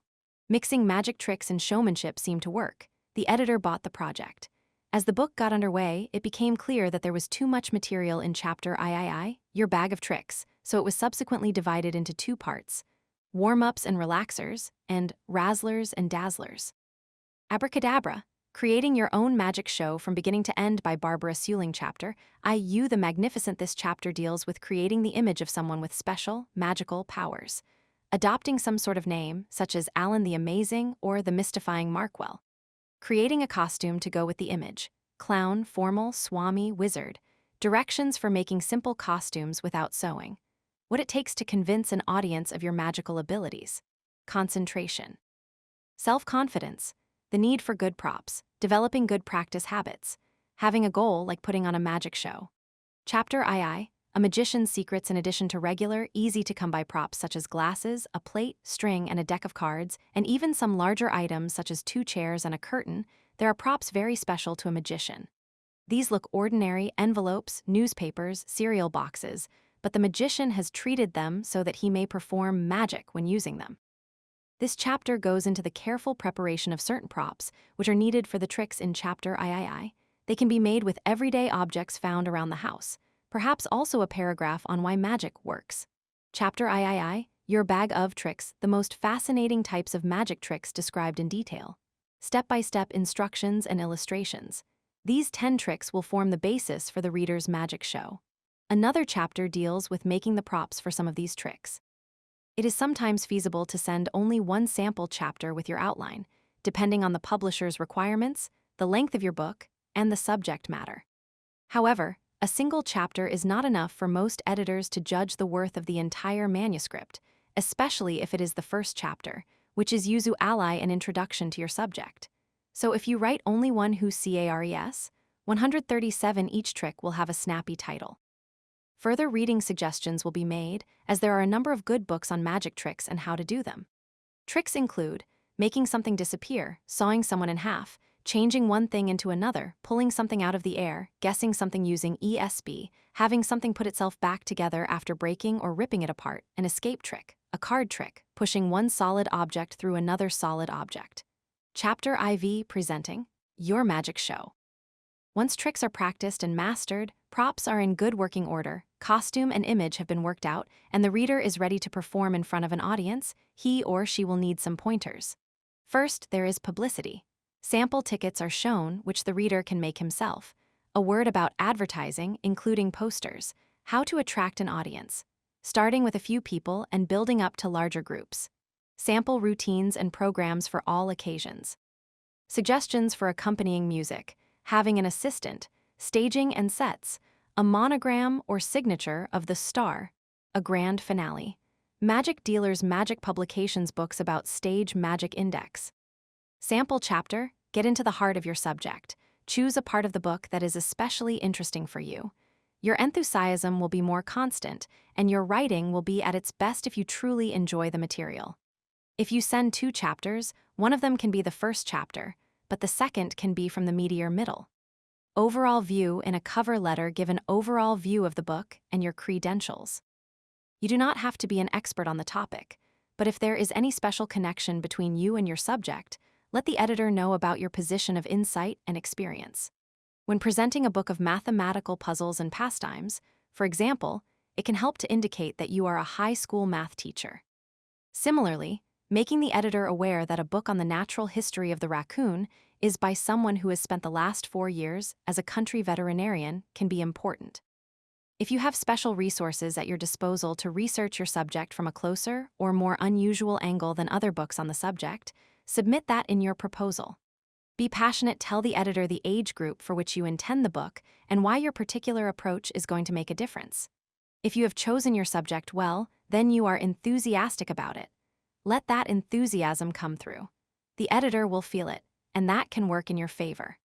There is nothing as appealing as an author who is excited about her work. Avoid writing about subjects simply because they are in or there is a need for books about them. You will only add to the dross in publishers' offices, the hundreds of unpublishable manuscripts, pedantic and dull, that come in from people who believe that wanting to write for children or liking a subject is enough. You must be passionate about your subject. I remember, as an editor, what fun it was when an author came to see me, spilling over with the joy of his discoveries as he researched and wrote his latest book.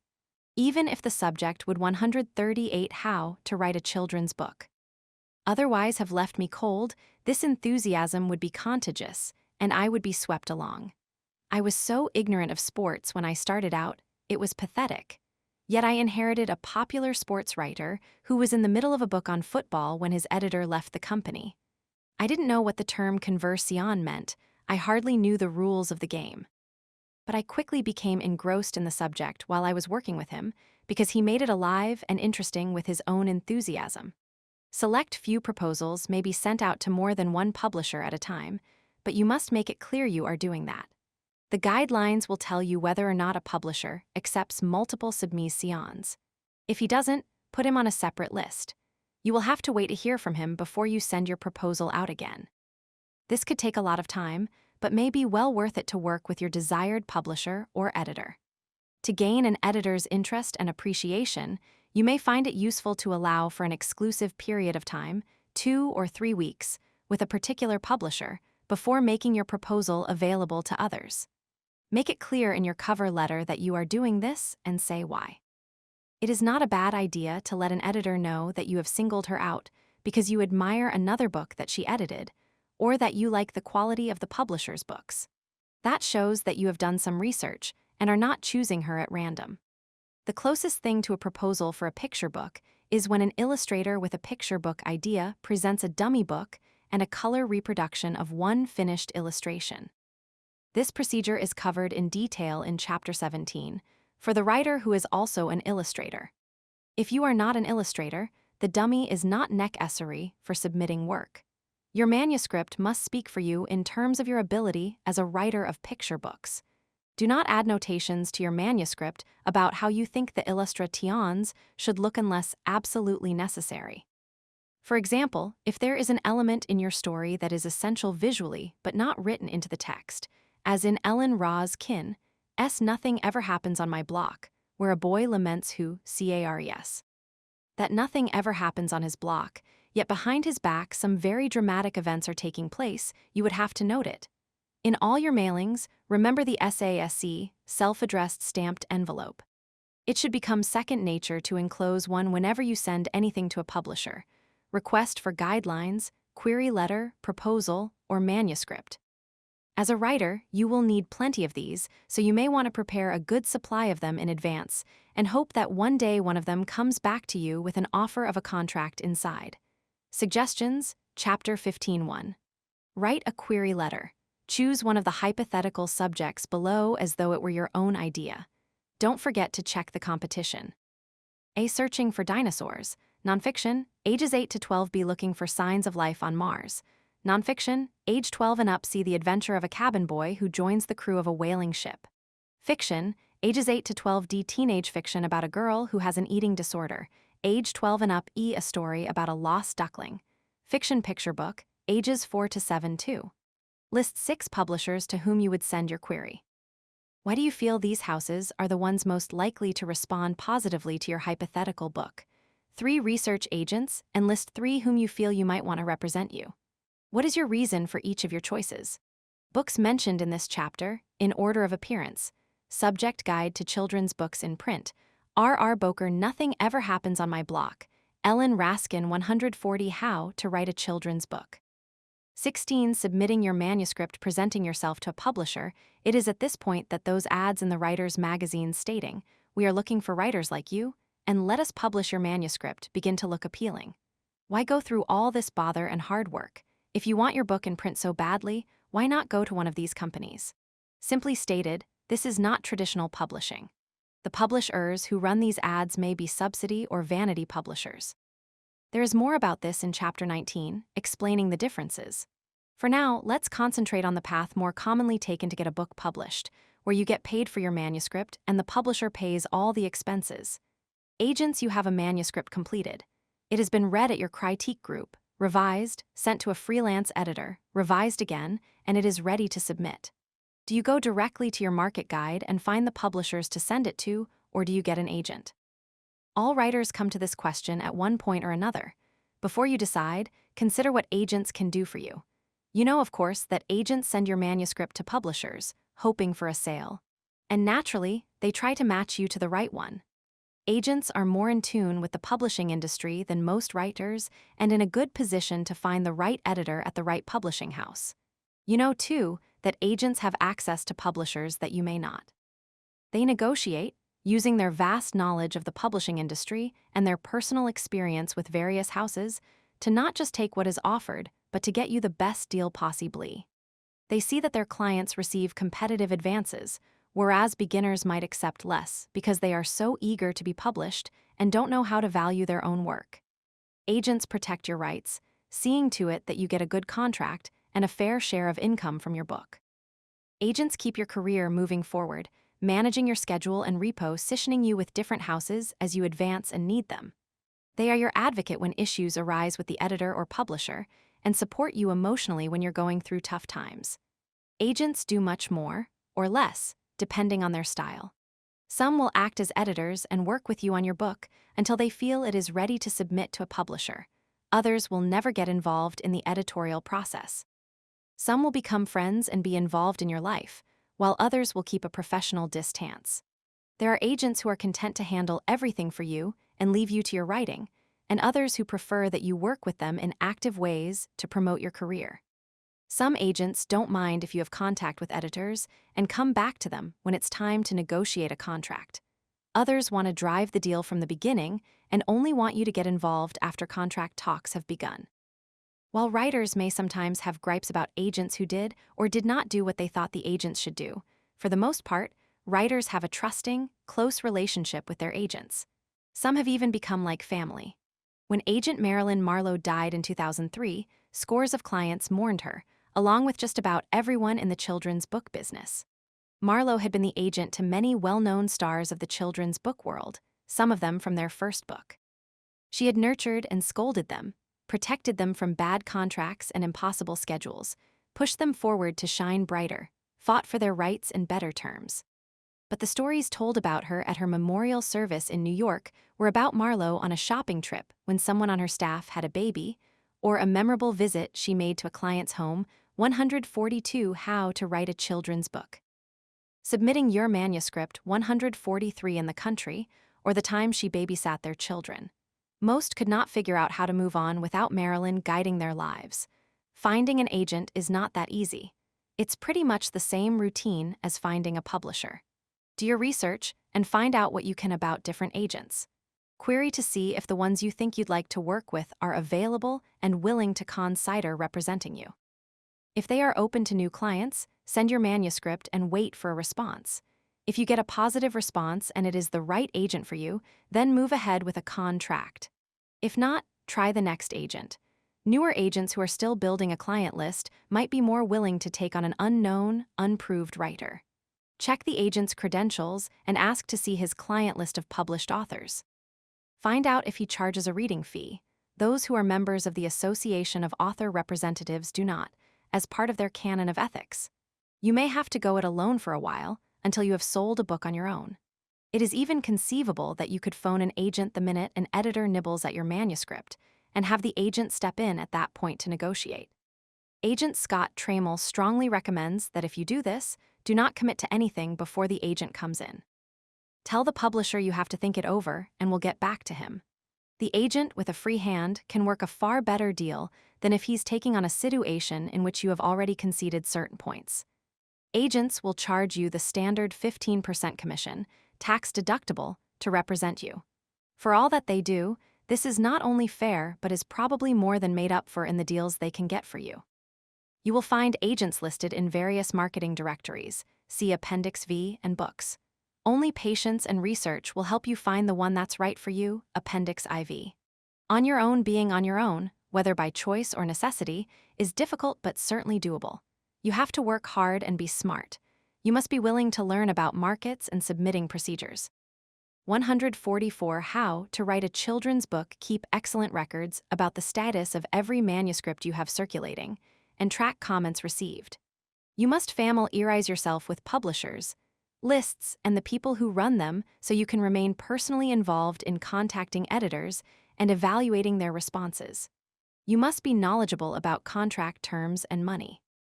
You can hire a lawyer to read your contract and explain it to you, but the lawyer should have book contract experience.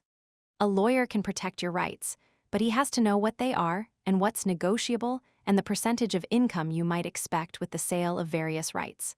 While many of the major publishers are no longer accepting unsolicited manuscripts, some houses still do. You have to seek them out and familiarize yourself with them. You also have to find any legal and ethical method to reach those who have, essentially, closed their doors. No editor will turn away someone who has been referred to him by one of his published authors, so if you are lucky enough to have that connection, use it. Editors who speak at writers' conferences and workshops you attend will usually look at work you send to them following that event. Several major publishers sponsor contests with publication as a prize. Having your manuscript read for a contest gets you in the door of a publisher who may not accept your manuscript otherwise. Write query letters if they are required, and when you receive positive responses, follow up by sending your manuscript in a reasonable amount of time. Send your work to small houses. Their advances are not as large as those offered by the bigger houses, but your main goal at the beginning of your career is to get published and establish yourself as a writer. You probably will also receive more attention at a smaller house, where there are fewer books and authors. Knowing your way around publishers and editors and keeping current on the latest news in the publishing industry will give you important working tools to sell your own work, and if you decide at some later point to work with an agent, you will be a more valuable client who can be actively involved in your own career. Formatting your manuscript in the near future, it may be totally acceptable to transmit work without ever having to print it on paper or use a stamp. But for now, it is only after a manuscript is accepted that the editor will ask for work to be submitted via email. Other editors may ask for both an electronic copy and a manuscript. It varies from publisher to publisher. Use 20-pound white bond paper, not the erasable kind if you're still using a typewriter, 81.2 by 11 inches. Identify the work with a cover page that includes your book title and your name, address, telephone number, and email address or that of your agent if you have one. This page identifies your work and also serves as protection. If it gets soiled and has to be replaced, it's not a big deal, and you only have to reprint or type just that page, not the manuscript. Use one side of the paper only. Double space your text and indent 5 or 6 spaces for paragraphs. Leave about 11.2 inches at the bottom and at least an inch for the left and right margins. Picture book manuscripts should be printed on full pages, not as you visualize the final book, with only 3 or 4 lines to a page. Do not indicate illustration breaks. This is the editor's job. In the upper left corner on page 1, identify your work with your name and address, and in the upper right corner, show the approximate total number of words to the nearest 50. Your title, centered and in uppercase, goes halfway down the page. 4 lines below the title, type the first line of the text. Your last name and an identifying word or two from your title should appear in the upper left corner of each remaining manuscript page. Number the pages of the manuscript consecutively throughout, not chapter by chapter. Making corrections, check your manuscript carefully for errors. Use a spell checker and a grammar checker if you can. 2 or 3 ink changes in a 120-page manuscript are all right, but more will make your manuscript look sloppy. Submitting your manuscript. This is standard manuscript format. After a while, you will know how to do it without looking at the sample, but until you do, use it whenever you prepare a manuscript for submission to an agent or an editor. John P. Author, approximate number of words, 100 Lilac Lane Scuddy, VT 5144 title of story. This is how your manuscript should look when it is presented to an editor. Your paper should be 812x 11-inch white bond, preferably with some rag content, for durability, and no lighter than 20-pound weight. Be sure to set your printer to normal quality, rather than draft for a dark, clean copy. Type your complete name and address in the upper left corner and an approximate word count in the upper right. There are about 250 words per double-spaced typed or printed page, using standard 12-point type. Your title should be typed 1/3 to halfway down the first page, centered, all in uppercase. Under the title, type your name in upper and lower case. This is optional if it is at the top left of the page. The first page is not numbered, but subsequent pages are. Identify each page with your last name and a key word from the title in the upper left corner. Text from page 2 on Except for Chapter Beginnings begins about 112 inches from the top. Each new chapter begins on a new page, halfway down the page. Author story type on one side of the paper only, double-spaced. Indent 5 or 6 spaces for paragraphs. Do not staple or bind pages together. A paper clip is okay, as long as the pages are easy to separate during a reading. You can fold a short manuscript, 1 to 4 pages, in thirds and mail it in a number 10 letter size envelope. Longer manuscripts should be mailed, unfolded, in 9 by 11-inch envelopes. Use your judgment on whether or not it needs a stiff cardboard backing for stability. Always include a self-addressed stamped envelope with sufficient postage for the return of your manuscript. Address your manuscript with a brief cover letter to a person, not just a department. You can find the names of editors in various publishing directions, such as the Annual Children's Writers and Illustrators Market, see Appendix V. Cover letter. A cover letter is not necessary, but it's courteous like a handshake. Address a person, not a department, and get the titles right. Spell names correctly. A phone call or an online check only takes a minute and can make the difference between being read or tossed. If you do send a letter, keep it brief. Never give a synopsis of your story or explain your work in a letter accompanying a manuscript. The work should explain itself. If it needs help, it isn't ready to be sent out. Include the title of your work, any publishing credits, and reference to any previous query.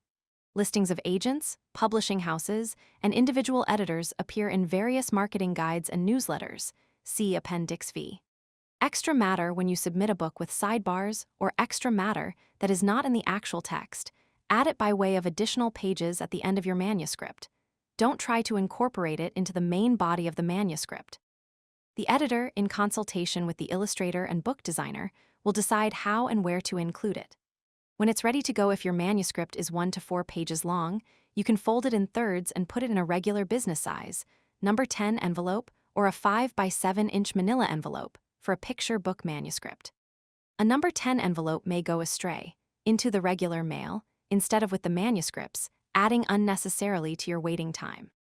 If you use the manila envelope, fold the manuscript in half. Up to 10 pages can fit neatly into this package. Anything longer should not be folded. Use a larger manila envelope and a piece of cardboard to keep the pages from being bent or folded in transit. Do not use report covers or any binding. Editors prefer loose, separate pages. A simple paper clip holding the pages together is acceptable. 148 How to Write a Children's Book. For manuscripts more than 100 pages long, it is advisable to use a cardboard mailing box. These can be found in most stationery stores. The box protects the corners of your manuscript from becoming dog-eared in everyday handling and from rattling around in post offices and mail rooms. A trick to keeping your manuscript looking fresh is to print new copies of worn-looking pages before sending it out again. Include a self-addressed envelope with sufficient return postage for everything you send out, from query letter to final manuscript. Manuscripts without appropriate postage will not be returned. No doubt, with so many writers using word processors that can spit out copies cheaply and easily, it would probably be more economical to ask the agent or publisher not to return your manuscript, but to dispose of it instead. That would save you return postage, too, except for the price of a letter telling you the editor's decision. There are ecological considerations, too. Think of all that wasted paper. Publishers and writers may one day adopt a system whereby manuscripts can be disposed of responsibly by sending them to a paper recycling plant. Some houses already do this with in-house paper. Meanwhile, the traditional method of sending return postage for manuscripts still applies. If your manuscript is peculiar in shape, size, or bulk, have it sent to the publisher by special mail service, packaged with care, and with complete instructions and postage for its return. If you live near a publisher, you can arrange by phone to deliver and retrieve the manuscript yourself. Don't send illustrations. It is not a good idea to send artwork with your manuscript. The text alone is what the editor wants to judge. Never have an outside artist do illustrations for your book. I emphasize this because I want to be sure you understand it. I can't tell you how many beginning writers are under the impression that they must pro vidi illustrations for their picture book texts. An editor will pro vidi for illustrations if he buys your text. If you are an illustrator submitting your manuscript, or work closely with a collaborator, you may send along a couple of sketches and a copy of finished art. The editor will look at these. It is still your text that is under consideration, however, and illustrations will not make up for what is lacking there. Many writers send out material before it is ready, yet include artwork for it. Perhaps they feel more comfortable hiding behind pictures. The sad thing is that, if anything, it tends to put the text under closer scrutiny in the editor's effort to overcome any influence that the art may impose. The more appropriate method for showing illustrations, yours or someone else's, is to show samples of your work to an art director, independently of text. See Chapter 17 for details of this procedure. Postage requirements change from time to time. You should consult the Domestic Mail Manual, available at all post offices, or online at www.usps.com for current rates and rules. Mail clerks are not always knowledgeable about such things as manuscripts, so do the looking yourself. The current manuscript rate may change, but hopefully, there will always be some inexpensive way of sending original manuscripts through the mail. Once writers are sending discs rather than manuscripts to publishers as a matter of course, postage costs will be much more affordable. First-class mail is fast, but it can be expensive after a few mailings, especially if your manuscript is a 200-page novel. Media mail is cheaper, but it takes longer. Discs are as light as a letter. Routing the manuscript keeping up with those trade publications and publishers, catalogs now begins to pay off. You should have a good sense of where you are going to send your manuscript.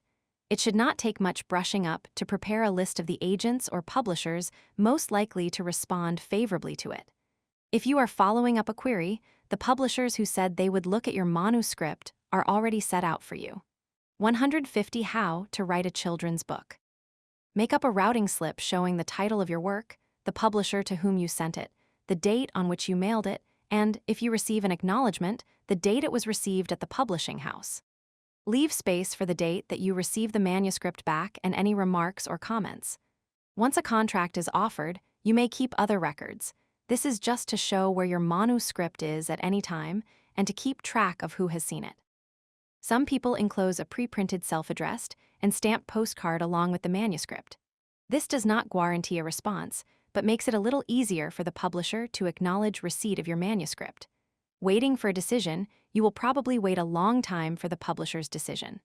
The time varies from house to house and can be up to several months per publisher. Small houses with small staffs generally take a lot longer to make decisions than large houses with lots of readers. After 3 months, follow up your submission with a query about whether your manuscript is still under consideration. Multiple submissions. Is it okay to send the same manuscript to several publishers at the same time? Yes, but be aware that some editors cling to tradition like a life preserver, and the tradition some years ago was that manuscripts were submitted to one publisher at a time. As waiting time for decisions increased dramatically, it became a hardship for anyone trying to earn a living by writing, and the custom gave way to submitting to several houses at a time. As Judith Matthews pointed out in her letter in the Society of Children's Book Writers and Illustrators Bulletin, there is no other industry that requires a person to sell his product to only one potential customer at a time, while also forcing that seller to wait months for a decision. Marketing directories indicate whether a house embraces the practice of multiple submissions or not. With these as your guide, you will be able to submit your work to as many submitting your manuscript. Publishers as you like.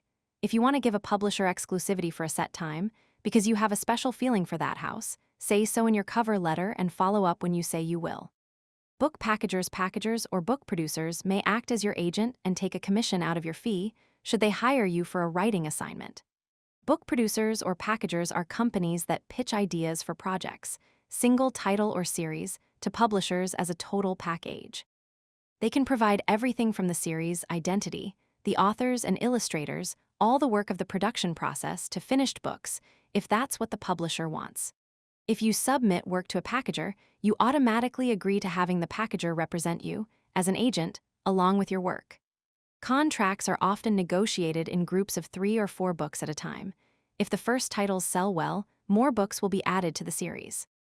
Single books can be considered, but it's the multi-book package that is most economical for the packager. Sometimes a 152 How to Write a Children's Book, although there is no guarantee, it may hurry things along for you and the publisher if you enclose a stamped, self-addressed acknowledgement postcard with your manuscript. Date, Dear Mr. Author, this acknowledges receipt by this department of your manuscript. Great day in the morning. Sincerely, Children's Delight Publishing Co. Packager comes up with the idea, and several writers are hired to write under a single pen name for that series, because books are produced at a rapid rate. Once a month is not uncommon, too fast for most writers to create single-handedly. Be sure to read your contract and understand the terms before you sign anything. Interest in further work. It sometimes happens that an editor will ask to see further work, even if the present submission cannot be used. Be sure to follow up on this. If you are fortunate enough to receive comments of any sort about your writing, even an indication of interest in your style, you would be wasting a real opportunity to let it pass you by. If you should receive suggestions on how to revise your work, be sure to send the revised manuscript back to the editor who made the suggestions unless it is made clear you should not. Use every opportunity that comes your way. Copyright: I have never personally known of a case of anyone's idea being stolen in the process of submitting work to a publisher. Beginning writers seem to have a preoccupation with this notion and go to great lengths to protect their manuscripts. The fact is, you cannot copyright an idea, and for good reason. Ideas are duplicated all the time. It is the execution of those ideas that makes a work unique. Think of all those Renaissance Madonnas, for example, and how many artists worked on the same theme, relentlessly, and yet no two are alike. Writers often come up with exciting and wonderful ideas only to find that someone else has already thought of them, or to learn that 3 publishers are coming out with books on the same subject in the next publishing season. There is nothing to be done. Duplication of ideas is bound to occur. The copyright law protects your work from the moment it is in fixed form. This means once you have your story in manuscript form, or even a good outline, you are protected automatically. Your records, such as your routing record, should be sufficient evidence of the date of ownership. Forms for official submitting your manuscript. Copyright registration may be obtained from the Copyright Office of the Library of Congress in Washington, D.C., but when a manuscript is purchased, it is not necessary to apply for copyright yourself. Your publisher will do that for you, in your name, on publication of your book. 2 exceptions to that rule come to mind. First, for an existing series developed by the publisher, copyright is generally taken in the name of the publisher or creator of the series. Also, when a writer does work for hire, the work may be part of a larger project which is copyrighted by the owner of it.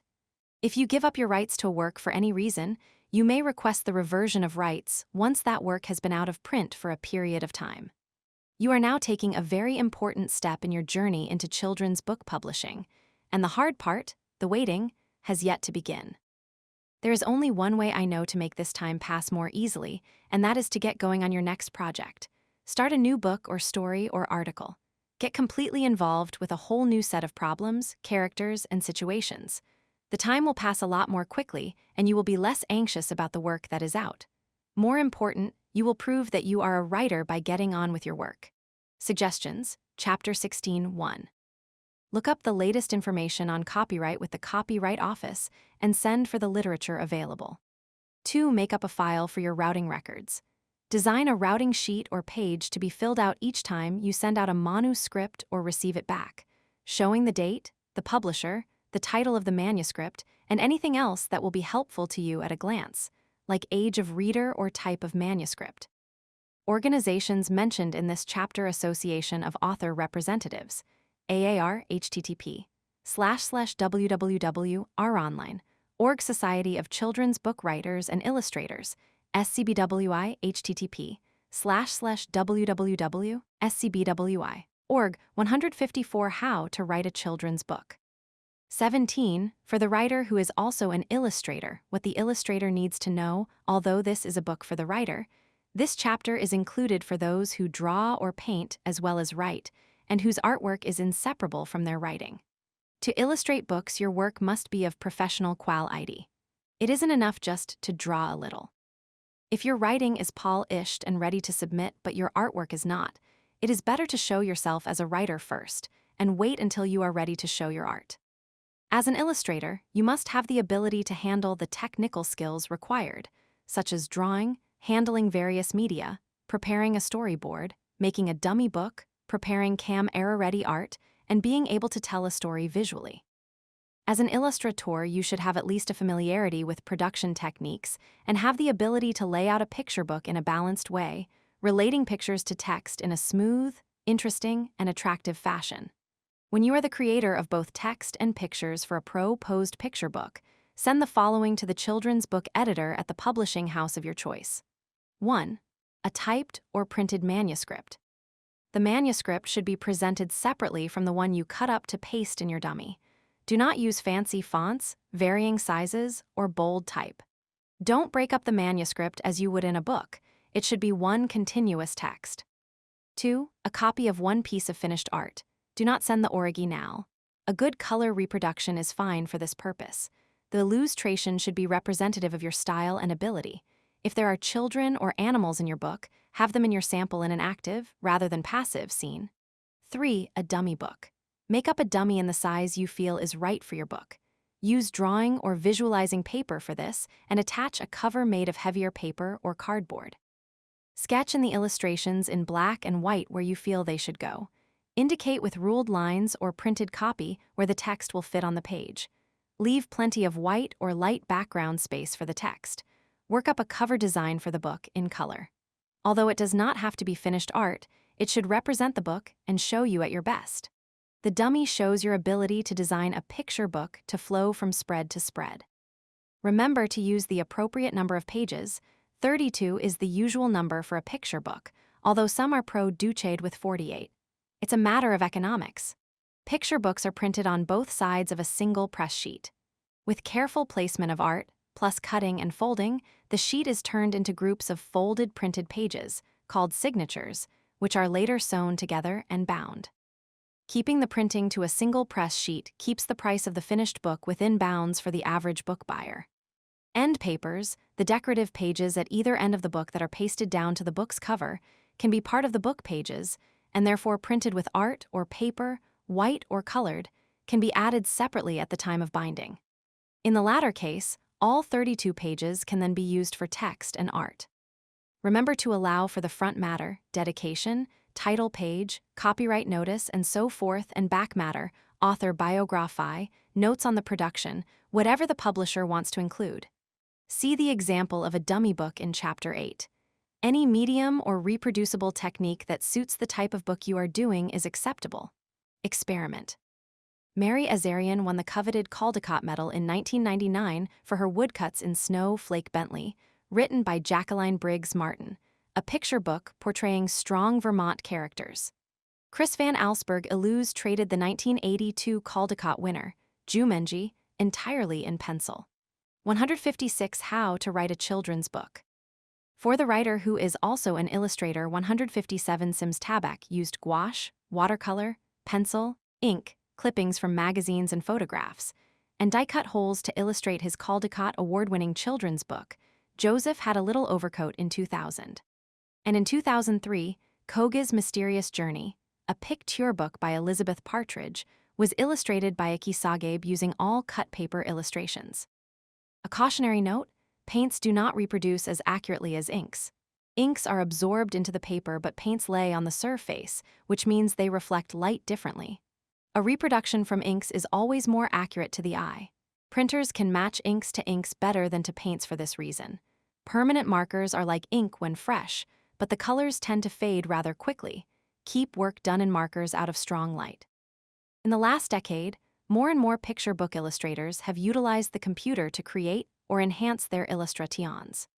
Revolutionary software for Mac computers can produce work that looks amazingly like traditionally rendered art, using sophisticated programs like Adobe Photoshop or Fractal Design Painter and a digital drawing pad with a stylus. The results can be spectacular, as evidenced in books like Red Racer by Audrey Wood and Cock-a-Doodle-Doo by Janet Stevens.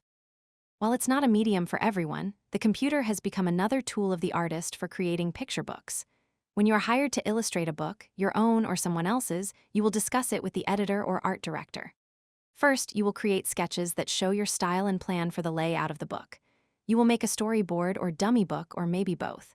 You will talk about your technique, the book's jacket, size and shape, color, and anything else that affects the look of the book. You will also have a deadline or delivery date for the finished art. The art director, rather than the editor, will be your best pal during this time, should any problems or questions arise, although most editors keep a close watch on all stages of the book. Storyboard. The storyboard is the rough plan of how you will lay out the book and distribute the illustrations. You make a storyboard by ruling the outlines of your pages, smaller than but in proportion. First stage thumbnail sketches for a 32-page picture book by Robert Quackenbush, originally titled Little Owl's Big Adventure. From these sketches, a book evolved titled Batbaby, Random House 1997, winner of a Gradiva Award for the Best Juvenile Book of 1998, and its sequel Batbaby Finds a Home, Random House 2001. Used by permission of the author. All rights reserved. To your proposed page size, on a large sheet of paper or illustration board. Keep in mind that traditional sizes, such as an upright 8 by 10-inch book or an oblong 7 by 10-inch book, are more economical for the publisher than an odd size. Roughly sketch in each picture and where the text will fit on the pages. Color is not necessary, but it may be helpful in seeing how your color moves throughout the book. The storyboard is discussed with the editor and art director before proceeding with full-size sketches. Dummy book sketches are worked out to show more detail, but they are rough, not finished illustrations. Placement of elements and characterization are important at this stage. A dummy book is sometimes made up with the sketches in place. Decide on the size of your book. Using visualizing paper, it comes in pads. Make 2 signatures of 8 pages each, folded in half. Trim these to the size you want. Stitch each signature along the crease, then tie or stitch them to each other. Make a cover for this out of heavier paper, which can be pasted to thin cardboard for a sturdier construction. Allow room in your 32-page design for the title page, copyright notice, and dedication. Color is indicated in at least some of the illustrations at this time, and hand-lettered or printed copy is pasted in place. The editor and art director go over the dummy for content, continue ID, color, and logic. When the work gets final approval, you proceed with finished art. Master your skills. It is necessary to state once again that unless your artwork is of professional quality, you should send your manuscript without pictures. The demands on even the most talented illustrator are great. If you have mastered certain skills, you will be able to meet the challenges. If you feel any doubts about your abilities, yet know you have the talent, brush up on your skills. Courses are offered in extension systems, colleges, and art schools everywhere. For the writer who is also an illustrator. These are pages from a dummy book. You don't have to be an artist to need a dummy as a working tool when writing a picture book, but it will help you balance the text. Remember to include a variety of illustration possibilities and keep the action moving forward. Even an assistant's job in the graphics department of a large company or a design studio will put you in touch with state-of-the-art equipment and techniques. A professional illustrator who lives in your area might be willing to tutor you in basic illustration techniques, picture book layout, or whatever specifics you need to know. There are also a number of good books available by illustrators who share their experiences with you. See Appendix VI. Once you have mastered the essentials, you will learn by experience.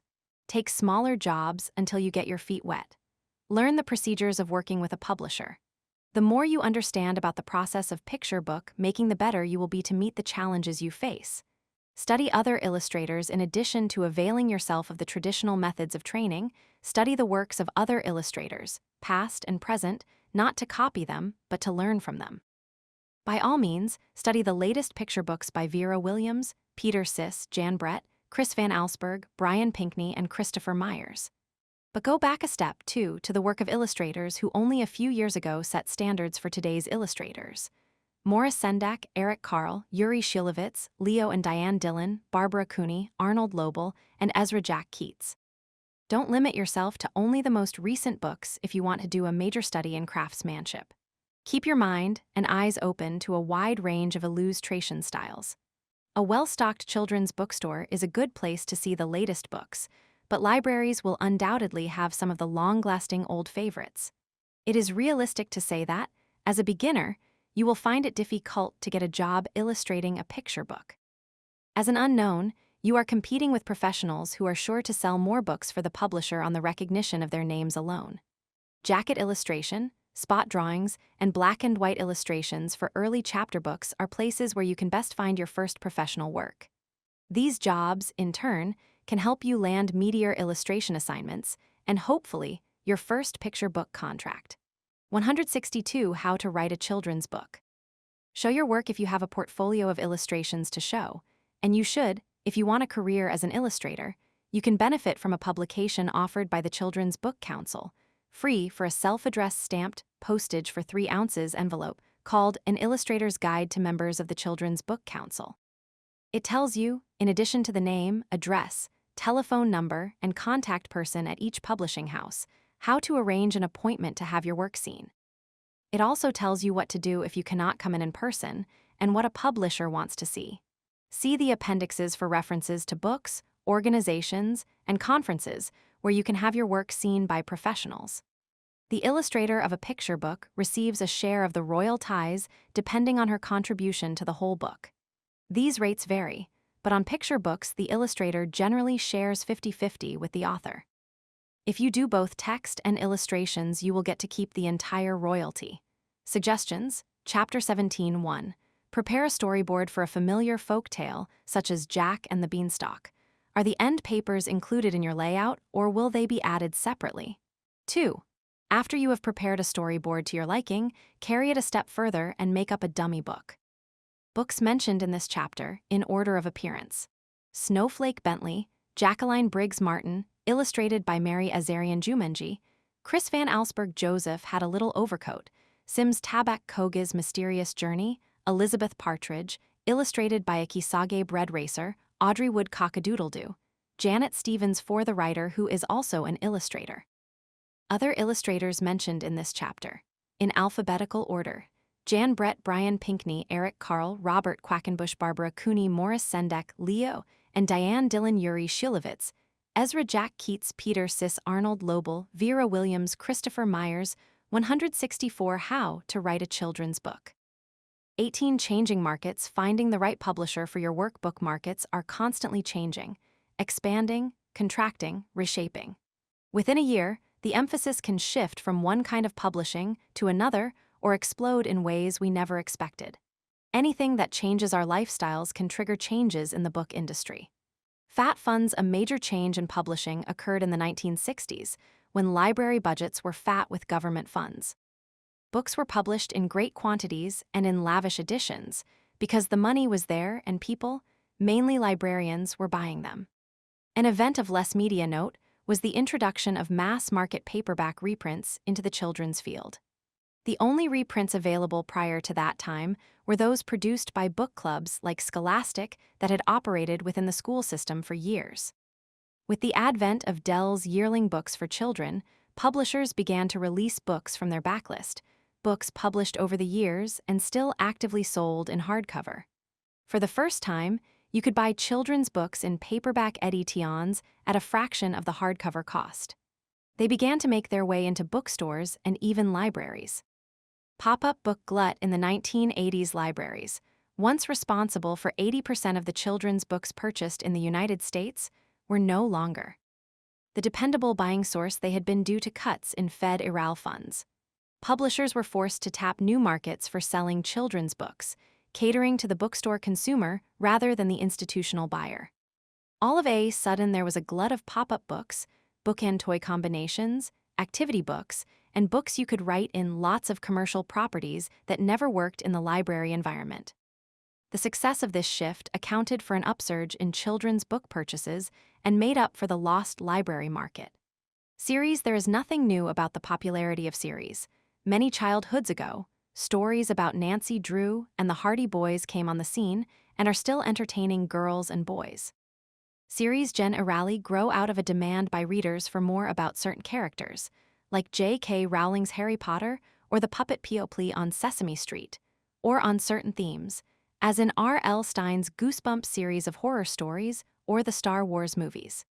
Each series has its own reason for being and is almost always generated by marketing considerations.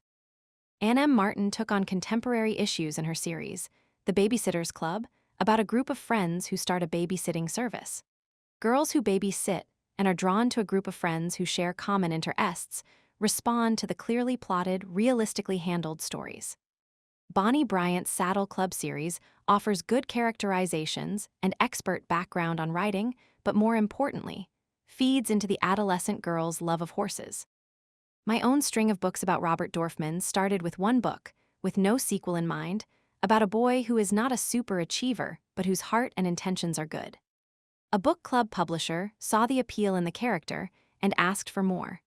Healthy industry. The growth in independent children's bookstores, as well as expansion of children's departments in major bookstores, reflected a healthy industry, and it wasn't all because of Harry Potter. 166 How to Write a Children's Book. Changing markets. 167 That phenomenon didn't hurt the statistics, but even before that, a baby boom provided a new stream of readers and a huge population of well-educated young parents who believed that reading was key to their children's future success. Children's bookstores now account for about half of children's book sales. Electronics explosion. Nothing affected the publishing industry more than the electronics explosion. Advanced computer technology and the methods of creating, researching, producing, and storing books had a profound effect on publishing, and that meant writers were affected, too. New markets appeared overnight online. E-publishing with the new technology, electronic publishing, or e-publishing, has become a reality. While the roots of creativity, the development of ideas, and the style in which you write are as important as ever, the method of producing books and delivering them to readers is in a constant state of change and will probably continue to be for years to come. This affects you as a writer by providing better and faster tools with which to write, more economical ways to research, accelerated production methods, faster communication with your editor, new markets for your books, more effective methods of advertising and selling your work, and more variety in how you may see your material published. E-publishers have individual websites on which they display submissions guidelines. Follow these to submit work. Some publishers pay, although very little, not even as much as regular magazines, which at least offer copies of the magazine in payment. Others run contests, and if you win, you are paid a small amount. It's up to you whether it's worth it to have your work published in this way and to see if any unexpected benefits arise from it. A bonus for one author who tried e-publishing was that a teacher in Japan wrote to ask permission to use one of her stories to help Japanese students learn to read English. Always be aware of the rights you are giving up when you publish your 168. How to write a children's book work this way. Understand the publishing terms before agreeing to anything. Ebooks are simply books that are brought to readers digitally, to be read on the computer screen or by means of devices known as electronic readers. In other words, if an e-publisher publishes your book, rather than having it on paper, between covers, to keep on a bookshelf, an e-book is available as an online download from the publisher, and you must have either reading software to display it on your computer screen or some kind of handheld electronic device with which to read that book. It may never be printed on paper. Those who hold books sacred, and who think books must be words on paper pages bound by a cover, are having a hard time with the idea of ebooks, but no one has predicted an end to paper books just because we have more electronic toys. Experts tell us that however technology enhances the way we entertain and inform ourselves, it will not replace the book as we know it. The immediate practicality of ebooks can be appreciated if you think of your days as a student when you lugged around a ton of textbooks that you only needed until the end of the term. An electronic reader can store hundreds of books at a time on a device no bigger than one paperback book. Ebooks would also make sense if you were traveling light, yet wanted to take along the top 10 bestsellers to read on the deck of a yacht. Advances in technology are inevitable. Think about reading an ebook and coming across a word you do know. Perhaps there's a dictionary in your reader, or perhaps it can even connect to the internet for various links. Highlighting passages or lengthy revisions might be done with a simple click. Perhaps you can add animation to your text. Of course, there are flaws, as there are in any new ideas. The author Stephen King was enchanted by the prospect of publishing a book electronically and made headlines when he published his novel Riding the Bullet this way. It started off with great success, selling 400,000 copies on the first day alone, but within 48 hours, hackers had broken into the encrypted copy and it was all over the internet. Print on demand, this is another offshoot of the electronics revolution, a method of printing books one copy at a time. What it means is that a library that wants to replace a well-worn copy of a book can do so, even though the book is no longer available through traditional means. The publisher, rather than putting a book out of print and reverting rights to the author, can now keep a book technically in print forever, by just printing each one as customers demand it, rather than stockpiling books in costly warehousing facilities. Although the price per book may be higher, it serves the book buyer's purpose. On the downside, the writer may never get his rights back after a book stops selling in reasonable amounts, because a copy is always available, thus keeping him from reclaiming the rights and reissuing it with another company. This has become a major contractual issue and is best worked out clearly by you or your agent at the time of signing. For example, you will want a provision in the out-of-print clause that states your book cannot be considered in print if it is only available in print-on-demand format. What will they think of next? Some e-publishers want you to pay them a fee for putting your work online for editors to see, suggesting this might lead to your lucky break. What it mostly leads to is a flood of offers from sub-site e-publishers who will publish your book, any book, for that matter, for a price. It is a rare editor who looks for new writers this way. By the time this book is printed, I will be wishing I could take advantage of another phenomenon, electronic ink, a way of constantly updating already published material, such as ads and guidebooks, to keep it up to date with the changes that seem to come into being daily. What will they think of next, and how will we know what's good for us? Learn by reading and by good examples. Ask for credentials and performance records. Get to know your way around so you can avoid disappointment. Changing markets. Riding the wave, the impact of electronics on the publishing industry has already been astounding, and we can expect to see many new developments using digital technology, affecting everything from contracts and markets to how you work with an editor. We are still riding the wave of this new technology. Someday, we may be exchanging ebooks the way we do recipes. Since some predict that this change in how we do things is about as important as the invention of the printing press, we will have to keep ourselves informed. Here are a few sources to help you do just that. But beware, even they may change, and you will have to find new ones to replace them. Learn the market while finding the right home for your work takes a great deal of skill, at least if you want to find it in your lifetime. With traditional publishers taking from 4 to 8 months to respond to your submission, it makes sense that more writers are exploring online and self-publishing. However, books as we know them, on paper and with covers, and the traditional channels that produce and distribute them, are still very much with us. And if all projections are correct, they will continue to be with us long into our future. Learn your way around the shifting marketplace and keep abreast of it. Find out about trends and changes, and where and how editorial preferences and needs originate. Later, you can reevaluate your time and needs, but right now, nothing is more important to learn than this. If you want to sell your book, study the markets. Marketing guides note publishers that accept unsolicited manuscripts, as well as those who take multiple submissions.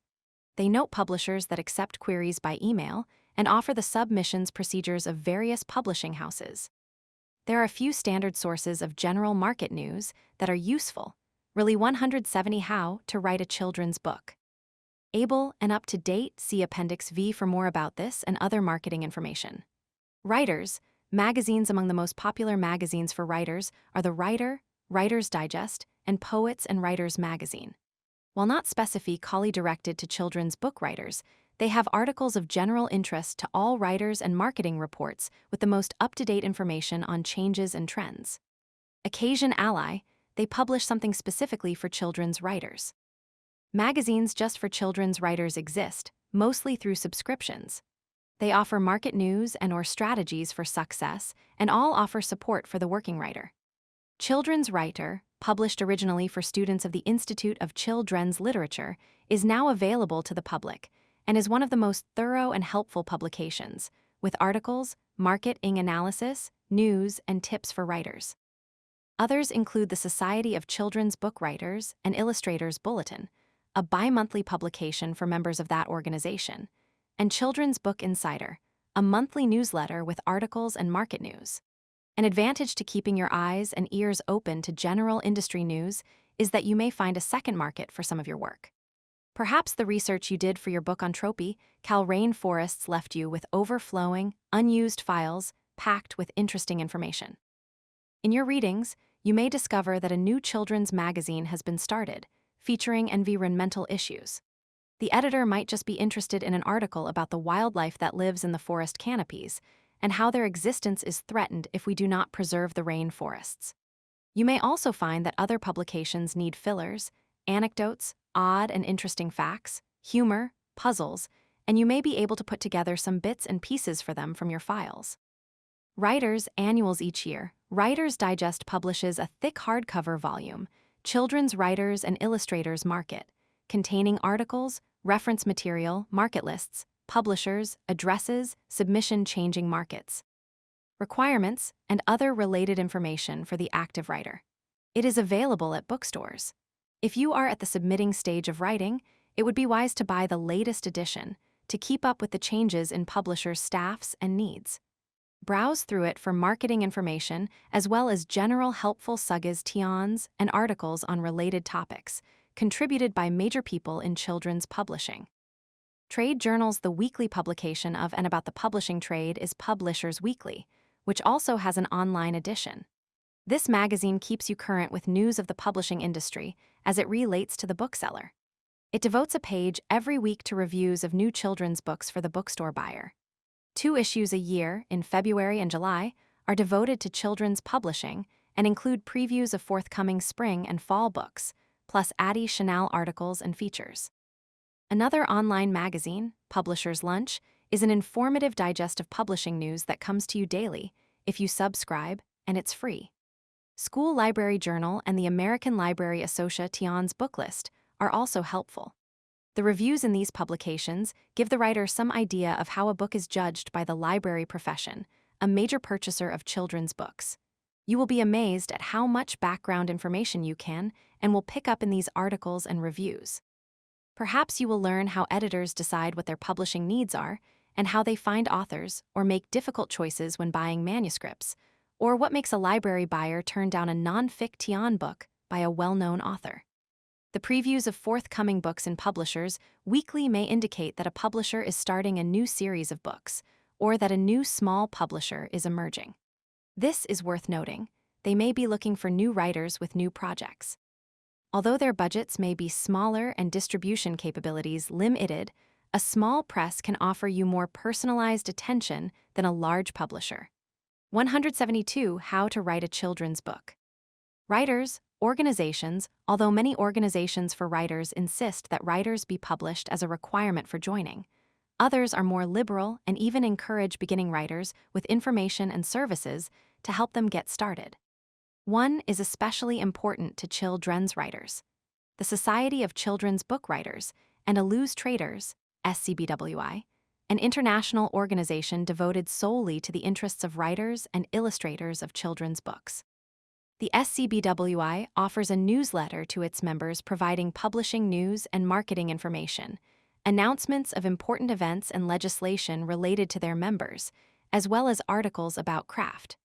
Regional advisors sponsor meetings, conferences, workshops, and critique groups for its members, some of which are open to non-members as well. Attending one or more of these events can be not only inspiring, but on a practical level, can put you in closer touch with editors who may be looking for your kind of book or style. Talking to other writers, too, can lead to interesting information and possible work.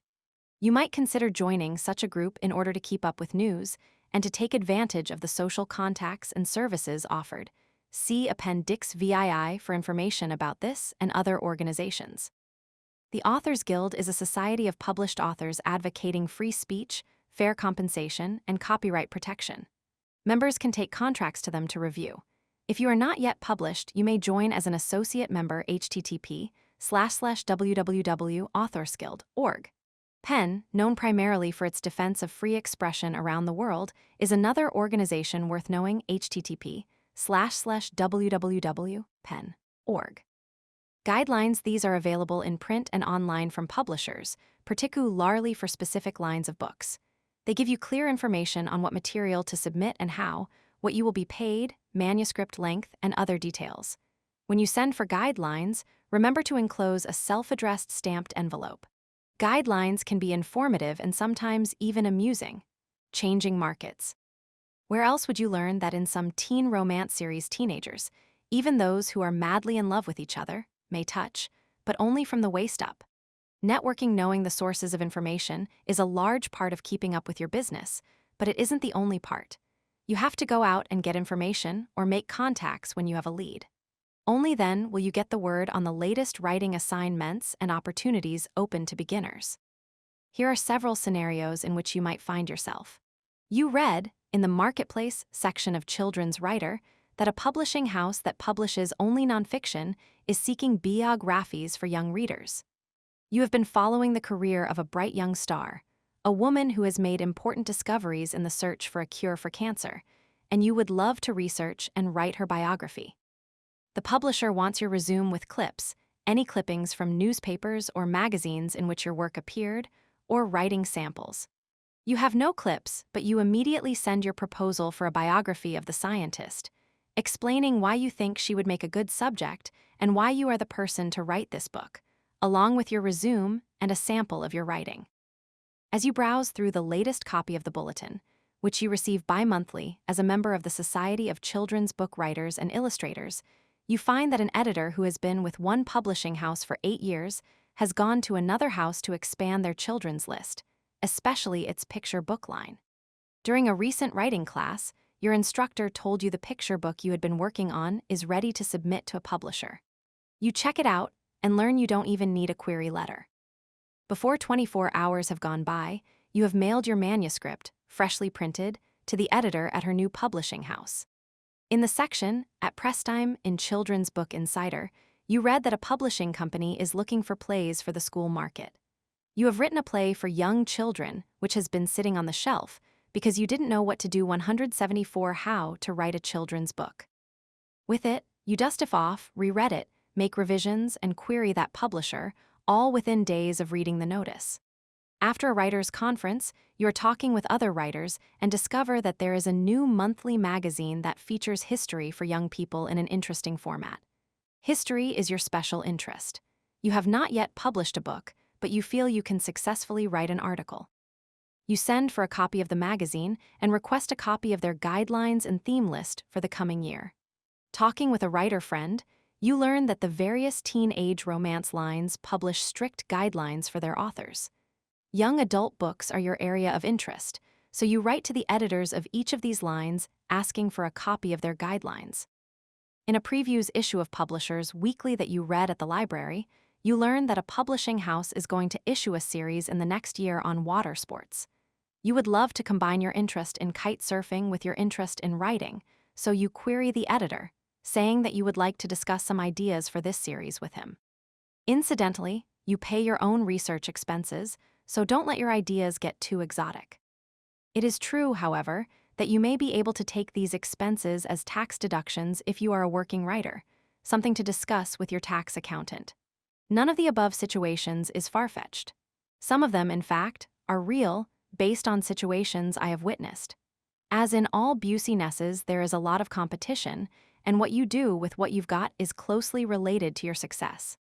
Brushing aside valuable information is a little like saying, no, thank you, to the offer of a free ticket when you're standing on line at the box office in the rain. Leads like this take some of the pain and frustration out of getting a foot in the door, and sometimes are the very thing you need to get started. The internet has been known to bring people together in more ways than one. For writers, it's the best thing to come along since windshield wipers. It's fine for research, keeping up with publishing news, chatting with other writers, and seeing a publisher's changing markets. Catalog online, but it's also a great resource for marketing information. Appendix V lists various websites to check out where children's book markets are available at the click of a mouse. Suggestions, Chapter 18.1.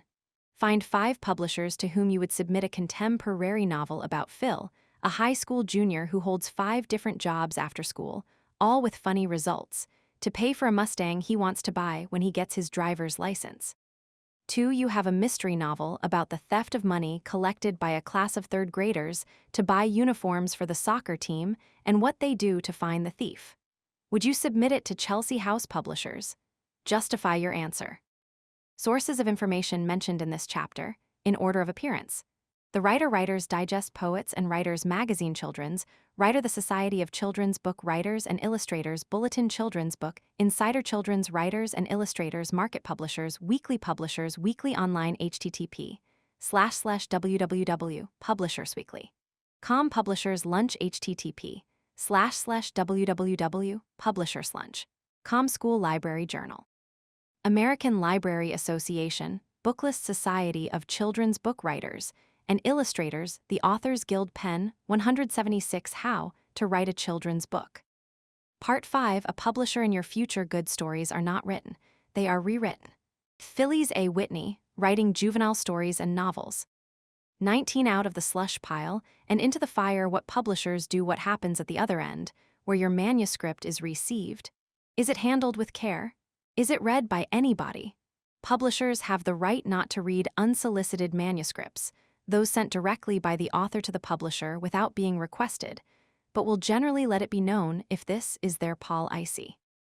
In those houses where manuscripts from the general public are welcome, a staff member generally sorts the mail each day as it comes in, putting unsolicited manuscripts in one pile, known by the awful term slush pile, and those from agents or requested by the editor in another. This staff member keeps a record or log of all manuscripts received each day. An acknowledgement is not usually sent to the author. If you want to receive one, enclose your own stamped, self-addressed postcard to be checked off and mailed back to you. This is not a guarantee that it will be sent, but most houses comply. Readers reports the manuscript is then given to a first reader. This may be someone on the staff or a freelancer with professional qualifications. All manuscripts are looked at carefully. Those that are poorly written or badly imitative will probably not get a full reading. Neither will a manuscript totally inappropriate for that publisher or sloppily prepared. No editorial staff will waste its time on something that is hopeless or a strain to read. However, professional. 180 How to Write a Children's Book readers know what to look for. If the first few pages of a novel do not work, a reader knows enough to skip ahead and read another few pages, and perhaps another few, to see if things improve. This can happen in novels, especially first novels. The size of the manuscript is no indication of how quickly it will be read. Technically, the 4-page picture book script that came in after the 20 thick novels should be read after the novels, but I remember, when I was an editor, wanting to break up the longer readings with short pieces and therefore reading some out of order. For the most part, however, your manuscript takes its place in the order received. Manuscripts sent in by agents may be read first. The reason for the privilege is that the agent has already read the work and deemed it publishable, which is similar to what a first reader does. This carries a lot of weight if the agent has a good reputation. Agents who do not do their homework and send out manuscripts unread or not ready for publication find that the practice immediately backfires and their manuscripts are back in the slush pile. If the reader says that a manuscript is not acceptable, it is sent back to the author, usually with a simple form letter. If a manuscript has possibilities, a written report is made up, including a brief summary of the plot and an evaluation. If the report is favorable, the manuscript will end up on the editor's desk. If she likes it and wants to buy it, she brings it before an editorial or acquisitions committee and makes a pitch for it. This is where the final decision is made. Few editors have the authority to acquire manuscripts on their own. Editorial comments consider the editor's point of view. She cannot buy every good manuscript she sees, but must constantly strive for variety in subject matter, style, and age group. Maybe your next story will be better suited to her needs. If she takes the time to add personal comments, note the editor's name and send more work to her. If you get a letter suggesting revisions, consider her advice. If you disagree with the editor's ideas, move on to the next publisher, but if her suggestions seem valid, make the revisions, and send the manuscript back to her for a rereading before sending it to any other publisher. Multiple revisions, if an editor asks for a second revision, with no offer of a contract, you will have to decide whether the suggestions made are worth your time and consideration. Are they made for a better book or to suit that particular editor's personal taste? If they are the latter, and there is no offer of a contract, it may not be advised able to go ahead with more changes. Another editor may feel differently about what is needed. If the advice is helpful and there is no question that the suggestions would improve the book, do what the editor asks. If she suggests a third revision, you have the right to ask the editor's intent and talk about a contract. A publisher will rarely make a commitment to a beginning writer for anything but a finished work of fiction or a fully detailed proposal with sample chapters for a nonfiction idea. It is possible to send a partial manuscript of a novel with the remainder summarized. A publisher will not offer you a contract, but she may let you know if she is seriously interested in the project. Rejections: there are many manuscripts that show promise but are not bought, simply because the publisher's list isn't big enough to accommodate them, or because the work that needs to be done with the author is more than the editor's time will allow. Sometimes a perfectly good manuscript is rejected because it does not stand out in any way, it has no special quality. It takes a good bit of self-confidence and good critical sense to overcome the feeling of personal rejection that comes with returned manuscripts. But if you can understand decisions from the editor's point of view, you can get through rejections a lot more easily. Many writers wish editors would say why their stories are rejected. The fact is, publishing is a business, not a school. Editors and readers read your work for the sole purpose of finding and selecting good publishable material, so they can produce out of the slush pile and into the fire. Books, sell them, and make a profit for their company. They expect the work that comes to them to be of professional quality and that any help you need will have been sought before you submit your work. More than half of all unsolicited manuscripts received by publishers are poorly written or submitted without regard to already existing books or the publisher's interests. This is why some publishers have closed their doors to unsolicited works.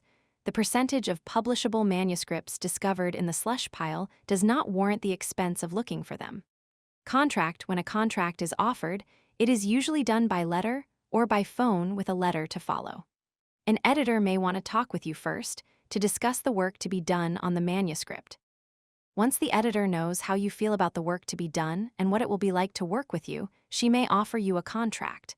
You will be given time to look over the contract. If you have an agent, the first contact will be made between the editor and your agent will inform you of the sale. Once the basic terms have been discussed by those two parties, you will talk to and work with the editor yourself. There are different kinds of contracts. A work-for-hire contract is one that pays a flat fee with no provision for further payments or royalties.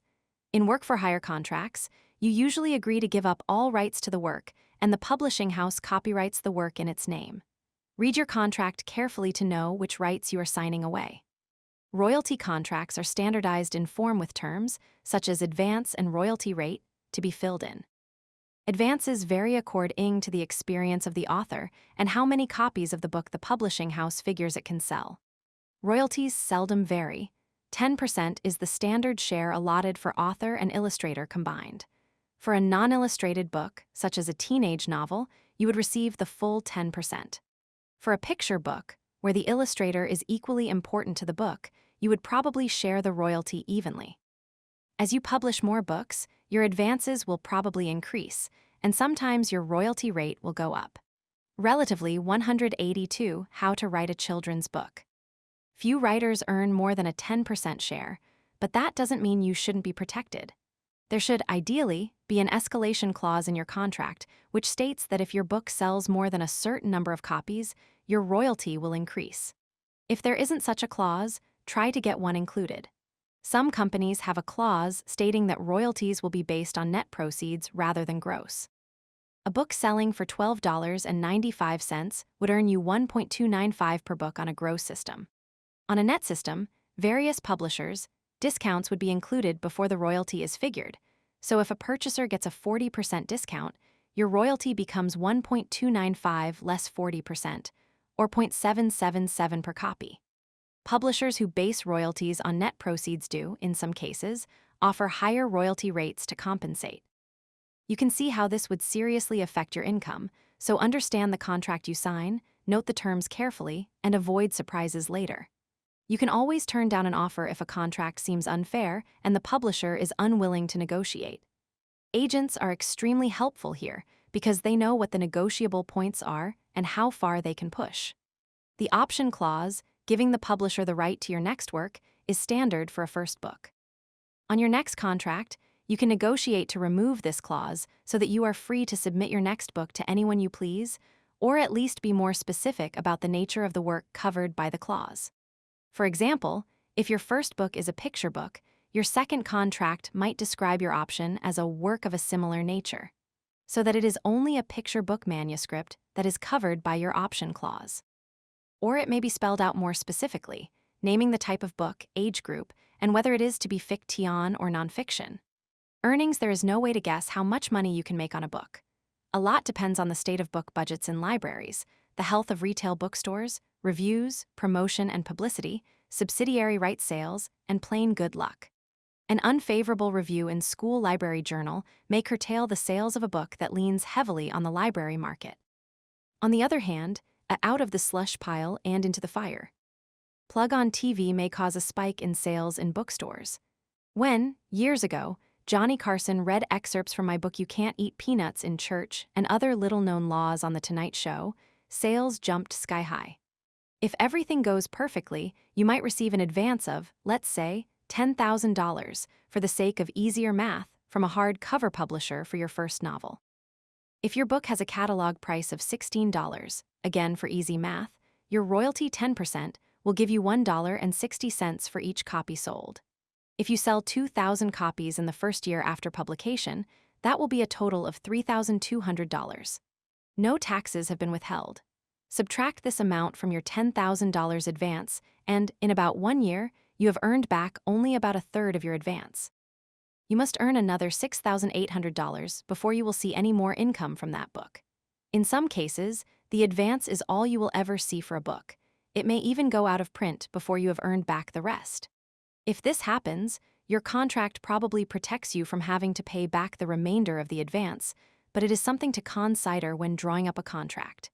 In your second year, perhaps you sell 1,500 copies of the book.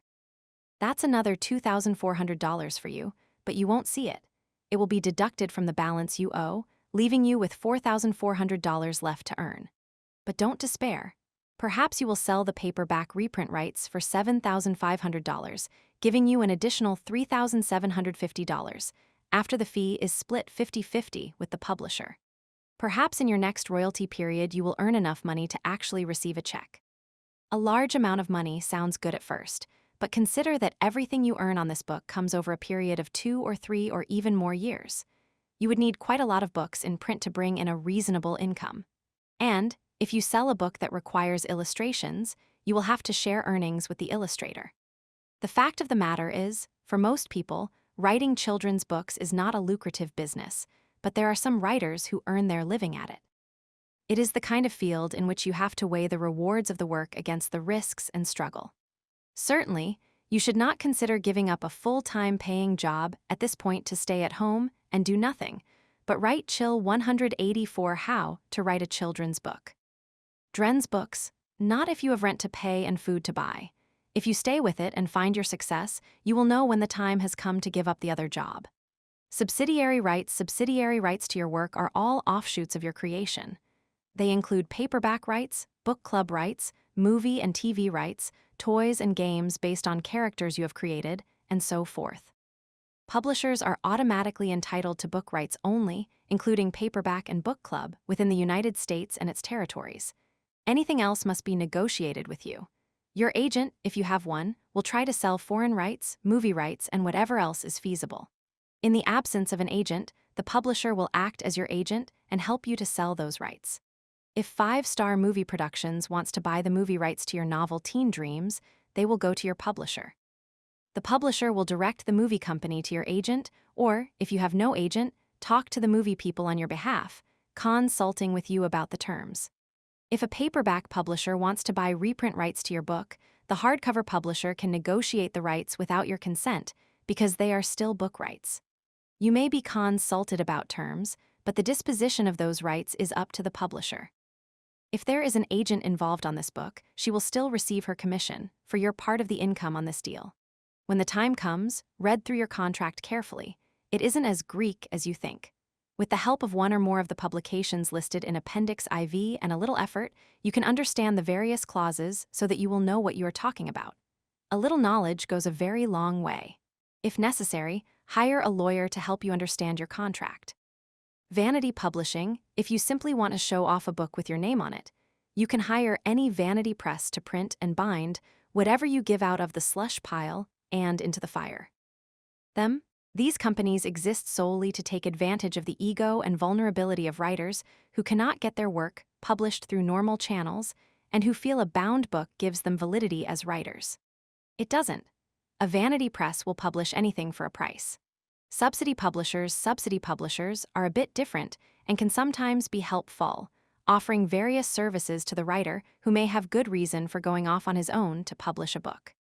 Technically, they can assist with any or all stages of publishing your book, from the editorial process through the production and promotion of your work. For a fee, paid by you, they will print and bind your manuscript and deliver 5,000 copies, or some other prearranged number, to your door. Does that mean your book is now published? Not really. Publishing is much more than printing and binding. Who will review your book? Many books will not be purchased without reviews by professionals to guide the purchasers. Who will distribute it? Those 5,000 copies will do you no good sitting in your garage. And who will buy your book? Maybe you can sell 50 copies to friends and relatives. Then what? You have to let people know that your book exists, so you will have to advertise. The wrinkle here is subsidy publishers, poor reputation, earned over many years of preying on new writers, of promising services and results they did not deliver. These publishers can appear to be agents or editors who simply want to read your work for possible publication, and after they read it, give it high praise, saying they would like to publish it. There is nothing illegitimate in this process. Hopeful new writers are only too willing to hear that someone likes their work, and they succumb to the attraction of a contract, an editor, and the promise of seeing their book published. Somewhere along the line, you are asked to pay the costs of publishing your book, and even when you pay, usually thousands of dollars, for having your manuscript published, the company may or may not provide all the necessary services or may provide them scantily. You may suddenly find that you are responsible for finding and hiring an illustrator, or 186, How to Write a Children's Book, for distributing the books once they are printed. Otherwise, you may end up with 5,000 copies of your book and no way to sell them, short of loading up a wheelbarrow and knocking on every door up and down the street. Few bookstores will sell books published this way. Subsidy publishers can be helpful, however, if they detail the various services they offer, specify what you can expect from each, and how much it costs. Ideally, they will tell you honestly how much you will have to be involved in any of these stages and what they cannot or will not do. How do you know if one of these publishers is right for you? Knowledge will go a long way, so ask questions. Ask for the credentials of the company, who owns it, who runs it, how long they have been in business. Ask for the names of other clients so you can speak to them. Ask to see their published books. Ask to see one of their contracts. See if they are listed in the members list of the Children's Book Council or on the publishers list of the Society of Children's Book Writers and Illustrators. Once you are a member of this organization, you can get this and other helpful literature at no cost. Both organizations are listed in Appendix VII. Hire a lawyer to read everything before you sign it, and then, just for good luck, spit in your hands, turn around 3 times, and make a wish. Self-publishing is not a new idea, but technology has brought it to a respectable new place in a writer's life.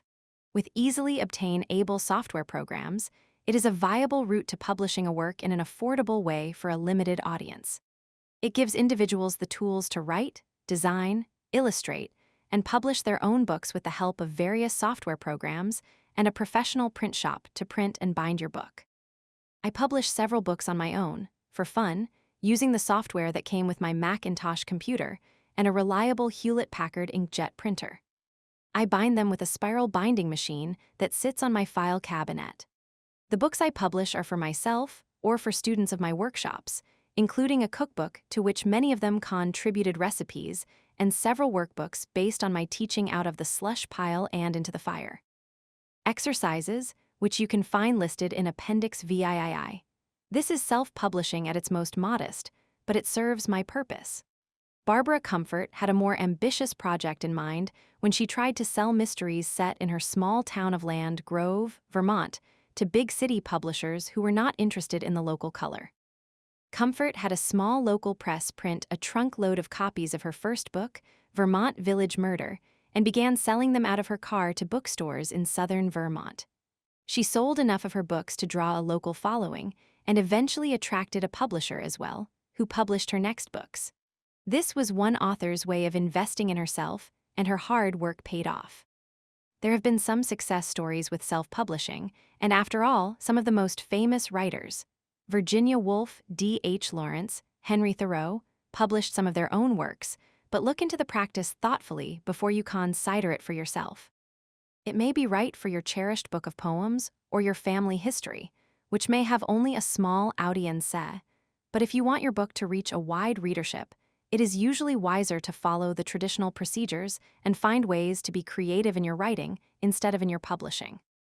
I have not met anyone yet who has had the success they had anticipated with a self-published children's book, but I accept the reality that it could happen.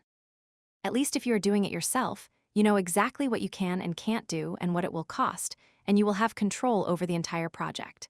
Suggestions, Chapter 19:1. You are a first reader for Children's Delight Publishing Company. Write a reader's report on the picture book text for Where the Wild Things Are as though it were being submit TED as new material today. 2. You are an editor. A manuscript comes to you for a novel that is well written but badly developed. Draft a letter to the author to accompany the returned manuscript. 3. You are an editor. You receive a very promising first novel. You hate to lose this promising new writer, but you have all 188 how to write a children's book. The novels you can publish for the next 2 years. Draft a letter to the author to accompany the returned manuscript. Books mentioned in this chapter, in order of appearance: You Can't Eat Peanuts in Church and Other Little-Known Laws, Barbara Sewling, Out of Print, Vermont Village Murder, Barbara Comfort, Where the Wild Things Are, Morris Sendak, Out of the Slush Pile and Into the Fire. 20. Your editor, friend, or dragon? Working with an editor, manuscripts are bought in a state considered publishable, but often revision and polishing follow to squeeze out the best the author can do for the finest book that can be. A good editor is vital in this process. An editor is trained to observe and will see many things that you cannot see when you are so close to your material. It can be as simple as pointing out that your heroine behaves more like a teenager than a 10-year-old, or it can be more complex, like seeing that you tend to withdraw from potentially strong scenes rather than confront the emotional issues involved. Good editors do not rewrite your material. They guide you, making suggestions, opening your eyes to new possibilities, and discussing solutions with you, but they leave the writing and all final decisions about content to you. Be flexible if you disagree with an editor, and there is no satisfactory calm promise. You will almost always be allowed to win your point within reason. Be flexible and listen to what the editor is saying. You may find, after all, that there is something there. A writer will listen and bend, if necessary, even at the expense of a certain favorite phrase or passage in the manuscript, if the advice is sound and the book would be improved by the change. An editor usually knows how to point things out so that the author can comfortably accept the change. I once submitted a picture book manuscript consisting of 4 little stories about 2 animal friends. The editor liked it, bought it, and proceeded to edit it. We had several discussions, usually about the behavior of the animals and the logistics of details. Several improvements came out of these talks. Then, quite suddenly, she made a suggestion that left me gasping.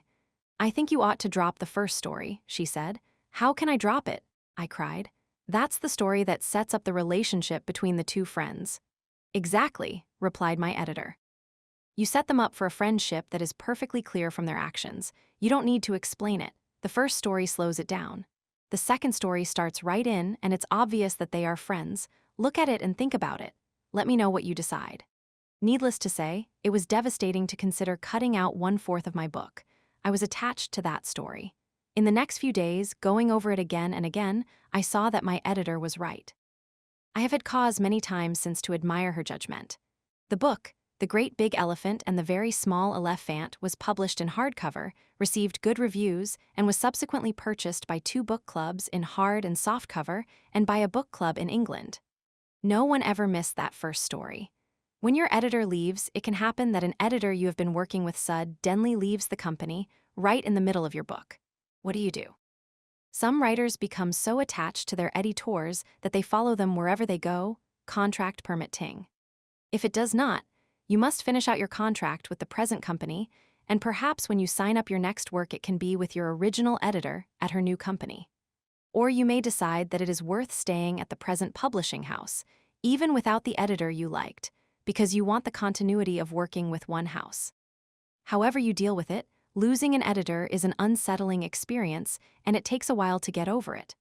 Author-editor relationships can be satisfying, challenging, and productive, but alas, they can also be otherwise. I have known authors who worked with editors who clearly hated their your editor, friend, or dragon. 192 How to Write a Children's Book Work, and others who never spoke to their editors. Just received letters outlining what needed to be done, did the revisions without a murmur, and sent the manuscript back, never to hear another word until the finished book arrived in the mail. If you are stuck with an editor you don't like, there is very little to be done about it. except look forward to taking your next manuscript elsewhere. Even if you have an option clause that requires you to submit your next work to the same publisher, you are entitled to terms that are satisfactory. If they are not, you can take it to another house. In production, you may be asked to transmit your final manuscript to your publisher electronically. When the editing process is completed, all corrections are made to the file and a CD is burned. The printer makes a plate from the CD which is put on the press and voila. The technical jargon for this is CTP, or computer to plate. There comes a time, after the final revision, after you and your editor have completed the editorial phase of the book, when months may go by without a word from your publisher. You will imagine all sorts of terrible things. Your book has been postponed indefinitely. Your manuscript was eaten by the editor's dog. Your publishing house has gone bankrupt. They have decided to drop you and have not been able to tell you so. The truth is, the editor and the whole publishing house staff are working on dozens of other books while yours is off in the copy editing, production, or design department. Each department has the manuscript for a period of time before it is passed on to someone else, until it has gone through all the stages preparatory to publishing. Page proofs, you will see the copy-edited manuscript with queries to be addressed, and you will see page proofs. You can still make some corrections at this point. A second and even a third set of pages may follow, with final design elements in place, such as page numbers and artwork. The further along you are, the more costly it is to make any but the most necessary corrections, so these are for one last tweaking, not serious revision. You may see an artist S. Your editor, friend or dragon, 193 sketch for the book jacket, and flap copy or catalog copy, but other than that, nothing much happens on your end until you see your finished book, with your name printed boldly on the front and spine. The process, from signing the contract to autographing your first copy for your mother, averages about 1 year. Waiting for an illustrator's schedule to open up to work on your book may push that to 2 years, even 3. On the other hand, books in series may be produced on a faster schedule to keep up with buyer demand. In any case, you will have to learn patience as a writer, or, at the very least, what to do while you're waiting. Don't sit back and do nothing. Talk about your upcoming books with your local booksellers and set up book signings for its publication date. Make school visits and read or talk about your book to children. They will love being privy to a book that is not yet in the bookstores, from the author's own experience. Talk to your publisher's publicity director about what you can do to help promote your book. Offer to talk to children in classrooms online about your book when it comes out. This would need time to be set up. Discuss your next book with your editor. Thinking about a new book takes some of the anxiety out of waiting for the present one to come out. Be active in your own career as much as possible. Your chances for subsequent publication have improved considerably with this first success, and you need to feed success to keep it alive. So, get to work. You are a professional writer now. Suggestions: Chapter 20 spend some time getting your tools in order. 1. Buy a dozen each of 7 by 9 and 9 by 12-inch envelopes. 2. Self-address half of the envelopes so they are handy when you are ready to mail a manuscript. 3. Buy a small postage scale and an assortment of stamps to save you many trips to and waiting in line at the post office. 4. Buy a waterproof marker for addressing large envelopes so that the address is clear and easy to read. 21. Joining the writing community, taking an active role. The one ingredient lacking, so far, is contact with other writers on a regular basis. People with office jobs have a kind of extended family at the office. Friendships are made, support is offered, and information is shared. It is important for writers to have such relationships with their colleagues, but we have to go about establishing them differently, since we write mostly in isolation. One children's writer, Audrey Baird, had exactly the right instinct when she started a magazine for children's writers and illustrators called Once Upon a Time. She doesn't offer marketing advice, which so many others do, but simply provides a kind of gathering place. Like meeting over the backyard fence, she says, for writers and illustrators who need the support and encouragement of other writers going through the same struggles. Professional people from all areas of children's publishing provide regular columns of support and advice. In the Midwest, the Children's Literature Network was organized under Vicki Palmquist to connect those who are involved with children and their reading in one way or another. Authors, illustrators, editors, publishers, reading teachers, librarians, media specialists, booksellers, and book reviewers. Although there is a members-only section of their website, http://www, Children's Literature Network, org, much of it is open to the public and provides a wide variety of information and advice. Some writers form local groups that meet on a regular basis. They talk about their work, about their experiences with publishers, and they may even exchange manuscripts. Other groups meet to read works in progress for support and criticism. If members are spread out and must travel a good distance to attend a meeting, it can be quite a social event. One group of New England writers meets on a bi-monthly basis. Each meeting starts with a potluck dinner. Afterward, book news is shared among the members, new contracts, published books, reviews, author tour, work problems, and so on. The rest is purely social, but inevitably focuses on books, editors, and related topics. For some members, it is the only completely free day, away from family and other obligations, in which they can indulge in the total pleasure of being a writer among other writers. A small group in New York functions more as a support group than a social or critique group. Members share information about jobs and help each other over the rough spots.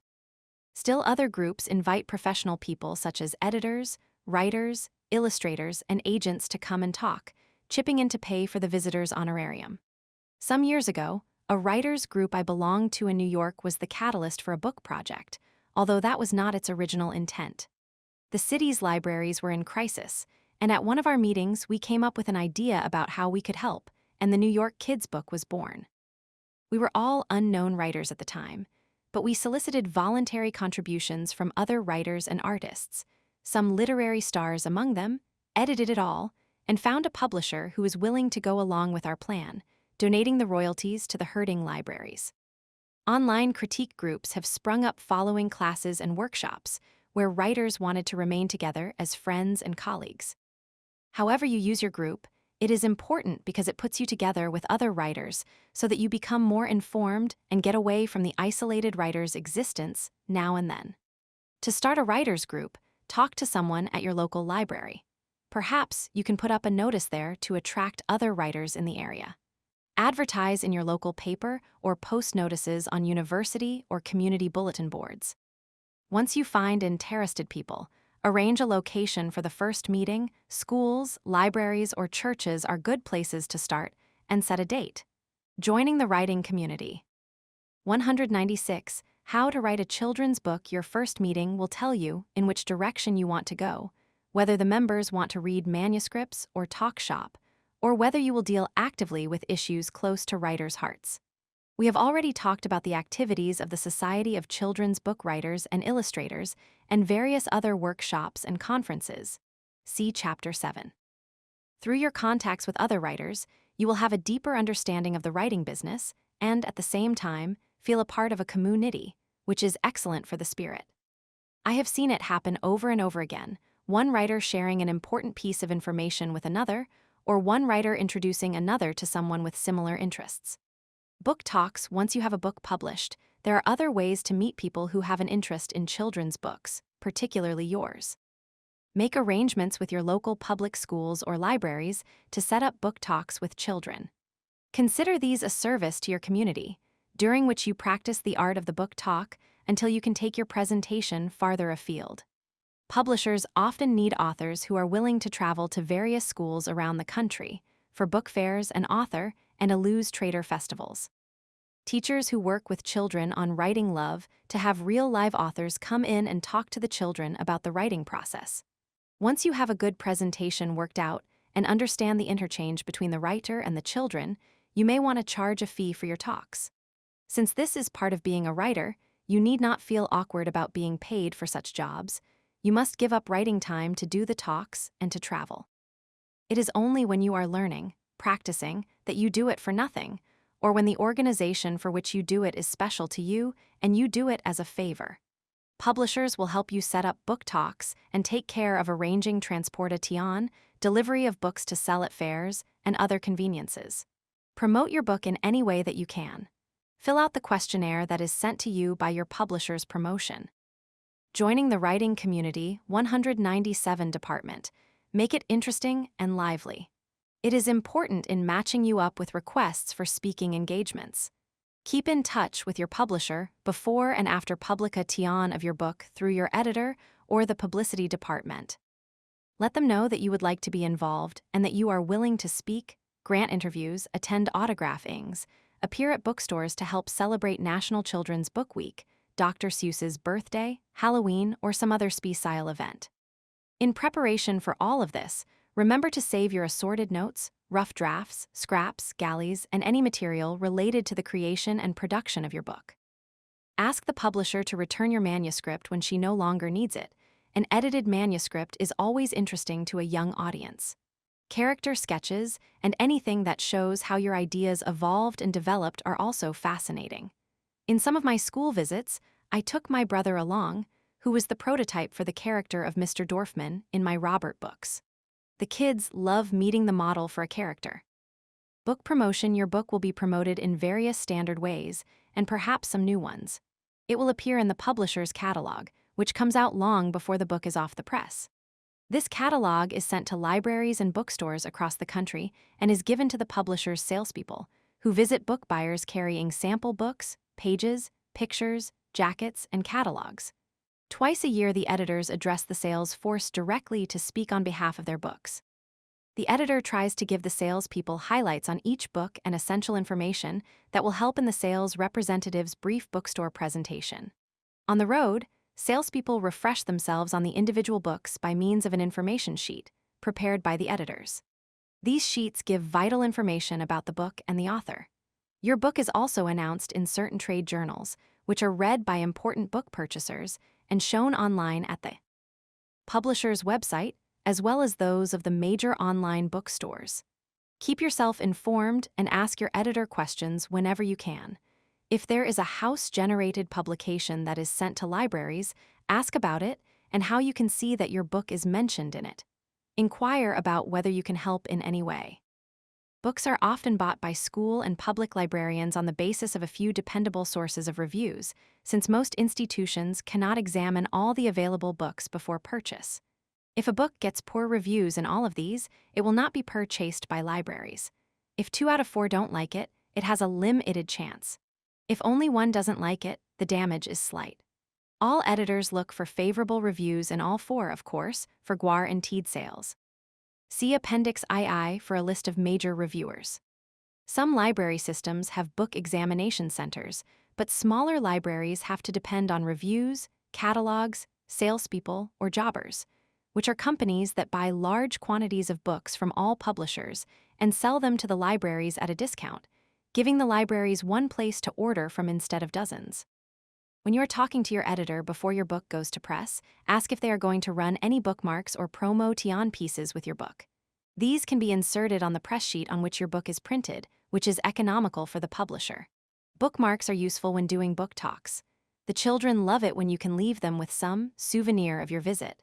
Haunt your local bookshop and ask for your book. If it is not there, ask why it isn't and try to get the store to order it. Do this in as pleasant a manner as possible. Offer to do a book signing. You want to remain on good terms with your local bookstore. Do everything you can to get your book noticed, and do it as soon as the book comes out or even before.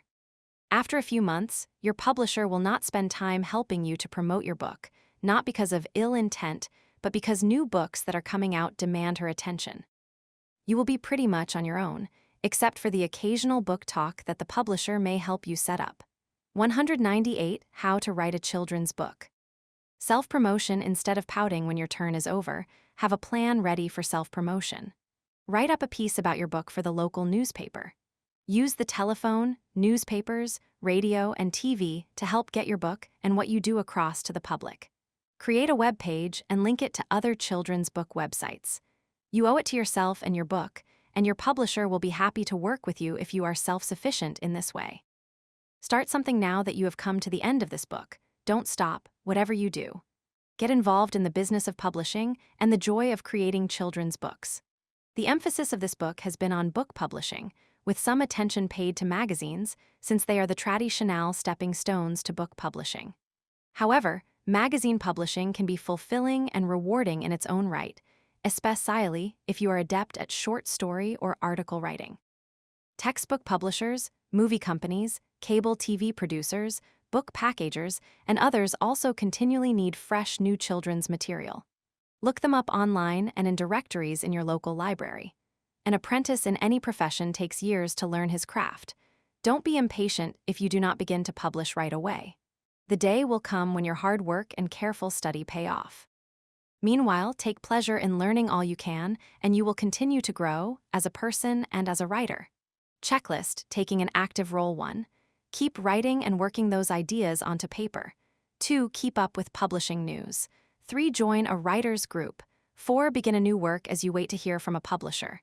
Joining the writing community.